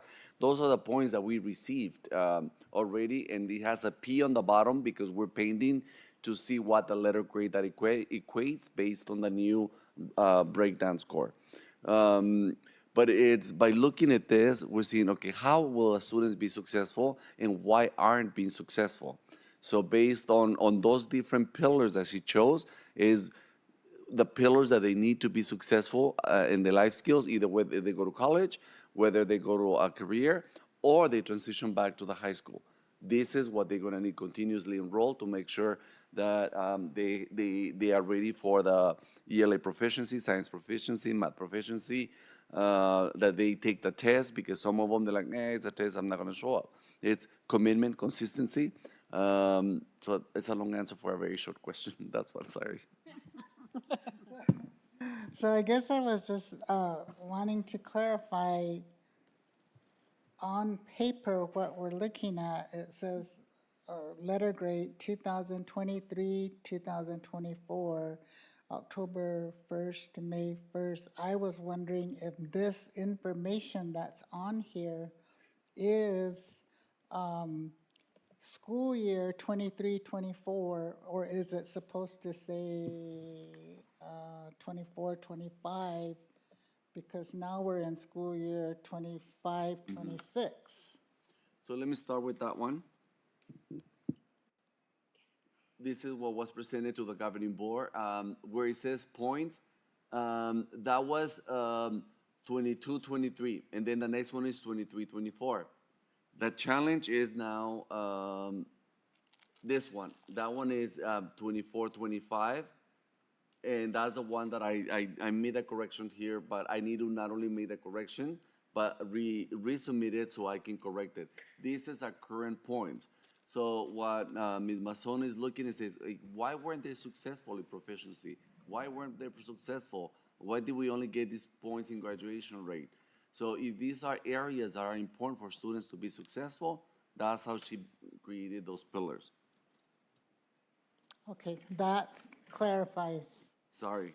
that, because I'm looking at, like, why are we looking at information that's kind of like 2 school years ago when we should be kind of looking at most current? So Yeah. if that was an error, then it'll be most correct. worked on. And then that, I guess, to me, kind of goes into all these steps that you're gonna take to work on those things. So, okay, that was what I was wondering, like, wait a minute, what's going on? Well, where are you pulling this from? Because if that's just you changing the year 23, 24, how do we know that that's 24, 25? Where does this come from? From the Arizona Department of Education, that is preliminary results that you can find online. So all of these are just, you just did it wrong. A screenshot. The dates are wrong, but not the data. Okay, kind of makes me feel like, are you sure? 100%. So what did you say P represented? It's pending. The letter grade is pending, but those are the actual scores that the school earned last year. So I guess if this is data from From the what was in website. last year, is there any kind of data that we have for this year? For this, like how everybody was presenting for this quarter, this is how we started and this is where we're at. Yes. But am I seeing, did I miss it? No. So Well, there's no every single test school. Anything that happened to get any kind of numbers for us to look at? this is, I was saying in the beginning, what you see every single month, you're looking at the activity completed and the attendance. When we met as an LEA with the high school, even though that has been presenting the data that we're collecting, that's a little piece, but we're not looking at everything else that school and our students need. So I'm moving away, Ms. Mason, from only looking at the activities and only looking at attendance to looking at what is the bigger picture. Why aren't our students being successful in developing these pillars that she's choosing for these plan? Are there any data that we have? The data that we're receiving is from last year based on how they did on all of the different categories. But moving forward, what you're gonna see is the data to demonstrate, and I like the way Mr. Buendia put it. It's what is the progress on the goal set? The second one, what is the progress to changing the mindset for the teachers, for the students? And the third one, what is the current outcome based on those areas? So I'm gonna use that as a framework because I think those three are very powerful. Yes, we can bring you the attendance data and the activities data. However, by doing so, that is not moving the needle for our students to be successful. So she was supporting challenge to come up with a more broad and looking at all of the different indicators that our students need, not just that. Yeah. If that makes sense. Okay, so next report would be, starting from this base, what is moving forward, what has been accomplished, and based on this new information that we're gonna be looking at in the future. Okay.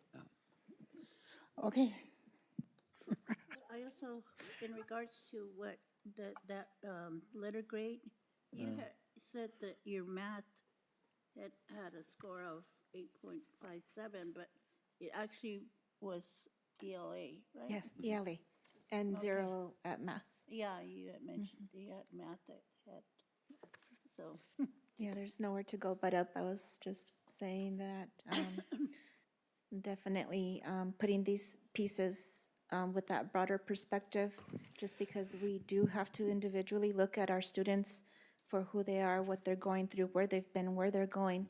It's just been a beautiful gift from them individually for those who have approached me on their own and said, can we sit down? No one's ever sat down with me. Can we sit down? Can you explain to me? So we take out, the transcript, the credits paper, and they do the math, so that they fully understand it. We break it down to a point where it's more personalized and individualized, but also just how can I explain this or express it in a way that is impacting to them.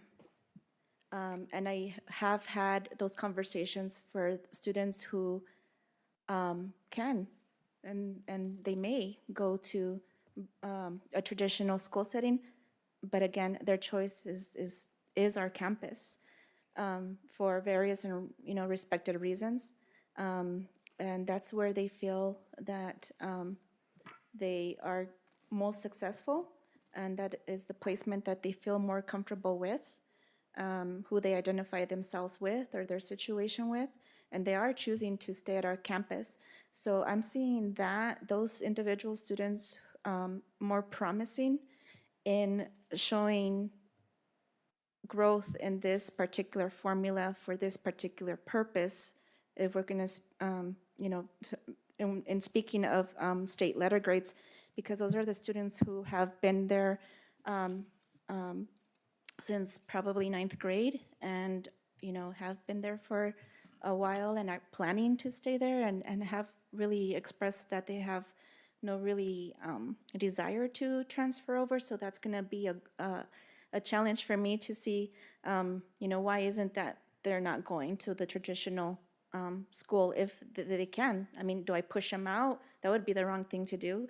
Right now I'm just doing a lot of listening and understanding and honing in onto looking at all the buckets, not just this bucket, right? To see where those students fall in. And I think earlier, like we had discussed with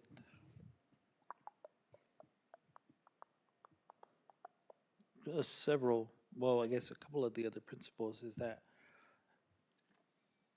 this is, I mean, and I understand this is one way to kind of track and see where we are, but not knowing again where and how and what they're actually looking at, you almost kind of have to like throw the kitchen sink and everything just to try and make sure, because like was explained, somebody may be, excelling at some level, some may not, and then be based on whatever the test scores are for the state, For the state. be even more than the other person. And then so to me, I feel like the more that we can have something that can really be reflective of the students' progress academically, whatever it may be, whatever you want to make sure to gauge it. I think that we should be able to make sure that not only as that standard of care, but standard of academic um, academia, whatever you want to call it, is that the standard that we expect it to be, then if we're not, then we're doing those students a disservice by just looking at the very base level of things that we can look at, which I know you understand and which I know Mr. Diaz has said. You're looking at a really small piece. Let's look at something that I think can be a lot more substantial for the sake of we should be, and for the sake of our students deserve as much, and our communities, our families. The last thing I was going to mention is I know that there's opportunity for a lot of our students, and the workforce development was brought up. But I also know, and I'm hoping you are talking to like One Stop, because I know they also do some paid internships opportunities for like 30 days. They'll pay for somebody to go work. I know some of our students could utilize that skill and be able to still do their, and actually they do require that you're still doing schoolwork. But I think, and I know this is probably not the most public thing, but even trying to look at different entities like TOUA, sometimes they'll do a little internship program. It's not public, like I said, but it might be a good opportunity to reach out to someone and ask, hey, if there's ever any opportunity. And students may thrive, learning different, like we know, students may thrive learning different types of fields and so on and so forth. And TOUA tends to always be one of those areas where people look up to what they're doing and how they're doing it because of the professionalism and the utilities. The utility space is so wide and range that they train you for everything that you're going to do there. And it might be something that helps to push them to graduate and to get what they need done. But again, all of this is just to say I stand with everyone in the sense of that school is very special, and the strengths I think you're recognizing are there in that it has the ability to be very personal, and to that means so much more drive and passion to just see them be successful. So, yeah. All right. Thank you, Ms. Mazon, again for being our last but not least You're today. welcome.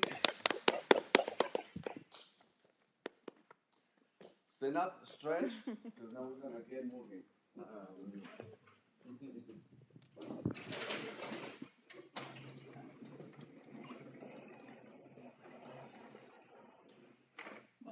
Have a safe trip.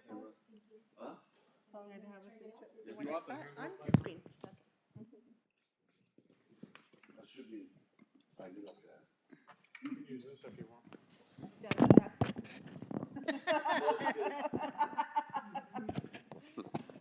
Because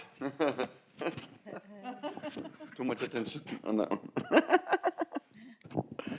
So we're gonna move on now to chronic absenteeism.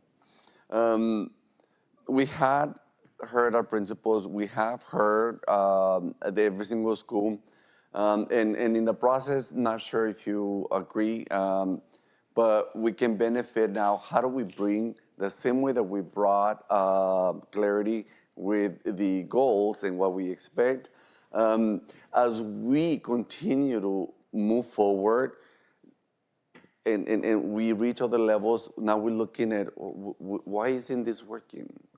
what can we look at now? This area, what is it that is not working here? Accelerated was an example of if we've been looking for 3 years at the number of activities completed, but when I look at the letter grade in ELA performance is not even, it's like 8% that we got. For math, 0. It's then we need to look at something else. One of them also is now chronic absenteeism. The higher we get into partially proficient, highly proficient, now it's going to start targeting us. Today, I heard you guys say, well, what about this area? What about this area? So now we've been more strategic because now we need to look at what's not working and how we're going to make it, build a structure for that. Chronic absenteeism is going to be one of them that I put it on it because as we heard the presentations from our principals, and now there's an opportunity for us to create a structure so we can now maintain success. So as the leaders of the organization,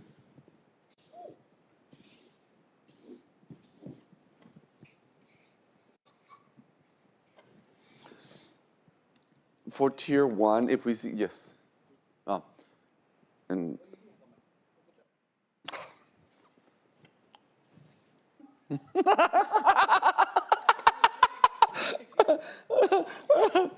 I do. Aaron has set me up. Aaron, sorry to bug you.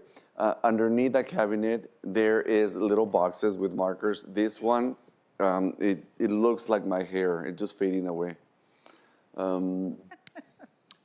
Tier 1. When we were listening to our principals and the presentations, we saw some schools having incentives, some schools having contracts,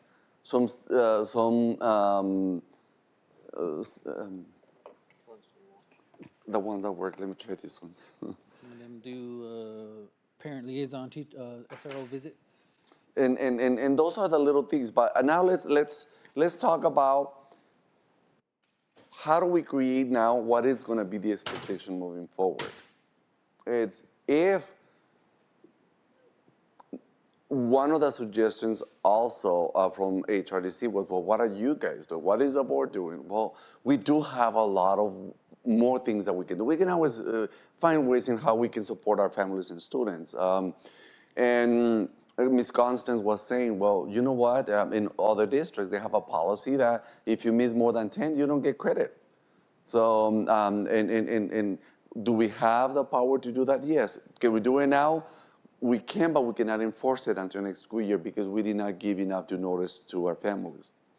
However, as attendance progresses, the very first time I presented to you, which was the chronic absenteeism, we had 75 students fell under that category. A few weeks later, I went back to look at from the beginning of the year until the mid of October, and the number increased to 125 students.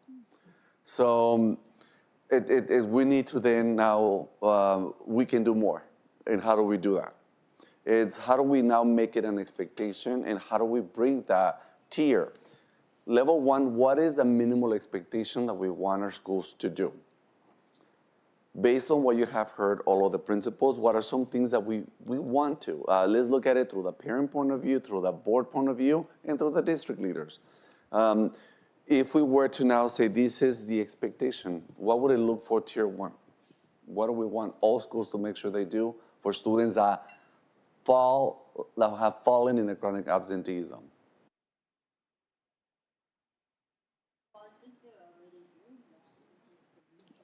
Are they all doing it consistently? So how do we bring that there? So what is a mandatory? What do you want to see as a board? What is a minimal expectation across the Creating a system what they all follow and saying like this is what we're doing when we're dealing with chronic absenteeism. Okay. So if they have 4 steps that we're going to do as a district, what will those steps be? What will be the very first steps?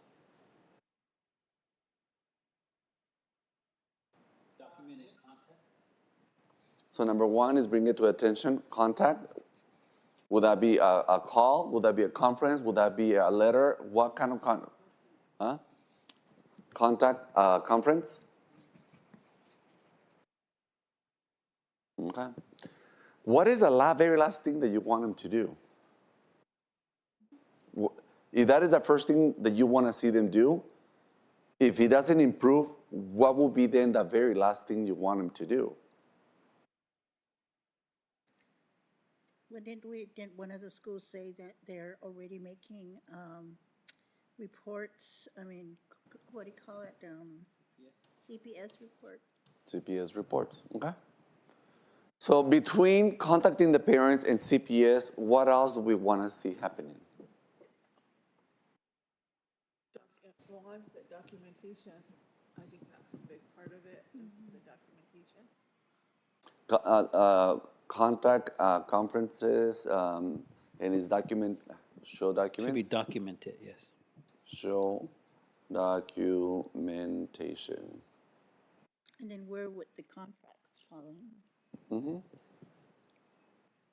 Part two, I think contract, right? No? Contract, and after that, visits. And then after that, CPS, if it doesn't go anywhere from there. Sound, but I don't know, what do you guys think? Home visits?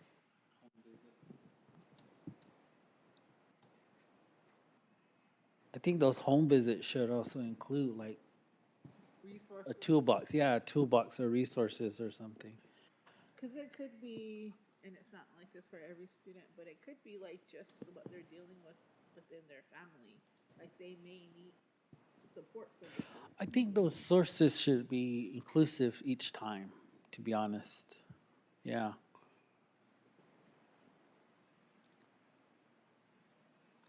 And when? Maybe there's a way to, by that visit, make it so that there's an actual partnership visit, as in not only SRO, but I don't know, what do we say? Somebody with the nation. I don't know who would do it. To be honest, I don't know who would do it, but I think it would be good. I think you would need to see. I would think you would need to see what, yeah, who an individual person, like it would be like an individualized approach. Well, there are some instances in families where they already have an open like connection, either with this Intermountain or if it's another behavioral health source. But I don't know. I'm just saying, big. I agree. There probably needs to be more to it before we include. You know. Is there cases, and there may be cases, I guess, more or less, and when we do the contact and conference that we find out, well, they're not going to school here anymore, but they didn't come in and withdraw. They just, but I would have required, I mean, the other schools I thought would probably require, some type of document that they withdrew or they no longer go to school here.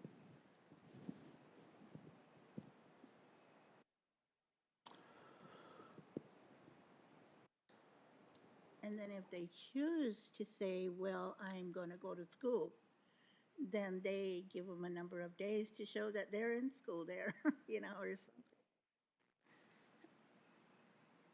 something. But just so that way they're aware that the number 4 thing, if we follow all these steps, and the final thing is they are aware that you could be reported to CPS. You could also run into if they're over 18 and not coming to school, like there's them being dropped because they have those students who, So do you count the chronic absences after? Do you count the 10 days drop? I was gonna say, when does this kick in? Yeah. Is it the first? Oh, they've been out a week.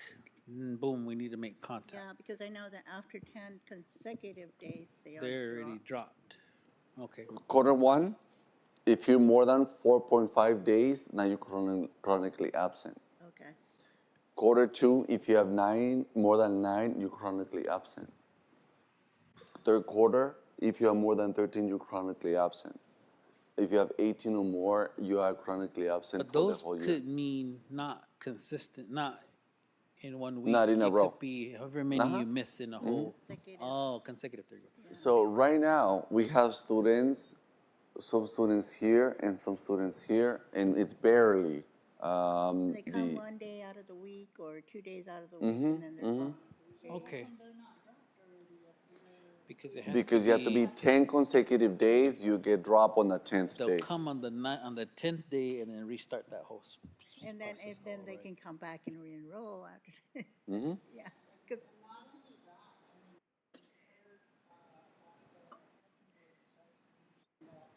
they'll come when it's a sport, when they're gonna play a sport. Then why are they even allowed to play the sport if they are already in that mentality where they don't have to be Yeah. Yeah. Why are they allowed to I thought play? that they had to be a certain grade level to be able to be eligible for Yep. So I'm gonna add it here that it should be then part of the eligibility. Okay. And I know here it's CPS or law enforcement. That is the most chronic level of step. So I guess the question now that I'm asking is because, like you said, you miss 4.5 days in the first quarter, you're chronically absent. To the board or to what we're talking about, when then do we expect this to kick in? The first day that they're actually not at school, hey, you should be at school, or are we thinking by the are we talking if they're not there consecutive days of the week, hey, you need to make contact, you need to have a conference, why or what's going on, anything else we can help with, what happened, just checking in, because in the eventuality if this keeps happening, that's what happened. Boom, they go into the next quarter, oh, we're missing 4 or 5 more days, hey, we're here again making contact, this is your contract now, you need to be here, or ... we're gonna have to go next level. Next quarter, oh, I'm missing 5 more days, and oh, now we need to do a home visit. I have some resources for you. If it's just you can't get here, or if it's just like, what is it? Because otherwise, the next stop is law enforcement or CPS. Okay, I see. And we're looking at some gauging, some thresholds to gauge that, or are you talking about just those numbers up there? Asking. This is what I monitor and I send my principals. Okay. Look at this. This is where we are. Now I need you to follow up, but every single school is now doing something different. So what I'm looking at is how do then we build a structure that is a district structure. So if you're a parent and you have 3 different children, one in a different single school, and only you getting letters from one and not the other ones, even though they're 3, what I need is consistency and something that we can add and bring, we have the power to bring this in place. And also the next level is, if you notice, and I can't wait to show you as part of the reflection, what our board report, if you go back 5 years ago, what it looked like versus what it looked like now. What is the difference on a score as we go through that reflection 5 years ago to now? Is what you choose to inspect shows your intentions, what you choose to pay attention. So if this is something that we're gonna be looking for, great, you have the attendance, we reached the attendance, now let's see your progress on chronic absenteeism. How do we then embed this into our board report side by side? This is your attendance, great. A good example is Ms. Bigay Lewis that said, yes, we have 90% attendance, but our percentage of chronic absenteeism is higher than the states. We need to bring that down. So, but if you notice now they're looking and being strategic. Why are we stopping? We want to grow. What do we need to do more? Well, now they're letting us know this is the next level that we need.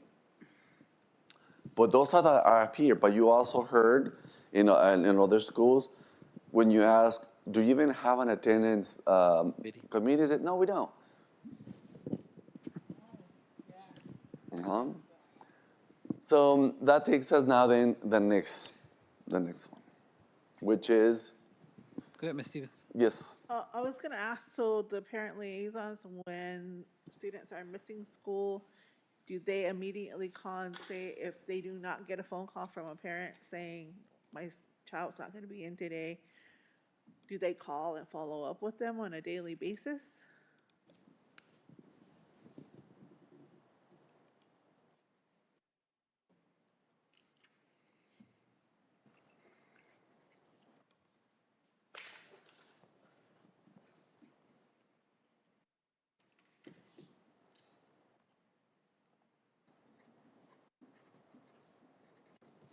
Some schools do, some schools don't.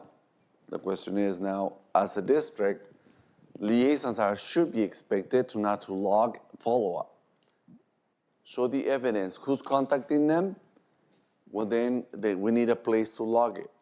And now if I see 10 students that are chronically absent, and then I need to see 10 logs, the parents that did were contacted says, hey, your kid's not here, why? Oh, is it medical? Perfect, make sure that we log it, it's medical. But if it's not, it says, hey, you've been unexcused for 5 days this quarter, you're chronically absent. Right now for first quarter, you're chronically absent, but if you now continue to come to school, you will drop automatically by not having any absences. You will no longer be considered chronically absent. If by now you have already 18, you're gonna be chronically absent for the rest of the year. If you already reach 18 absences, you're chronically absent. So for those, for the rest of the year, for the state, they're gonna be chronically absent. For the other students is, even though we still need to follow up, and says, you need to change the behavior because we still need you to learn, we still need you to graduate. Then we need to prevent anybody else reaching those thresholds. How? By contacting them, by having a contract, but make sure we do a home visit, says, this is serious. And the last one, you're not getting it. I need to take it to the next level. But some of the thing is that if we have a parent liaison, we need to see then, what is the log of the parent liaison? How are they tracking it? How are they following up? How they're supporting the parent and say, you need resources, let me help you. What resources are we providing to those families? Right. Is the parent liaison the first rule of action, or is there other people that should be assisting in this, like counseling services from the school with Anne, or should it be the teacher? For absences, for regular absences that are not chronically absent, they already have their system. The teacher calls them, the office attendance clerk calls them. Now, we're looking at those that are now chronically absent. This is a special category now that we need to make sure we follow up and bring that clarity. One of them, you said, is the parent liaison. All schools, they need to have incentives. All schools, they need to have a committee. Agree. I didn't hear a lot of them talk about incentives other than Miss Begay, and she talked about incentives, and so did primary. Jennifer. But secondary, I didn't hear much about incentives. So a couple of things. Again, I'm only going very general. Why? Because I want to put together an extension of our attendance policy to address chronic absenteeism. By doing so, then I need every single school to address and update their attendance plan to reflect how they're going to address the chronic absenteeism. And by doing so, how are we going to track our progress? In the beginning of the day today, I said one of the ways that we're changing the mindset is by identifying what are the students need, what are the practices, and how we're going to monitor the progress. Well, the need is we need to reduce chronic absenteeism. The next layer, what is going to be the promising practice or the strategy or the actions? These are going to be the actions. How are we going to monitor how we're doing? Is by them updating the attendance plan, and 2, by also adding the chronic absenteeism as part of their board report to bring us updates. And these are ideas to generate more ideas. What else comes to your mind? More so the transparency of it all. I think that if I didn't understand that whole top part, what you just talked about, I guarantee our parents don't understand that. At that point, you reach that point. We need to be very intentional with our messaging to say, we're having this discussion. It can and will affect you. Here's what you need to know. And I would say if we can host a study session or some sort of something to say, this is where we're going to have a little bit more discussion and talk more about it, implement this moving forward. I think there's some expectations we can set now, like you as a superintendent can start to like lay the groundwork. But I think as we're moving forward, definitely inform. I would also say infographics and sharing that on social media, sharing it with students when they're going home or the parent portal. Oh, Which is due notice, due process, effective now, blah, blah, blah. And by having this now, we also giving our principals a new tool. yeah. The board expects me to do this. This is now an expectation. I'm reinforcing part of our policy. This is thinking to generate more thinking. I'm going to be bringing this back, but I wanted to deposit a seed so we can begin the work on this. I'm going to bring this back in the next board meeting as part of an idea. I will presenting it with my principals and say, this is the minimal expectation. Is there anything else that you're doing that we need to give you credit for? Or is there anything that is working for you that you want the other principals to also be part of it? Right. So that it can be more collaborative and we can get also the buy-in. Those that have great attendance, they're going to say, yeah, let's put 5 pages. Those that don't have good attendance, they're going to say, that's a lot. Well, it is. Yeah. Well, it is. Any questions regarding this project? No, I can already hear some of the pushback, but like you said, Pushback is good. I think by doing that, creating something, I think by doing that, creating something that's universal for the school district, it shows the legislative oversight committee that we are doing our part and committing to the chronic absenteeism was mentioned before. What are you doing as a school? I think that although we have been, or some sites have been really focused on trying to, and have brought those numbers down, I think that all sites need to do that, and especially I think it's really important that all sites have that the team to what is it, the attendance team or whatever to Attendance make committee. sure, yeah, the committee to make sure that those things are happening. As far as the liaisons, isn't that kind of like their primary thing too, or what is their primary? Why can't that be one of the responsibilities of the liaison, to be able to put together an attendance committee? And that was one of their questions.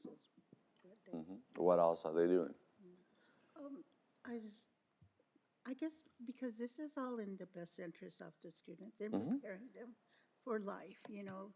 We have jobs, and if we're absent 3 days and not calling in, we're gonna lose our jobs. Oh, And then also college, you know, you have to be in classes because college is totally different from your, you know, high school, where the amount of time that you spend in those college classes depends on how much you're going to get out of it. I think framing it in the sense of setting a student up for success includes this. because I, for one, can already say that I would have, if I were just hearing this anywhere else, it would come across, negative. Yeah, but knowing now how I have to look at it as a parent and now as a board member, okay, if I'm gonna speak of this, introduce or support this type of effort, then I need to hold myself to that same standard, and I can see it the same way. It's like sometimes, and I've seen it so much in other areas that some students just have the run of the mill over their parents, and that's too bad. But hopefully, this also gives some support to the parents in the sense that, hey, I don't have a choice now. You're going to school. Because we're in a whole different type of realm of parenting and a whole different realm of student, but we have to do something like we're saying. So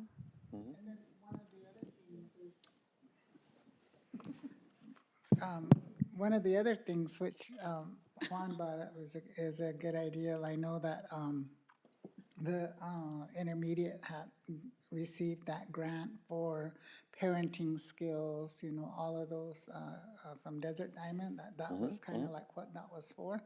And I think that at the other sites, I don't know if they've applied for grants for things like that, which is really helpful and useful in a manner where they have those incentives and those things to promote that community involvement and making sure that the parents have life skills, because sometimes some of the parents, they don't have those life skills. And so that's maybe some of the reasons why their children aren't in school, when they should be, because they don't know how to address those and be the parent. So I think that with all of this, it's not only just for our students, but it's for our community. So we're looking at having our community be better, and it's kind of like all the way around. It's not just the student, it's everyone, and everyone should be involved. Like they say, the community raises the children, oh, and we should kind of see it in that way. Ms. Vance just kind of stirred a little bit of something in my mind, and I'm thinking about it now as a parent who would respond is we need to also be ready to activate certain levels within our capability to say, well, my student said this, was bullied, was treated, was blah blah blah. Okay, that activates a whole different level of support that we can provide as a school.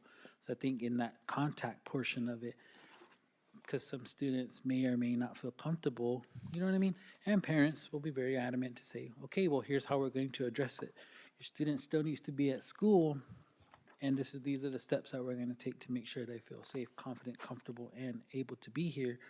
But I also don't want I want that to be documented as well to say, hey, we were here, we gave you we tried to do the best we could. Now you're just literally deciding to not be at school. But we also need to step up and be at that level to say we're ready to provide support for those types of instances. You know what I mean? To answer your question, the intermediate and the accelerated, they did receive funding from the DDC to create incentives. So did the Sunrise House. The Sunrise House created, they got the $65,000 in which we can then say, hey, can you put together a parent intervention training for those students who are chronically absent so we can provide them how they can ensure that this is not happening again? What is going to be their plan that they're going to create or put together, and what additional support they may need so the students are in place. And then another aspect of why students or teachers, do we, it's sometimes like it is health or it's care or it's those things. Those other activated systems of support need to be there. Sunrise House with their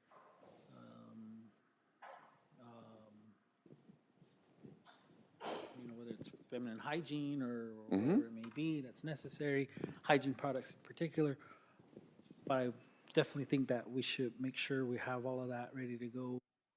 But on the other side of that is do we have a nurse practitioner or do we just have just a nurse? is there some things that we can do on site for students as opposed to making parents? No, not really, huh? They'd have to still schedule a healthcare visit, which sometimes takes X amount of months or whatever it may be. I guess that ties all into our psychological services as well. But I'm just thinking on the side of healthcare, what we can or can't do when it comes to that. Referrals to our social emotional learning department. Okay. Okay. No. It's just the thinking spurring more thinking. They used to give out, because I know they brought some to our house, That's it. the hygiene stuff. Oh. Oh, they, And I know in the past, the Sunrise has given alarm clocks yeah. Oh, okay. to some parents that may need it. Ms. Stevens? Sorry. I was gonna say, I always think about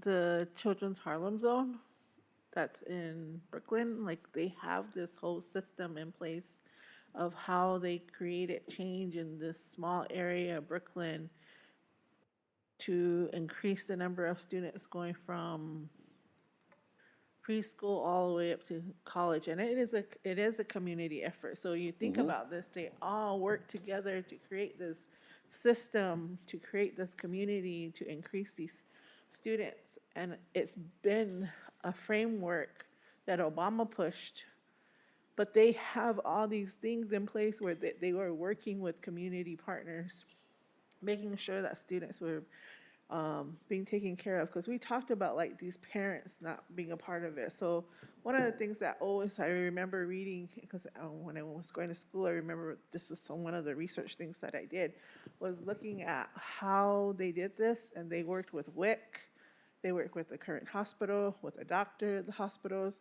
How are we promoting education from the womb and to your parents? And if their parents are not, don't have jobs or they don't have services, what are we doing to get them to those services when they're going to the hospital? If they're going to, are they applying for WIC? What are they doing? Teaching them how to be a parent, giving them parent lessons, and about massaging their child, reading to their child, like just so many avenues that you can think about. And it trickled into, from starting the school into the community, and how it became like a huge problem, a huger solution of how they were combating the educational system. So I always think about that because it's something that we're thinking about, but I would say like, look at that. Have your teachers look at that, because there's so many resources that are there. And you're thinking, generate more thinking. This is where I think I failed when I met with HRDC, is by saying, this is the level of support that I need from you. Is to give them some starting ideas so that they also start thinking, well, we didn't think of that, but yes, that's easy. Something that promote education, something that promote incentives, something that promote all the other partners. But I want to be able to say, this is what we're doing.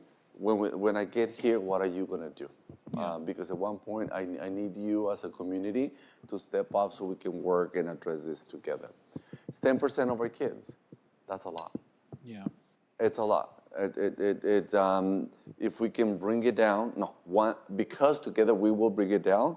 And I don't want to give up on what additional supports that we can get, and even if it's from local communities, not necessarily from the bigger picture, but if we can begin having these conversations when we go and promote what the BUSD is doing, to awaken that curiosity, like what else can we do as a community, and for parents to start hearing, hey, it not only BUSD, it's also HRDC, but also my local community promoting attendance. This gives me plenty to work with or to get started. I'm going to be bringing back, but if you have anything else, before I move on to the next one, let me know. Once, twice. Huh? Yeah, well, a lot of service, and you're going to definitely see it with all that happening. See so many negative impacts that are gonna change because of the shutdown. And I think about like services as far as like TUA, a lot of, I mean, maybe I didn't know a lot of people who are aware of the services that you provide as far as like working with people who need assistance. And how is that, like, people just feeling overwhelmed and beat down by the system, and Oh. like, how do you walk them through life and say, like, these are the things that you need, you learn, but most people, like, take it upon themselves to do that, but some people don't, some people need that. You need to walk them through the process. No, yeah, for sure. I'm sorry? Yeah. No, I just need, or not a selfie, so I can start working on this. Thank you. It was like even with like looking at housing, people assume, oh, you know how to get a house. There's a process. You really have to sit down with people and help them understand, especially those that have never ever had a rent payment before. They don't, not to put it past them, but because if you lived in a traditional home or something, you've never ever paid rent. Right. But now you're in a whole different situation where, oh, I didn't know you were going to ask me for money for the month for my house. Yeah, that's what this, and it's so sad because they get to that point where they're like, well, then I can't do it. And I say, yeah, you can, but you have to hear the resources that can help you do that. It's so strange, but Yeah. it's also like, But if you don't grow up with money, Right. and you have somebody also providing for you, yeah, it becomes a crippling point in your life, and you have to learn how to work through that, and like going through the system. And I learned this a whole lot when I worked with students at TOCC, Uh-huh. like just them trying to get them to resources and how can that will be beneficial for them. Moving, transferring over, or even moving into a city, and like moving to a city is a whole different ballpark. Like there's things that you never had to consider when you were living here. yeah, there's so much taken care of. Yeah, How to apply to a job. right. It's such a big step. Even just phone etiquette, like answer the phone or even leave like respond in some way. It's the less you say, the worse it can be. But the more you explain. So what a fool is not okay to answer that. No, thank you so much for your thinking. Again, I'm excited that we gotten to this level of need. That as we continue to see the progress, is how else can we support? Sir, yes, sir. We don't have access to your Can I get presentation. access? What?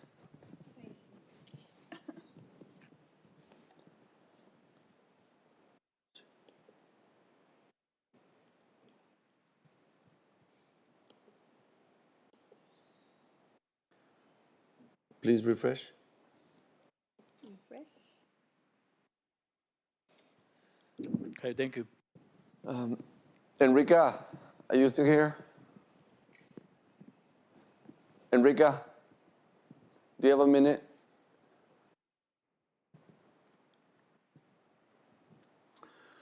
I just want to give a shout out to Enrica. That was her first meeting that she set up in Board Docs. She put the binders together. So thank you for helping us, especially when Ben is out. Thank you for your support. And I want to just give it a shout out. Let's give her a hand for it. Without her, I would not be able to run this today. I understand that we had some hiccups, and I apologize for that. But nevertheless, Enrica, she stayed all week in supporting, and also after this morning, she had all of the presentations ready to go. Thank you, Enrica. I appreciate your support. Now, for this presentation, it is a walkthrough, and it is a reflection. And your influence. I'm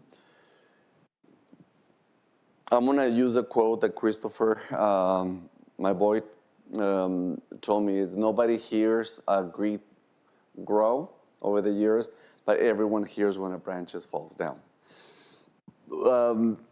you live in a legacy as a board, and over the years, you're gonna see in some areas that we have worked and in some areas that we still need to work on.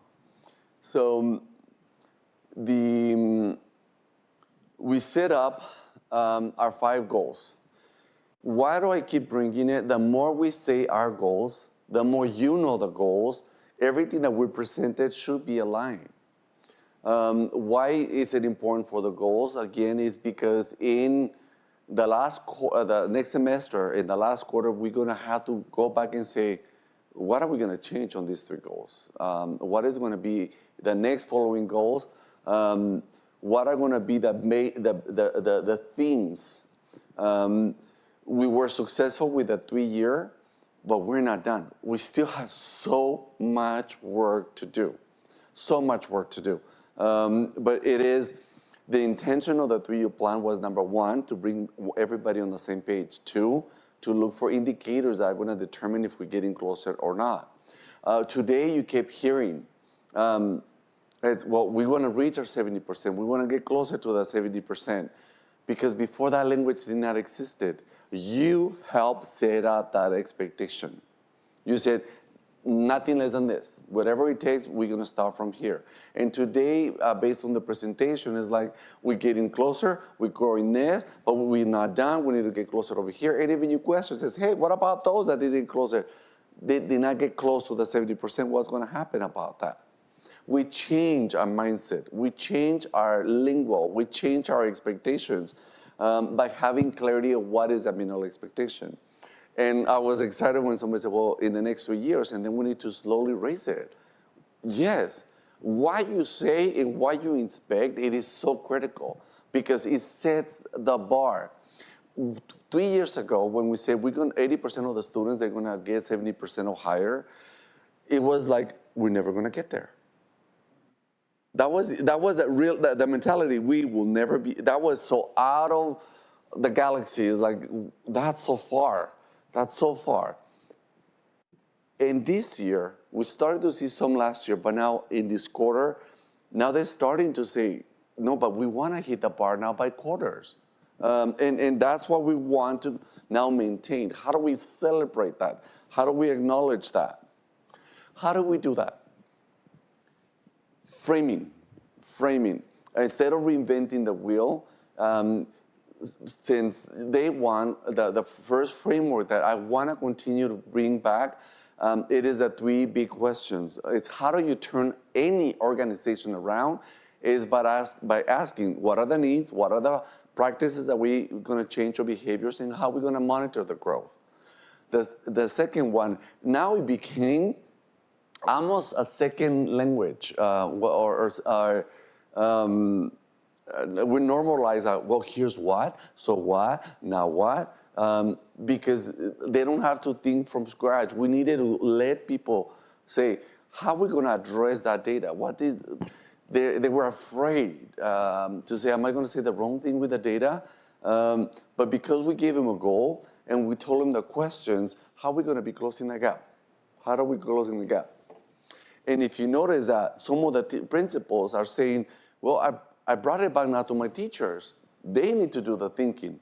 And one of them say, I'm going to bring it all the way down to my students. They need to know their own data. They need to help and monitor the data. So for this year, I was saying how we're going to form it, how we're going to norm it, and how we're going to be performing. And today, it was an example of how we're going to be performing. As a district, we came up with ways in how to monitor the academics by content, by standard, by teacher, and by students. We also, as an organization, we're looking at the attendance by school, by grade, by teacher, by student. And now we're taking it this year a step further. But now, collaborating with HRDC, we're going to show them by community. What is the attendance based by community? Letter grade is one indicator, but it's not all of the indicators. It's only one selfie, but it's also what are the different tools that we can use to motivate everybody. So we're using different ways to motivate. The intrinsic motivation is We're using, hey, how many standards are we reaching at 70%? And you're helping with that. The way you acknowledge this meeting alone, the fact that you said we're going to have quarterly benchmark reviews, the power that it carries. What you choose to pay attention is going to show the intentions. It is going to show what is it that they need to show us. And they're going to go back and say, hey, every quarter, they're going to be looking at the scores. And they're going to be looking by school. They're going to be looking by content. They're going to be looking by teacher. And the level of awareness, now some of the teachers, well, no, we want to reach higher now at this point. So it is, how do we use all of the systems already there? But it is because you're paying attention, because you're asking those questions, because you're setting the time, you're making pretty much everything else easier. Because you're setting up the temperature and the thermometer. So this is what I want. This is what I want to expect. Your questions such as, well, I want to see how the collaboration is going to work. I want to see what that impact is going to have. You're not saying that's working or that's not working or what is the school trying to do. No, it says, I want to see how is that working. You giving and feeding the principals and the teachers, this is our goal, these are the practices, you said the practices, okay, now tell me how's that working. And you also saying, let us know what other support you need. As a board, we want to make it clear, do you have what you need? So that level of interaction is bringing everyone on the same target and on the same page. In the beginning of the year, during the kickoff, we celebrated and gave awards to everyone that showed pockets of excellence. That in the beginning of the year, by having everyone and acknowledging they got the trophy is like this big. We brought Ms. Lianes and we gave her also the trophy for doing what we expect, engaging the kids, making it culturally relevant. These are some examples of what we're looking at. And this is current examples of excellence. I want you to see the red. I want you to see the blue. Is last couple of years, how much blue and green did we see? This is your legacy. This is your legacy. Now we're not celebrating until the end of the year. You set a new bar, you set a new standard, this is your legacy. It's by the first quarter, they want to showcase, hey, this is what we're doing. By the teachers now understanding that we're also looking how you're doing individually. Are you bringing it above or below? What is your contribution to the students? But for us, it was our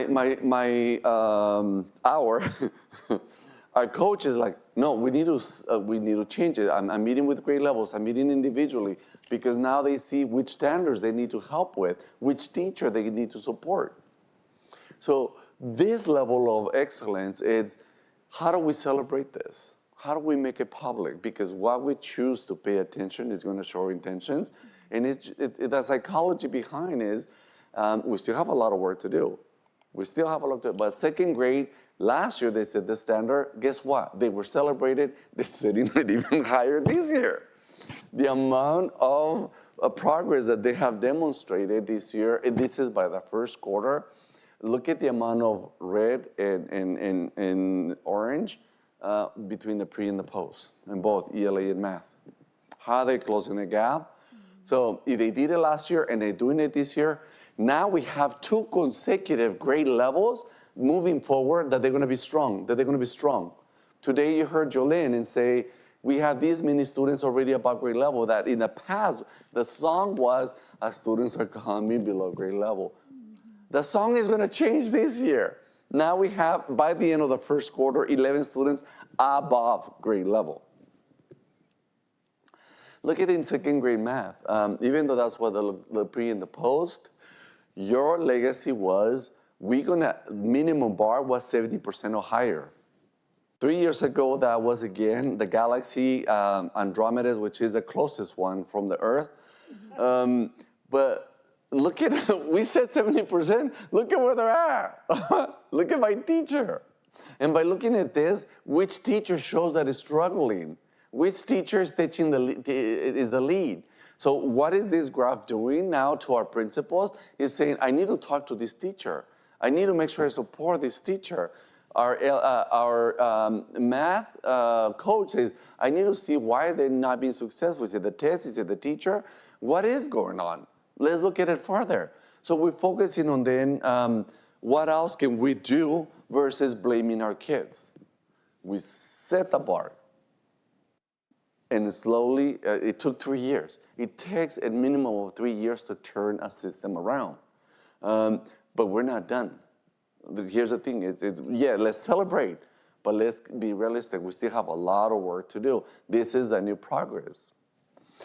We're looking at, as part of our plan is that the students are going to score 80% of 70 on the standard, so we looked at it by grade level on the top. But now, what happens when the kids are not learning? Well, we have a system in place so that we can monitor. So the first graph, or the first level is when students take the test in the first time, and then they have to do some reteaching. And for those that did not get the scores, we're going to give them a different score to see if they went up. So that is called Tier 1 and Tier 2 interventions. It's reteaching. So now when we look at it, and we see it by grade level and by teacher, and then we see, okay, are they being effective or not? What additional support do they need? And in this case, second grade is showing their interventions is working as well. That's why they're being successful. But we're also looking at, okay, how are they doing with the lesson plans? The highest score is a 4. So as we check in the lesson plans, what additional support do our teachers need? Are they setting up for success when they're ready for the lesson plans? So that's another system that we have in place. So now we know not only when the scores, but let's see how ready are they to teach.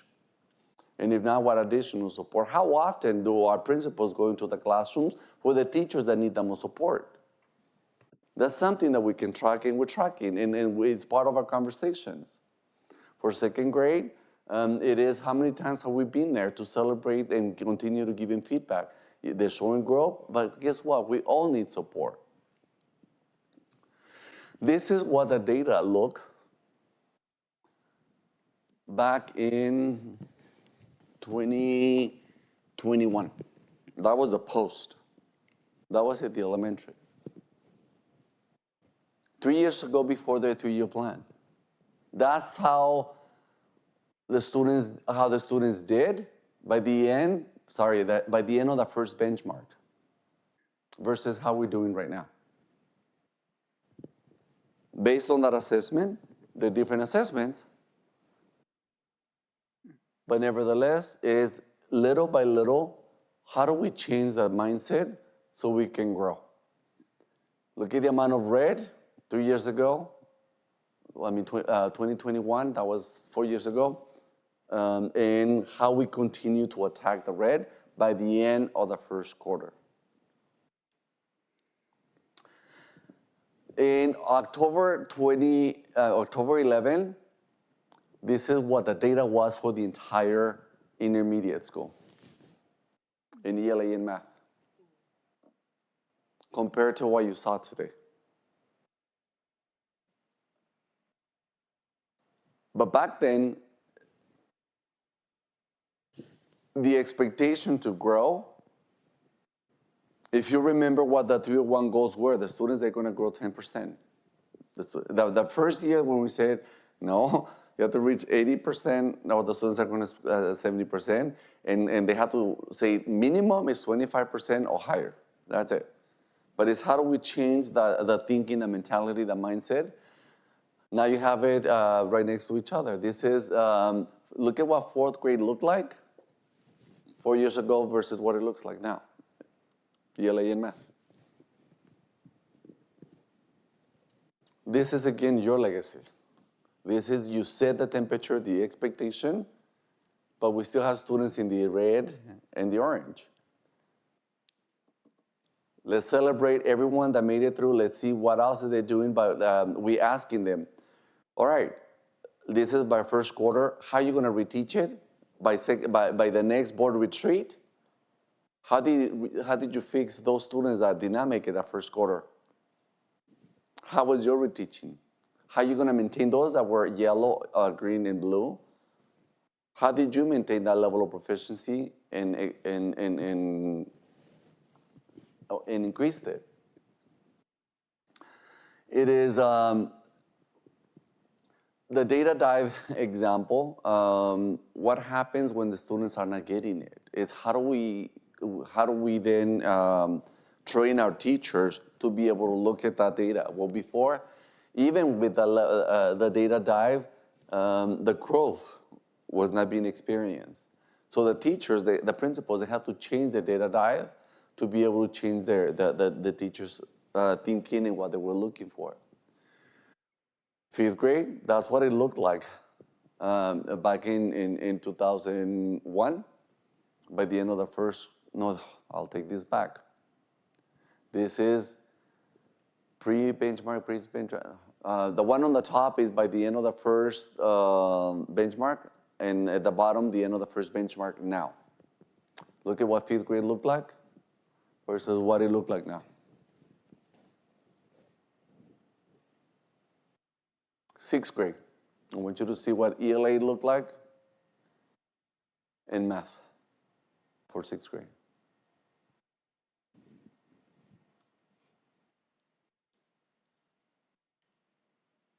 For 5th grade.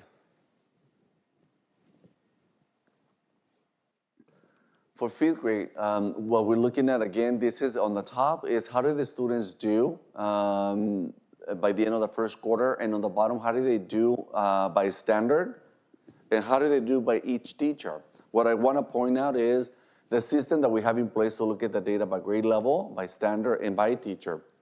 What do we see here? A part of our reflection, how many they reach 70%? If not, how much closer? Which teacher is struggling the most to teach a specific standard? How are we going to support that particular teacher? And if you grew 25% and you did not reach the 70% that we need, how much more do you need to do? How much closer did you get? If you already grew that much, look at how much closer you are to meet the 70% through some reteaching and interventions. Oops. Same thing for 6th grade. It's highlighting our system in place is that we need to look at how they're doing on the pre versus the post as a grade level by the teacher, by the standard by teacher. Once again, the question for my team was, which teacher has been the most successful? Which teacher is struggling the most? Before we blame the students, let's look and see what do we need to do as adults to be able to prepare ourselves, to be able to execute and teach that standard.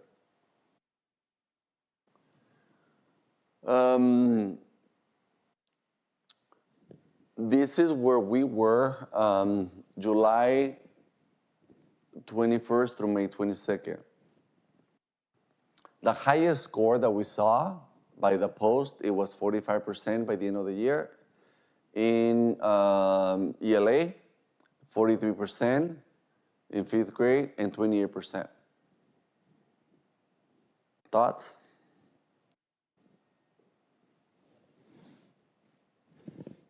Comments?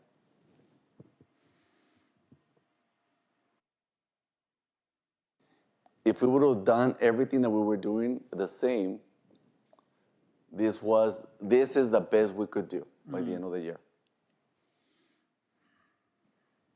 Again, we have a lot of work to do.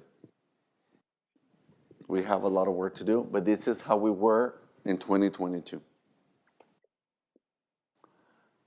The high school. If you look on the left, this was the board report at the end of the year on the left-hand side of the chart. The challenge with these tests on the left, teachers created those tests. And when we found out those tests were not aligned with a state test. So there was always a surprise. How come it looks like we do so good, but when we take the test, it looks so bad? So we changed the test. Now the teachers, they don't create it. Now we use something that is already standardized. And we saw a major dip when we changed the test. And what we see now, what you see in the pre and the post, it is aligned with what the state is going to look like. As Onset was saying, we have so much work to do at the middle school and high school. Even though we see growth, the amount of red reduced through the state, the orange and the red is still red. So especially starting in 7th grade, boy, do we have work to do. We have our work cut out. And this one. For 8th grade, even though we see the amount of red reduced, but when I add up the red and the orange, we have a lot of work to do. 9th grade. We can celebrate the ELA. There was a major change in the ELA. It was greatly reduced. That is the path. So what does that tell me? It is this cohort of 9th graders, they coming in strong, and they're teaching them. So the next 4 years, we're going to be raising the bar because they're already coming in strong. What was also different, these students had the opportunity to attend summer school, and they had a summer bridge to teach them and the additional study skills, so they're successful this year. The math. We have, this is the ELA for the 10th, and now we have geometry as well for 10th grade. And when we look at the pre and the post,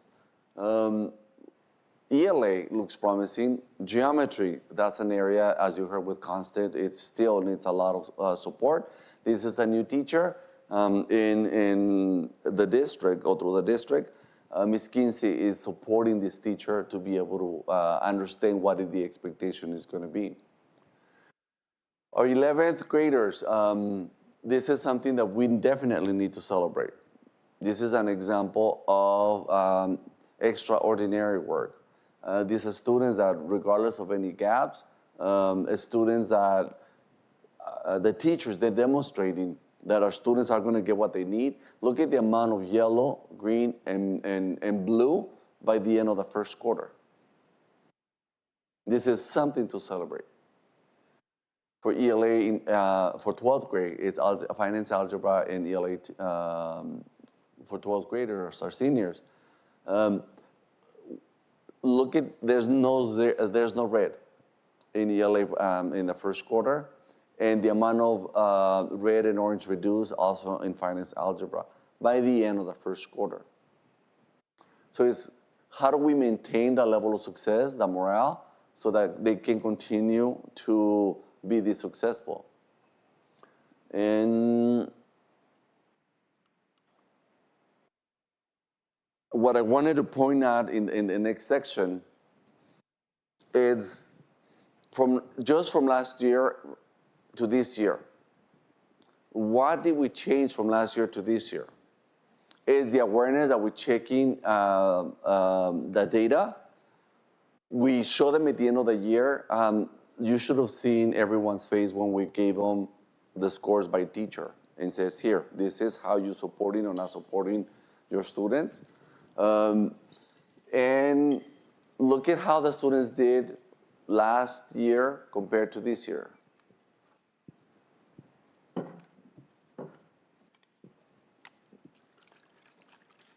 Another example, it's in ELA 12. From last year to this year, the level of proficiency, how it has increased.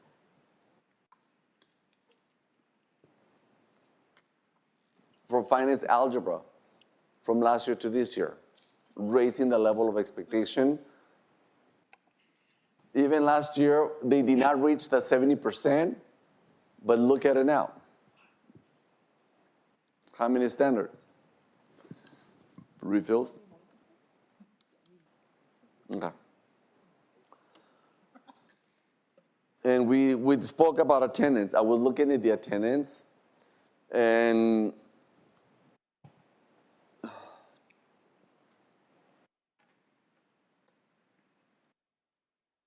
That's not what I wanted. But we were talking about attendance and what is it that now what we need to do to increase it. What I wanted to share and share with the governing board today is that we may not see all of the blue that we want to see in 1 year. But I wanted you to see is how your efforts, your support, your share accountability over the last 3 years, the difference that it is making, not only for our students, but also for our teachers. Oops.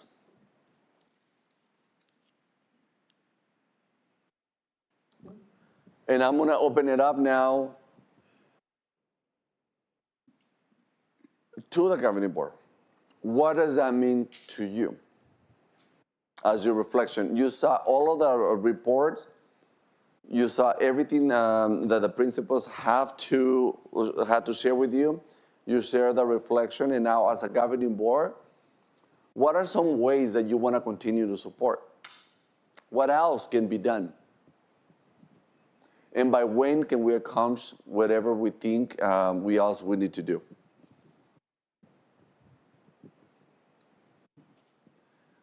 Based on what principals presented, based on what I presented, how else can we support our staff? How can we do that? And by when and how are we going to see if we met that goal?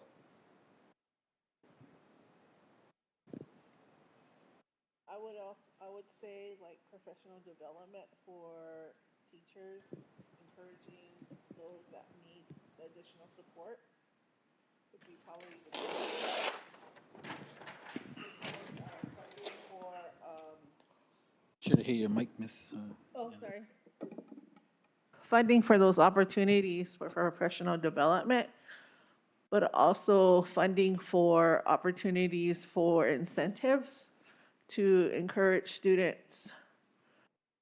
But also our staff. I think if you show support to your staff, they're going to take pride in what they're doing.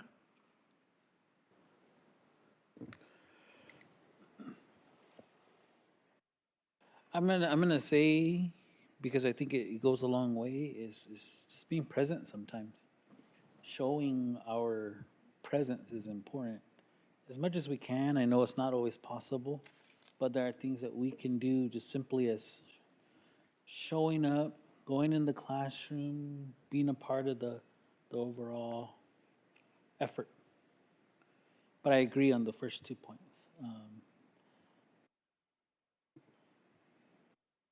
Am I up, Ms. Vance?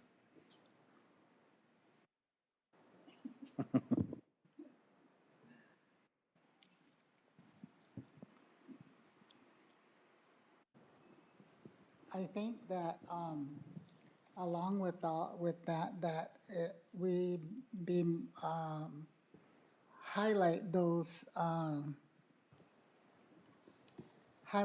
teachers or the staff that are, you know, really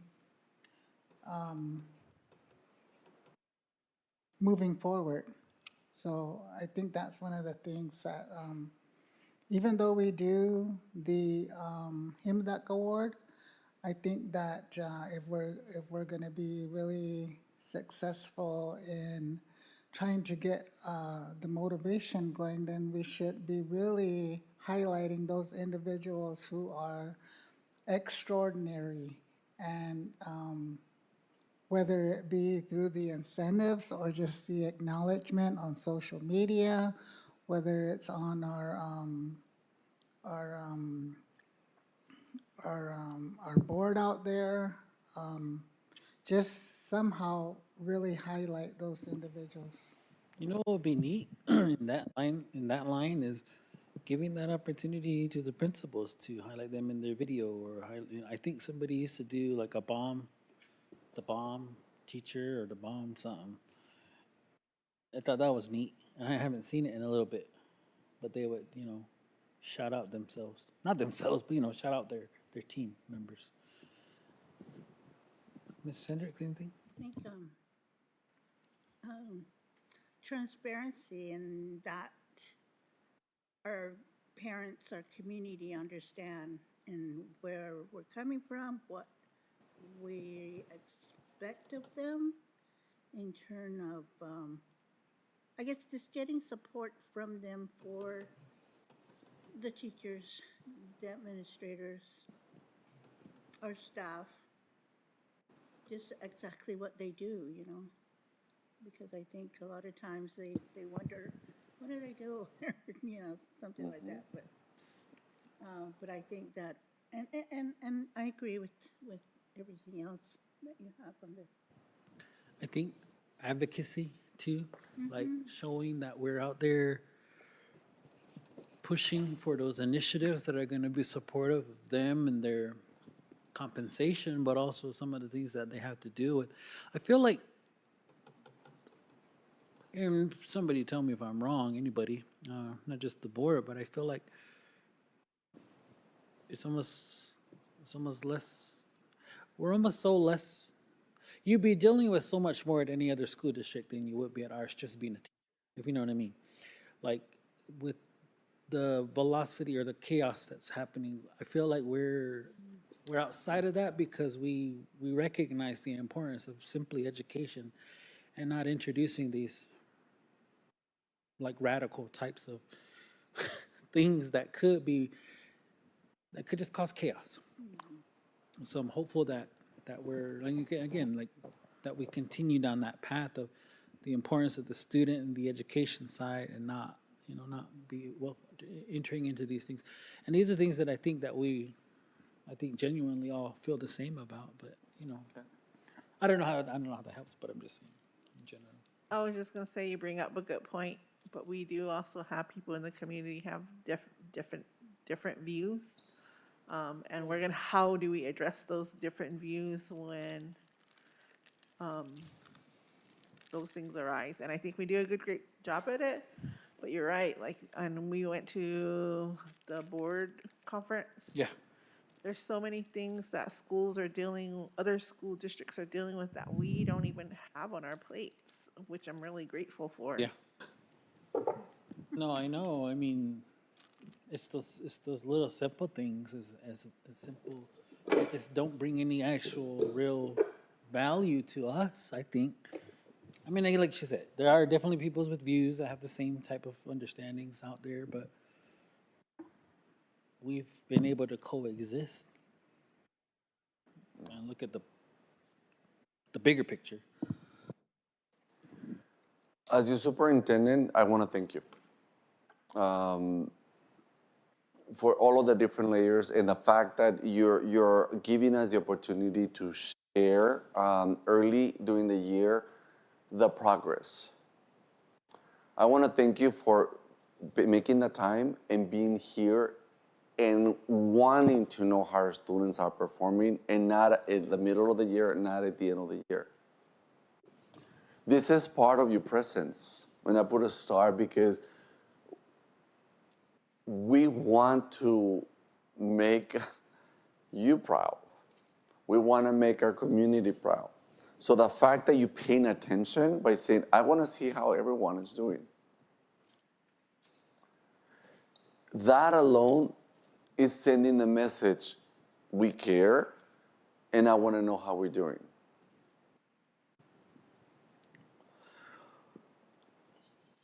And how do we now find the way to celebrate them? That is part of my job. Is how do I bring opportunities for us to celebrate them? This is part of our job. As we began our crusade visiting all the communities, to tell our story. Facebook is saying one story. The community is telling one story. It's going to take time to build that trust. But if we continue to say, hey, this is what we're doing, this is what we're celebrating, by marketing it, by videos, by holding events and acknowledging it, we do a great job right now with the kids by having the Student of the Month. Now we have 2 schools doing the quarterly awards assemblies. And this year, at the middle school and high school, I was very pleased to see the amount of more parents that they're like now coming and saying, hey, I want to be part of it. We had one that was running and they're like, are we late? No, I said, well, you're super early, but thank you. But is that they bring in that level of acknowledgement, positive reinforcement for the right reason, and the extraordinary pockets, even by student level. Parents, they want to hear how the students are doing. Nobody wants to hear how bad our students are doing, but sometimes we have to wear those big pants and say, but we also have to have a courageous conversation because things are not working, such as chronic absenteeism. Definitely the professional development we provide for new teachers. We have the year-round support, but it's not enough. So the professional development now, by giving them to empower the team and our coaches and say, where do you need to be? And says, I want to be out there supporting them. Then go. Let's schedule it. It's screaming. So thank you for trusting that level of support as well and showing how they're supporting. Incentives. Every school has a little bit different incentives, but also for our staff. There's different ways of incentives. They have the 301 incentive. Your presence, your time, it has no price. Your presence, you are our boss. You are the members of the community. Your time has no price. Your words carry so much power because it's when we hear that you notice the growth, it gives that it releases the endorphins to say, hey, I want to do better for my students. But when you also say, we want to see because it doesn't work, it also carries so much weight because, hey, they care. And that's part of being courageous. It's saying things are not working here. We need to see a different system in place. It carries so much weight. It is important for me as your superintendent and for the staff to have these conversations and to be able to have this level of planning and understanding because we calibrate on what's important. If we take away our goals and we take away this, there's going to be so much noise and we're going to be all over the place. The reason we don't have a lot of the issues and drama that is going on is because you're supporting a very clear goal. You want our students to be successful. You want our teachers to be successful. You have our principals to be successful. You said it several times throughout the whole day, we want you to be successful. We want you to be successful. That carries weight. It's the fact that you're when I need you said, hey, I need you to be here and I want you to give a spill. And at any point, President Buendia said during the community, the PIMA meeting, the Pima County meeting, that he had to give a speech on the spot. He said, well, we have to be ready at all times because that's what we do all the time. That's what I do with you guys. Like, I need you to give me a message. I need you to give you speed. I need you to give blah, blah, blah. But I want to thank you for your commitment. I want to thank you for giving us this time and space. You have full jobs, you have families, and you're still making it a time for everybody else's children, for our community children. It is a small reflection, but it carries weight. Because now, based on this, let's work together and make this happen. And that is my job. Is now how can I support my governing board now to provide this level of awareness so that they can see how your work, it makes a difference. It may seem that because you're way up here that your work is not making a difference. Today was important for me because I wanted you to see your legacy. I wanted you to see over time the small changes that you're making over time. It is working, but we're not done. We still have so much work to do. So I will need your support. I will continue to be your support and continue to creating these opportunities, continue to hold us accountable, and continue to have those courageous conversations. Let's use our differences to create more thinking, but at the end of the day, to continue to be stronger. I look forward to our next one. Any thoughts, questions, comments? I'll be more than happy to record you now. Anything?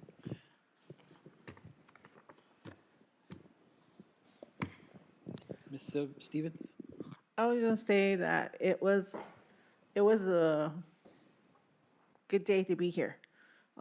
It was great to hear each site share how they have progressed over like at the beginning of the school year till now, and it's only the first quarter. So I'm excited to see what the next quarter brings, and also to hear how they're celebrating what they're doing and realizing where they need to focus their energy as far as what needs to get done so these students can be more successful. Overall, I think each site did a really great job in sharing that information and gave me more of an insight of what they're doing. And you're right, presence does make a big difference. Representation matters. I think, like, especially in our own community, and preaching the choir because I don't come to a lot of things, but really, I am grateful when I'm able to be sitting here or being a part of something because we chose to do this. We don't get paid to do this, but it's something we're passionate about. And honestly, education changes people's world. So I'm always going to make sure that I have some kind of aspect of being a part of that. So I thank you for the opportunity to learn and grow all the time. Every time I come here, I always feel like, thank you. Because sometimes our own personal lives and our jobs sometimes beat you down. And then so to come here and like be a part of this is like, oh, good. This is why I'm here. So thank you. Thank you. Ms. Sylvia? Um, I had a hard time getting here, but because of a lot of things that are going on, in the family and whatnot. But um, but I am glad I am here, and I've been. What happened? Microphone, speak closer to the microphone so we can hear it. Oh, can you hear me now? um, but the 50 plus years that I have worked in education, for at different levels, I've enjoyed that opportunity. I've enjoyed the work that I've done. I've enjoyed being here, and I'm so thankful for these young people here that are here today with me, because of their insights and the different and where we're going in the district compared to where we were in the past. And and I'm just so thankful for that. And I think that you have a lot of families, you have a lot of our staff, our administrators, who also, I think, um, really appreciate the support that we put forth, uh, in efforts for them to succeed in their schools, their students' education. Because I've always thought that our students deserve the best education, and with the jobs that I did here with the school district, and now the job that I do in education where I'm at now, and then including being part of this school board.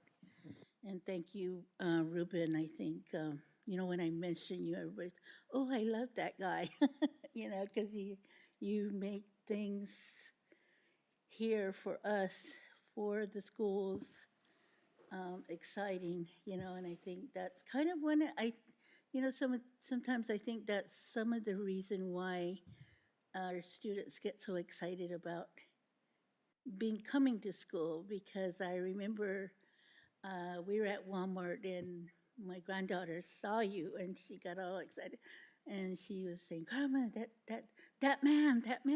I said, "Oh, that man from the school," and she got really excited because she knew who you were because you made your presence, from the beginning. And so, but again, like I said, I'm so grateful, and I feel good that when I do leave, that it, everything is moving the way it is, and we're moving to be successful, and the difference between when we're so much trying to get our grade levels up, to where we're at now, and celebrating all this, you know, it just does something to my heart, and I love you all. Thank you. Thank you. Thank you, Ms. Sylvia. I feel like today, in a lot of days, and a lot of times, I think just piggybacking off what you both have said, today it was pleasantly and very much gratefully appreciative of that we took the time, especially, but also how much of the reports were very positive, and there's always room to grow, always things to work on. But I think that in the years that we've been able to sit here and some of the things we've had to discuss, decisions being made, and whether good or bad, the culmination and everything else of everything that we've come from and done. It's weird to say I've sat here for 6 years because it doesn't feel like that yet. Um, Looking at this type of information on a scale of what we're setting as the expectation, and seeing how much we're right there, I think has definitely really felt like this is, again, like just was mentioned, this is why we're here today. This is why I'm here today. This is why we do give up the time, and try to do our best to be present, and um, um, to be informed, and to give the respect of listening, responding, and or at least taking in the information, and truly digesting it as we should as board members. And so today just kind of reinforces that, and I'm grateful, of course, for each of you ladies sitting here, and to everyone who plays a part in the overall effort that we're putting forth. And Mr. Diaz, and to all of your cabinet, there's I think there's a lot to say, there's so much I think people don't realize that you all actually put yourselves through just so that we can see one child succeed. And that says so much more about how much we as a people care for our own, because we don't, and I'm saying this as a person who has had very much experience in it, we don't give that much to our own as much as you give to someone who you don't know. And it's something to work at as a people, as a community, and I know it's possible, and I know we can, and I know we will. But I am ever grateful, I think, as an individual, to be able to sit here, support, take the time, and to continue to set the bar, and at the same time support getting to that bar and that level, and surpassing it. So today just really did reinforce so much of, and you putting it into perspective, I think, Mr. Diaz, that look at where we were and look at where we are, because I remember sitting in here thinking the same thing. What am I gonna do, or what are we gonna do that's gonna actually be an impact here by the time we're gone? And I'm hopeful, of course, Miss Sylvia, you're seeing, firsthand from where we come from, where we've come from, and where we're going. And for me, the snapshot that we have in these last 6 years has been nothing short of just, it's truly impressive to see, and truly impressed, and I'm very grateful to be able to support. Um, but I know we can do more, and I think that's the point of, like, me challenging myself as well, to learn more, to understand more, to be more supportive, to be understanding, and to be more open-minded, and continue to just impress that this is a good place to not only work, but a good place to continue to engage in the upbringing and the education of our children within the community, particularly our Tohono children. But I know that there are many who come that are not from Thanatom. And I think that that hopefully is expressed in a way that, you know, we try to build that community to be simplistic in that you will be loved, you will be encouraged, and you will be prepared when you come here, no matter where you come from. So it's been a really good day to kind of reinforce that. Ms. Vance?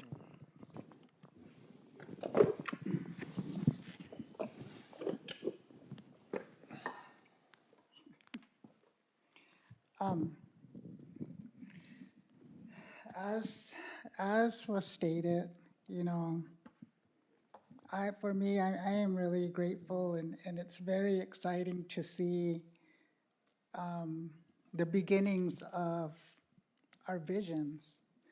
I know we started out with our 3-year strategic plan by clearing the land, and then, you know, we're even though we're in our third year, we're starting to see the efforts and the changes that are slowly coming along, but still they're coming along. And that is really something, because in our statements and in our visions, we want to see those graduates that are going to be highly accomplished in whatever field they go, whether it's secondary education, whether it's straight into the workforce, but that they do something. And I think this is the beginning of, you know, setting that bar for them, not only them, but their families and their communities and their, you know, everyone that is going to be looking up to them for the future. And I think that this first steps, because like as was mentioned, we didn't have a plan. There wasn't really any set goals previously. And now that we're on this mission, we see those changes. We're seeing, we've lifted the bar in going from a 10% increase and growth to 25%. And I hope that increases even higher in the future, because that's what's needed to turn our school around. And it has already started making that circle. So I'm really grateful. And yeah, it does take time. Like somebody was asking me earlier, you're in a meeting? It's Sunday. Like, yes, I am in a meeting. Don't bother me. You know, because we make that commitment, and I know each one of us had a vision when we had started, a personal vision of what we wanted to see for our children. And for me, I'm seeing that. And I'm seeing that it's also getting out to the communities, like getting others involved, whether it's our oversight committee, the nation's education department, some entities here in the nation, the fire department, TOUA, they're really supportive in making sure that they're present. So it's just to see a community evolve in making sure that their children are educated and that they move forward is really is very inspiring. It's really good to see, and I'm so glad that I'm part of it. I'm so glad that all of us here, and I know Sylvia has been here for over 20 years, but Anna Marie and Juan and I, just for the 6 years we've been here, that it has been an opener for us. There's a lot of stuff we didn't understand, we didn't know when we first came on board, and sometimes it got really hard. And I didn't want to come to meetings. I was like, oh, no. But then it changed. Somewhere along the line, it changed. And it's like, I have to be there. I have to be there to make sure that we keep going, because that was one of the reasons for running was we wanted to see transparency. We wanted to see change. We didn't want to, we wanted to see things move forward and not just stay the status quo. So I'm really grateful for being here. I'm really grateful for Ruben and all that energy that you have.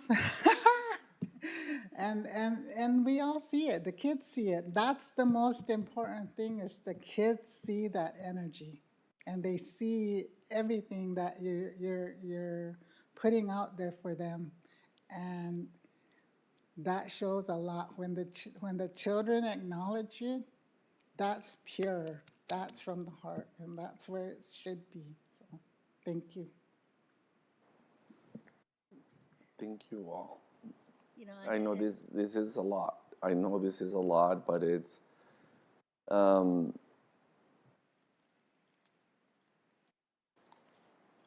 your responsibility is bigger than mine.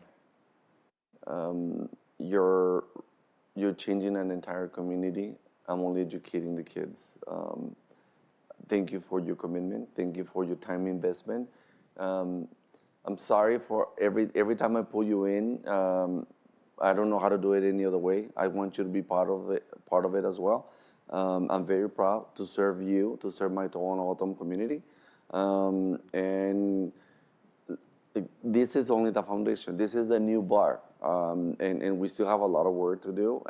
Let's continue to focus on what matters. Don't let noise distract us. Let's grab the bull by the horn when it comes our way. I trust you, and I trust that we're gonna continue to collaborate and work on our mission, our vision, and whatever our new 3-year goal will be. Thank you all. Enjoy your evening. you know, it was, when you mentioned that it's been 3 years, I didn't, my God, there's been so much that has been done within the 3 years and how fast it went, how fast it came and went. Yeah. And Aaron, thank you for being here also. Thank you. Yeah, quiet over there. I say that too for like every of the staff members that had to be here because you're right. Like it's a Sunday. Like who wants to be doing something on Sunday? Most people are trying to get relaxed and get ready for the week. But they gave up their time to be here to share information and also like at nighttime. Most people are going home and don't get home. But when we're here, they're still here with us and they present to us and they have to travel back home. Oh. So it does, you know, they make an impact in our kids' life, and for them to stay here and share that information is really valuable. So thank you.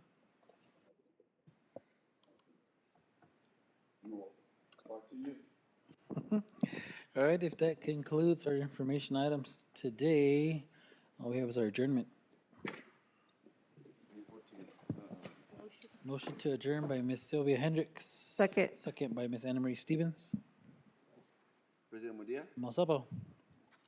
Kathy Vance, Masapa. Sylvia Hendricks, Ms. Stevens.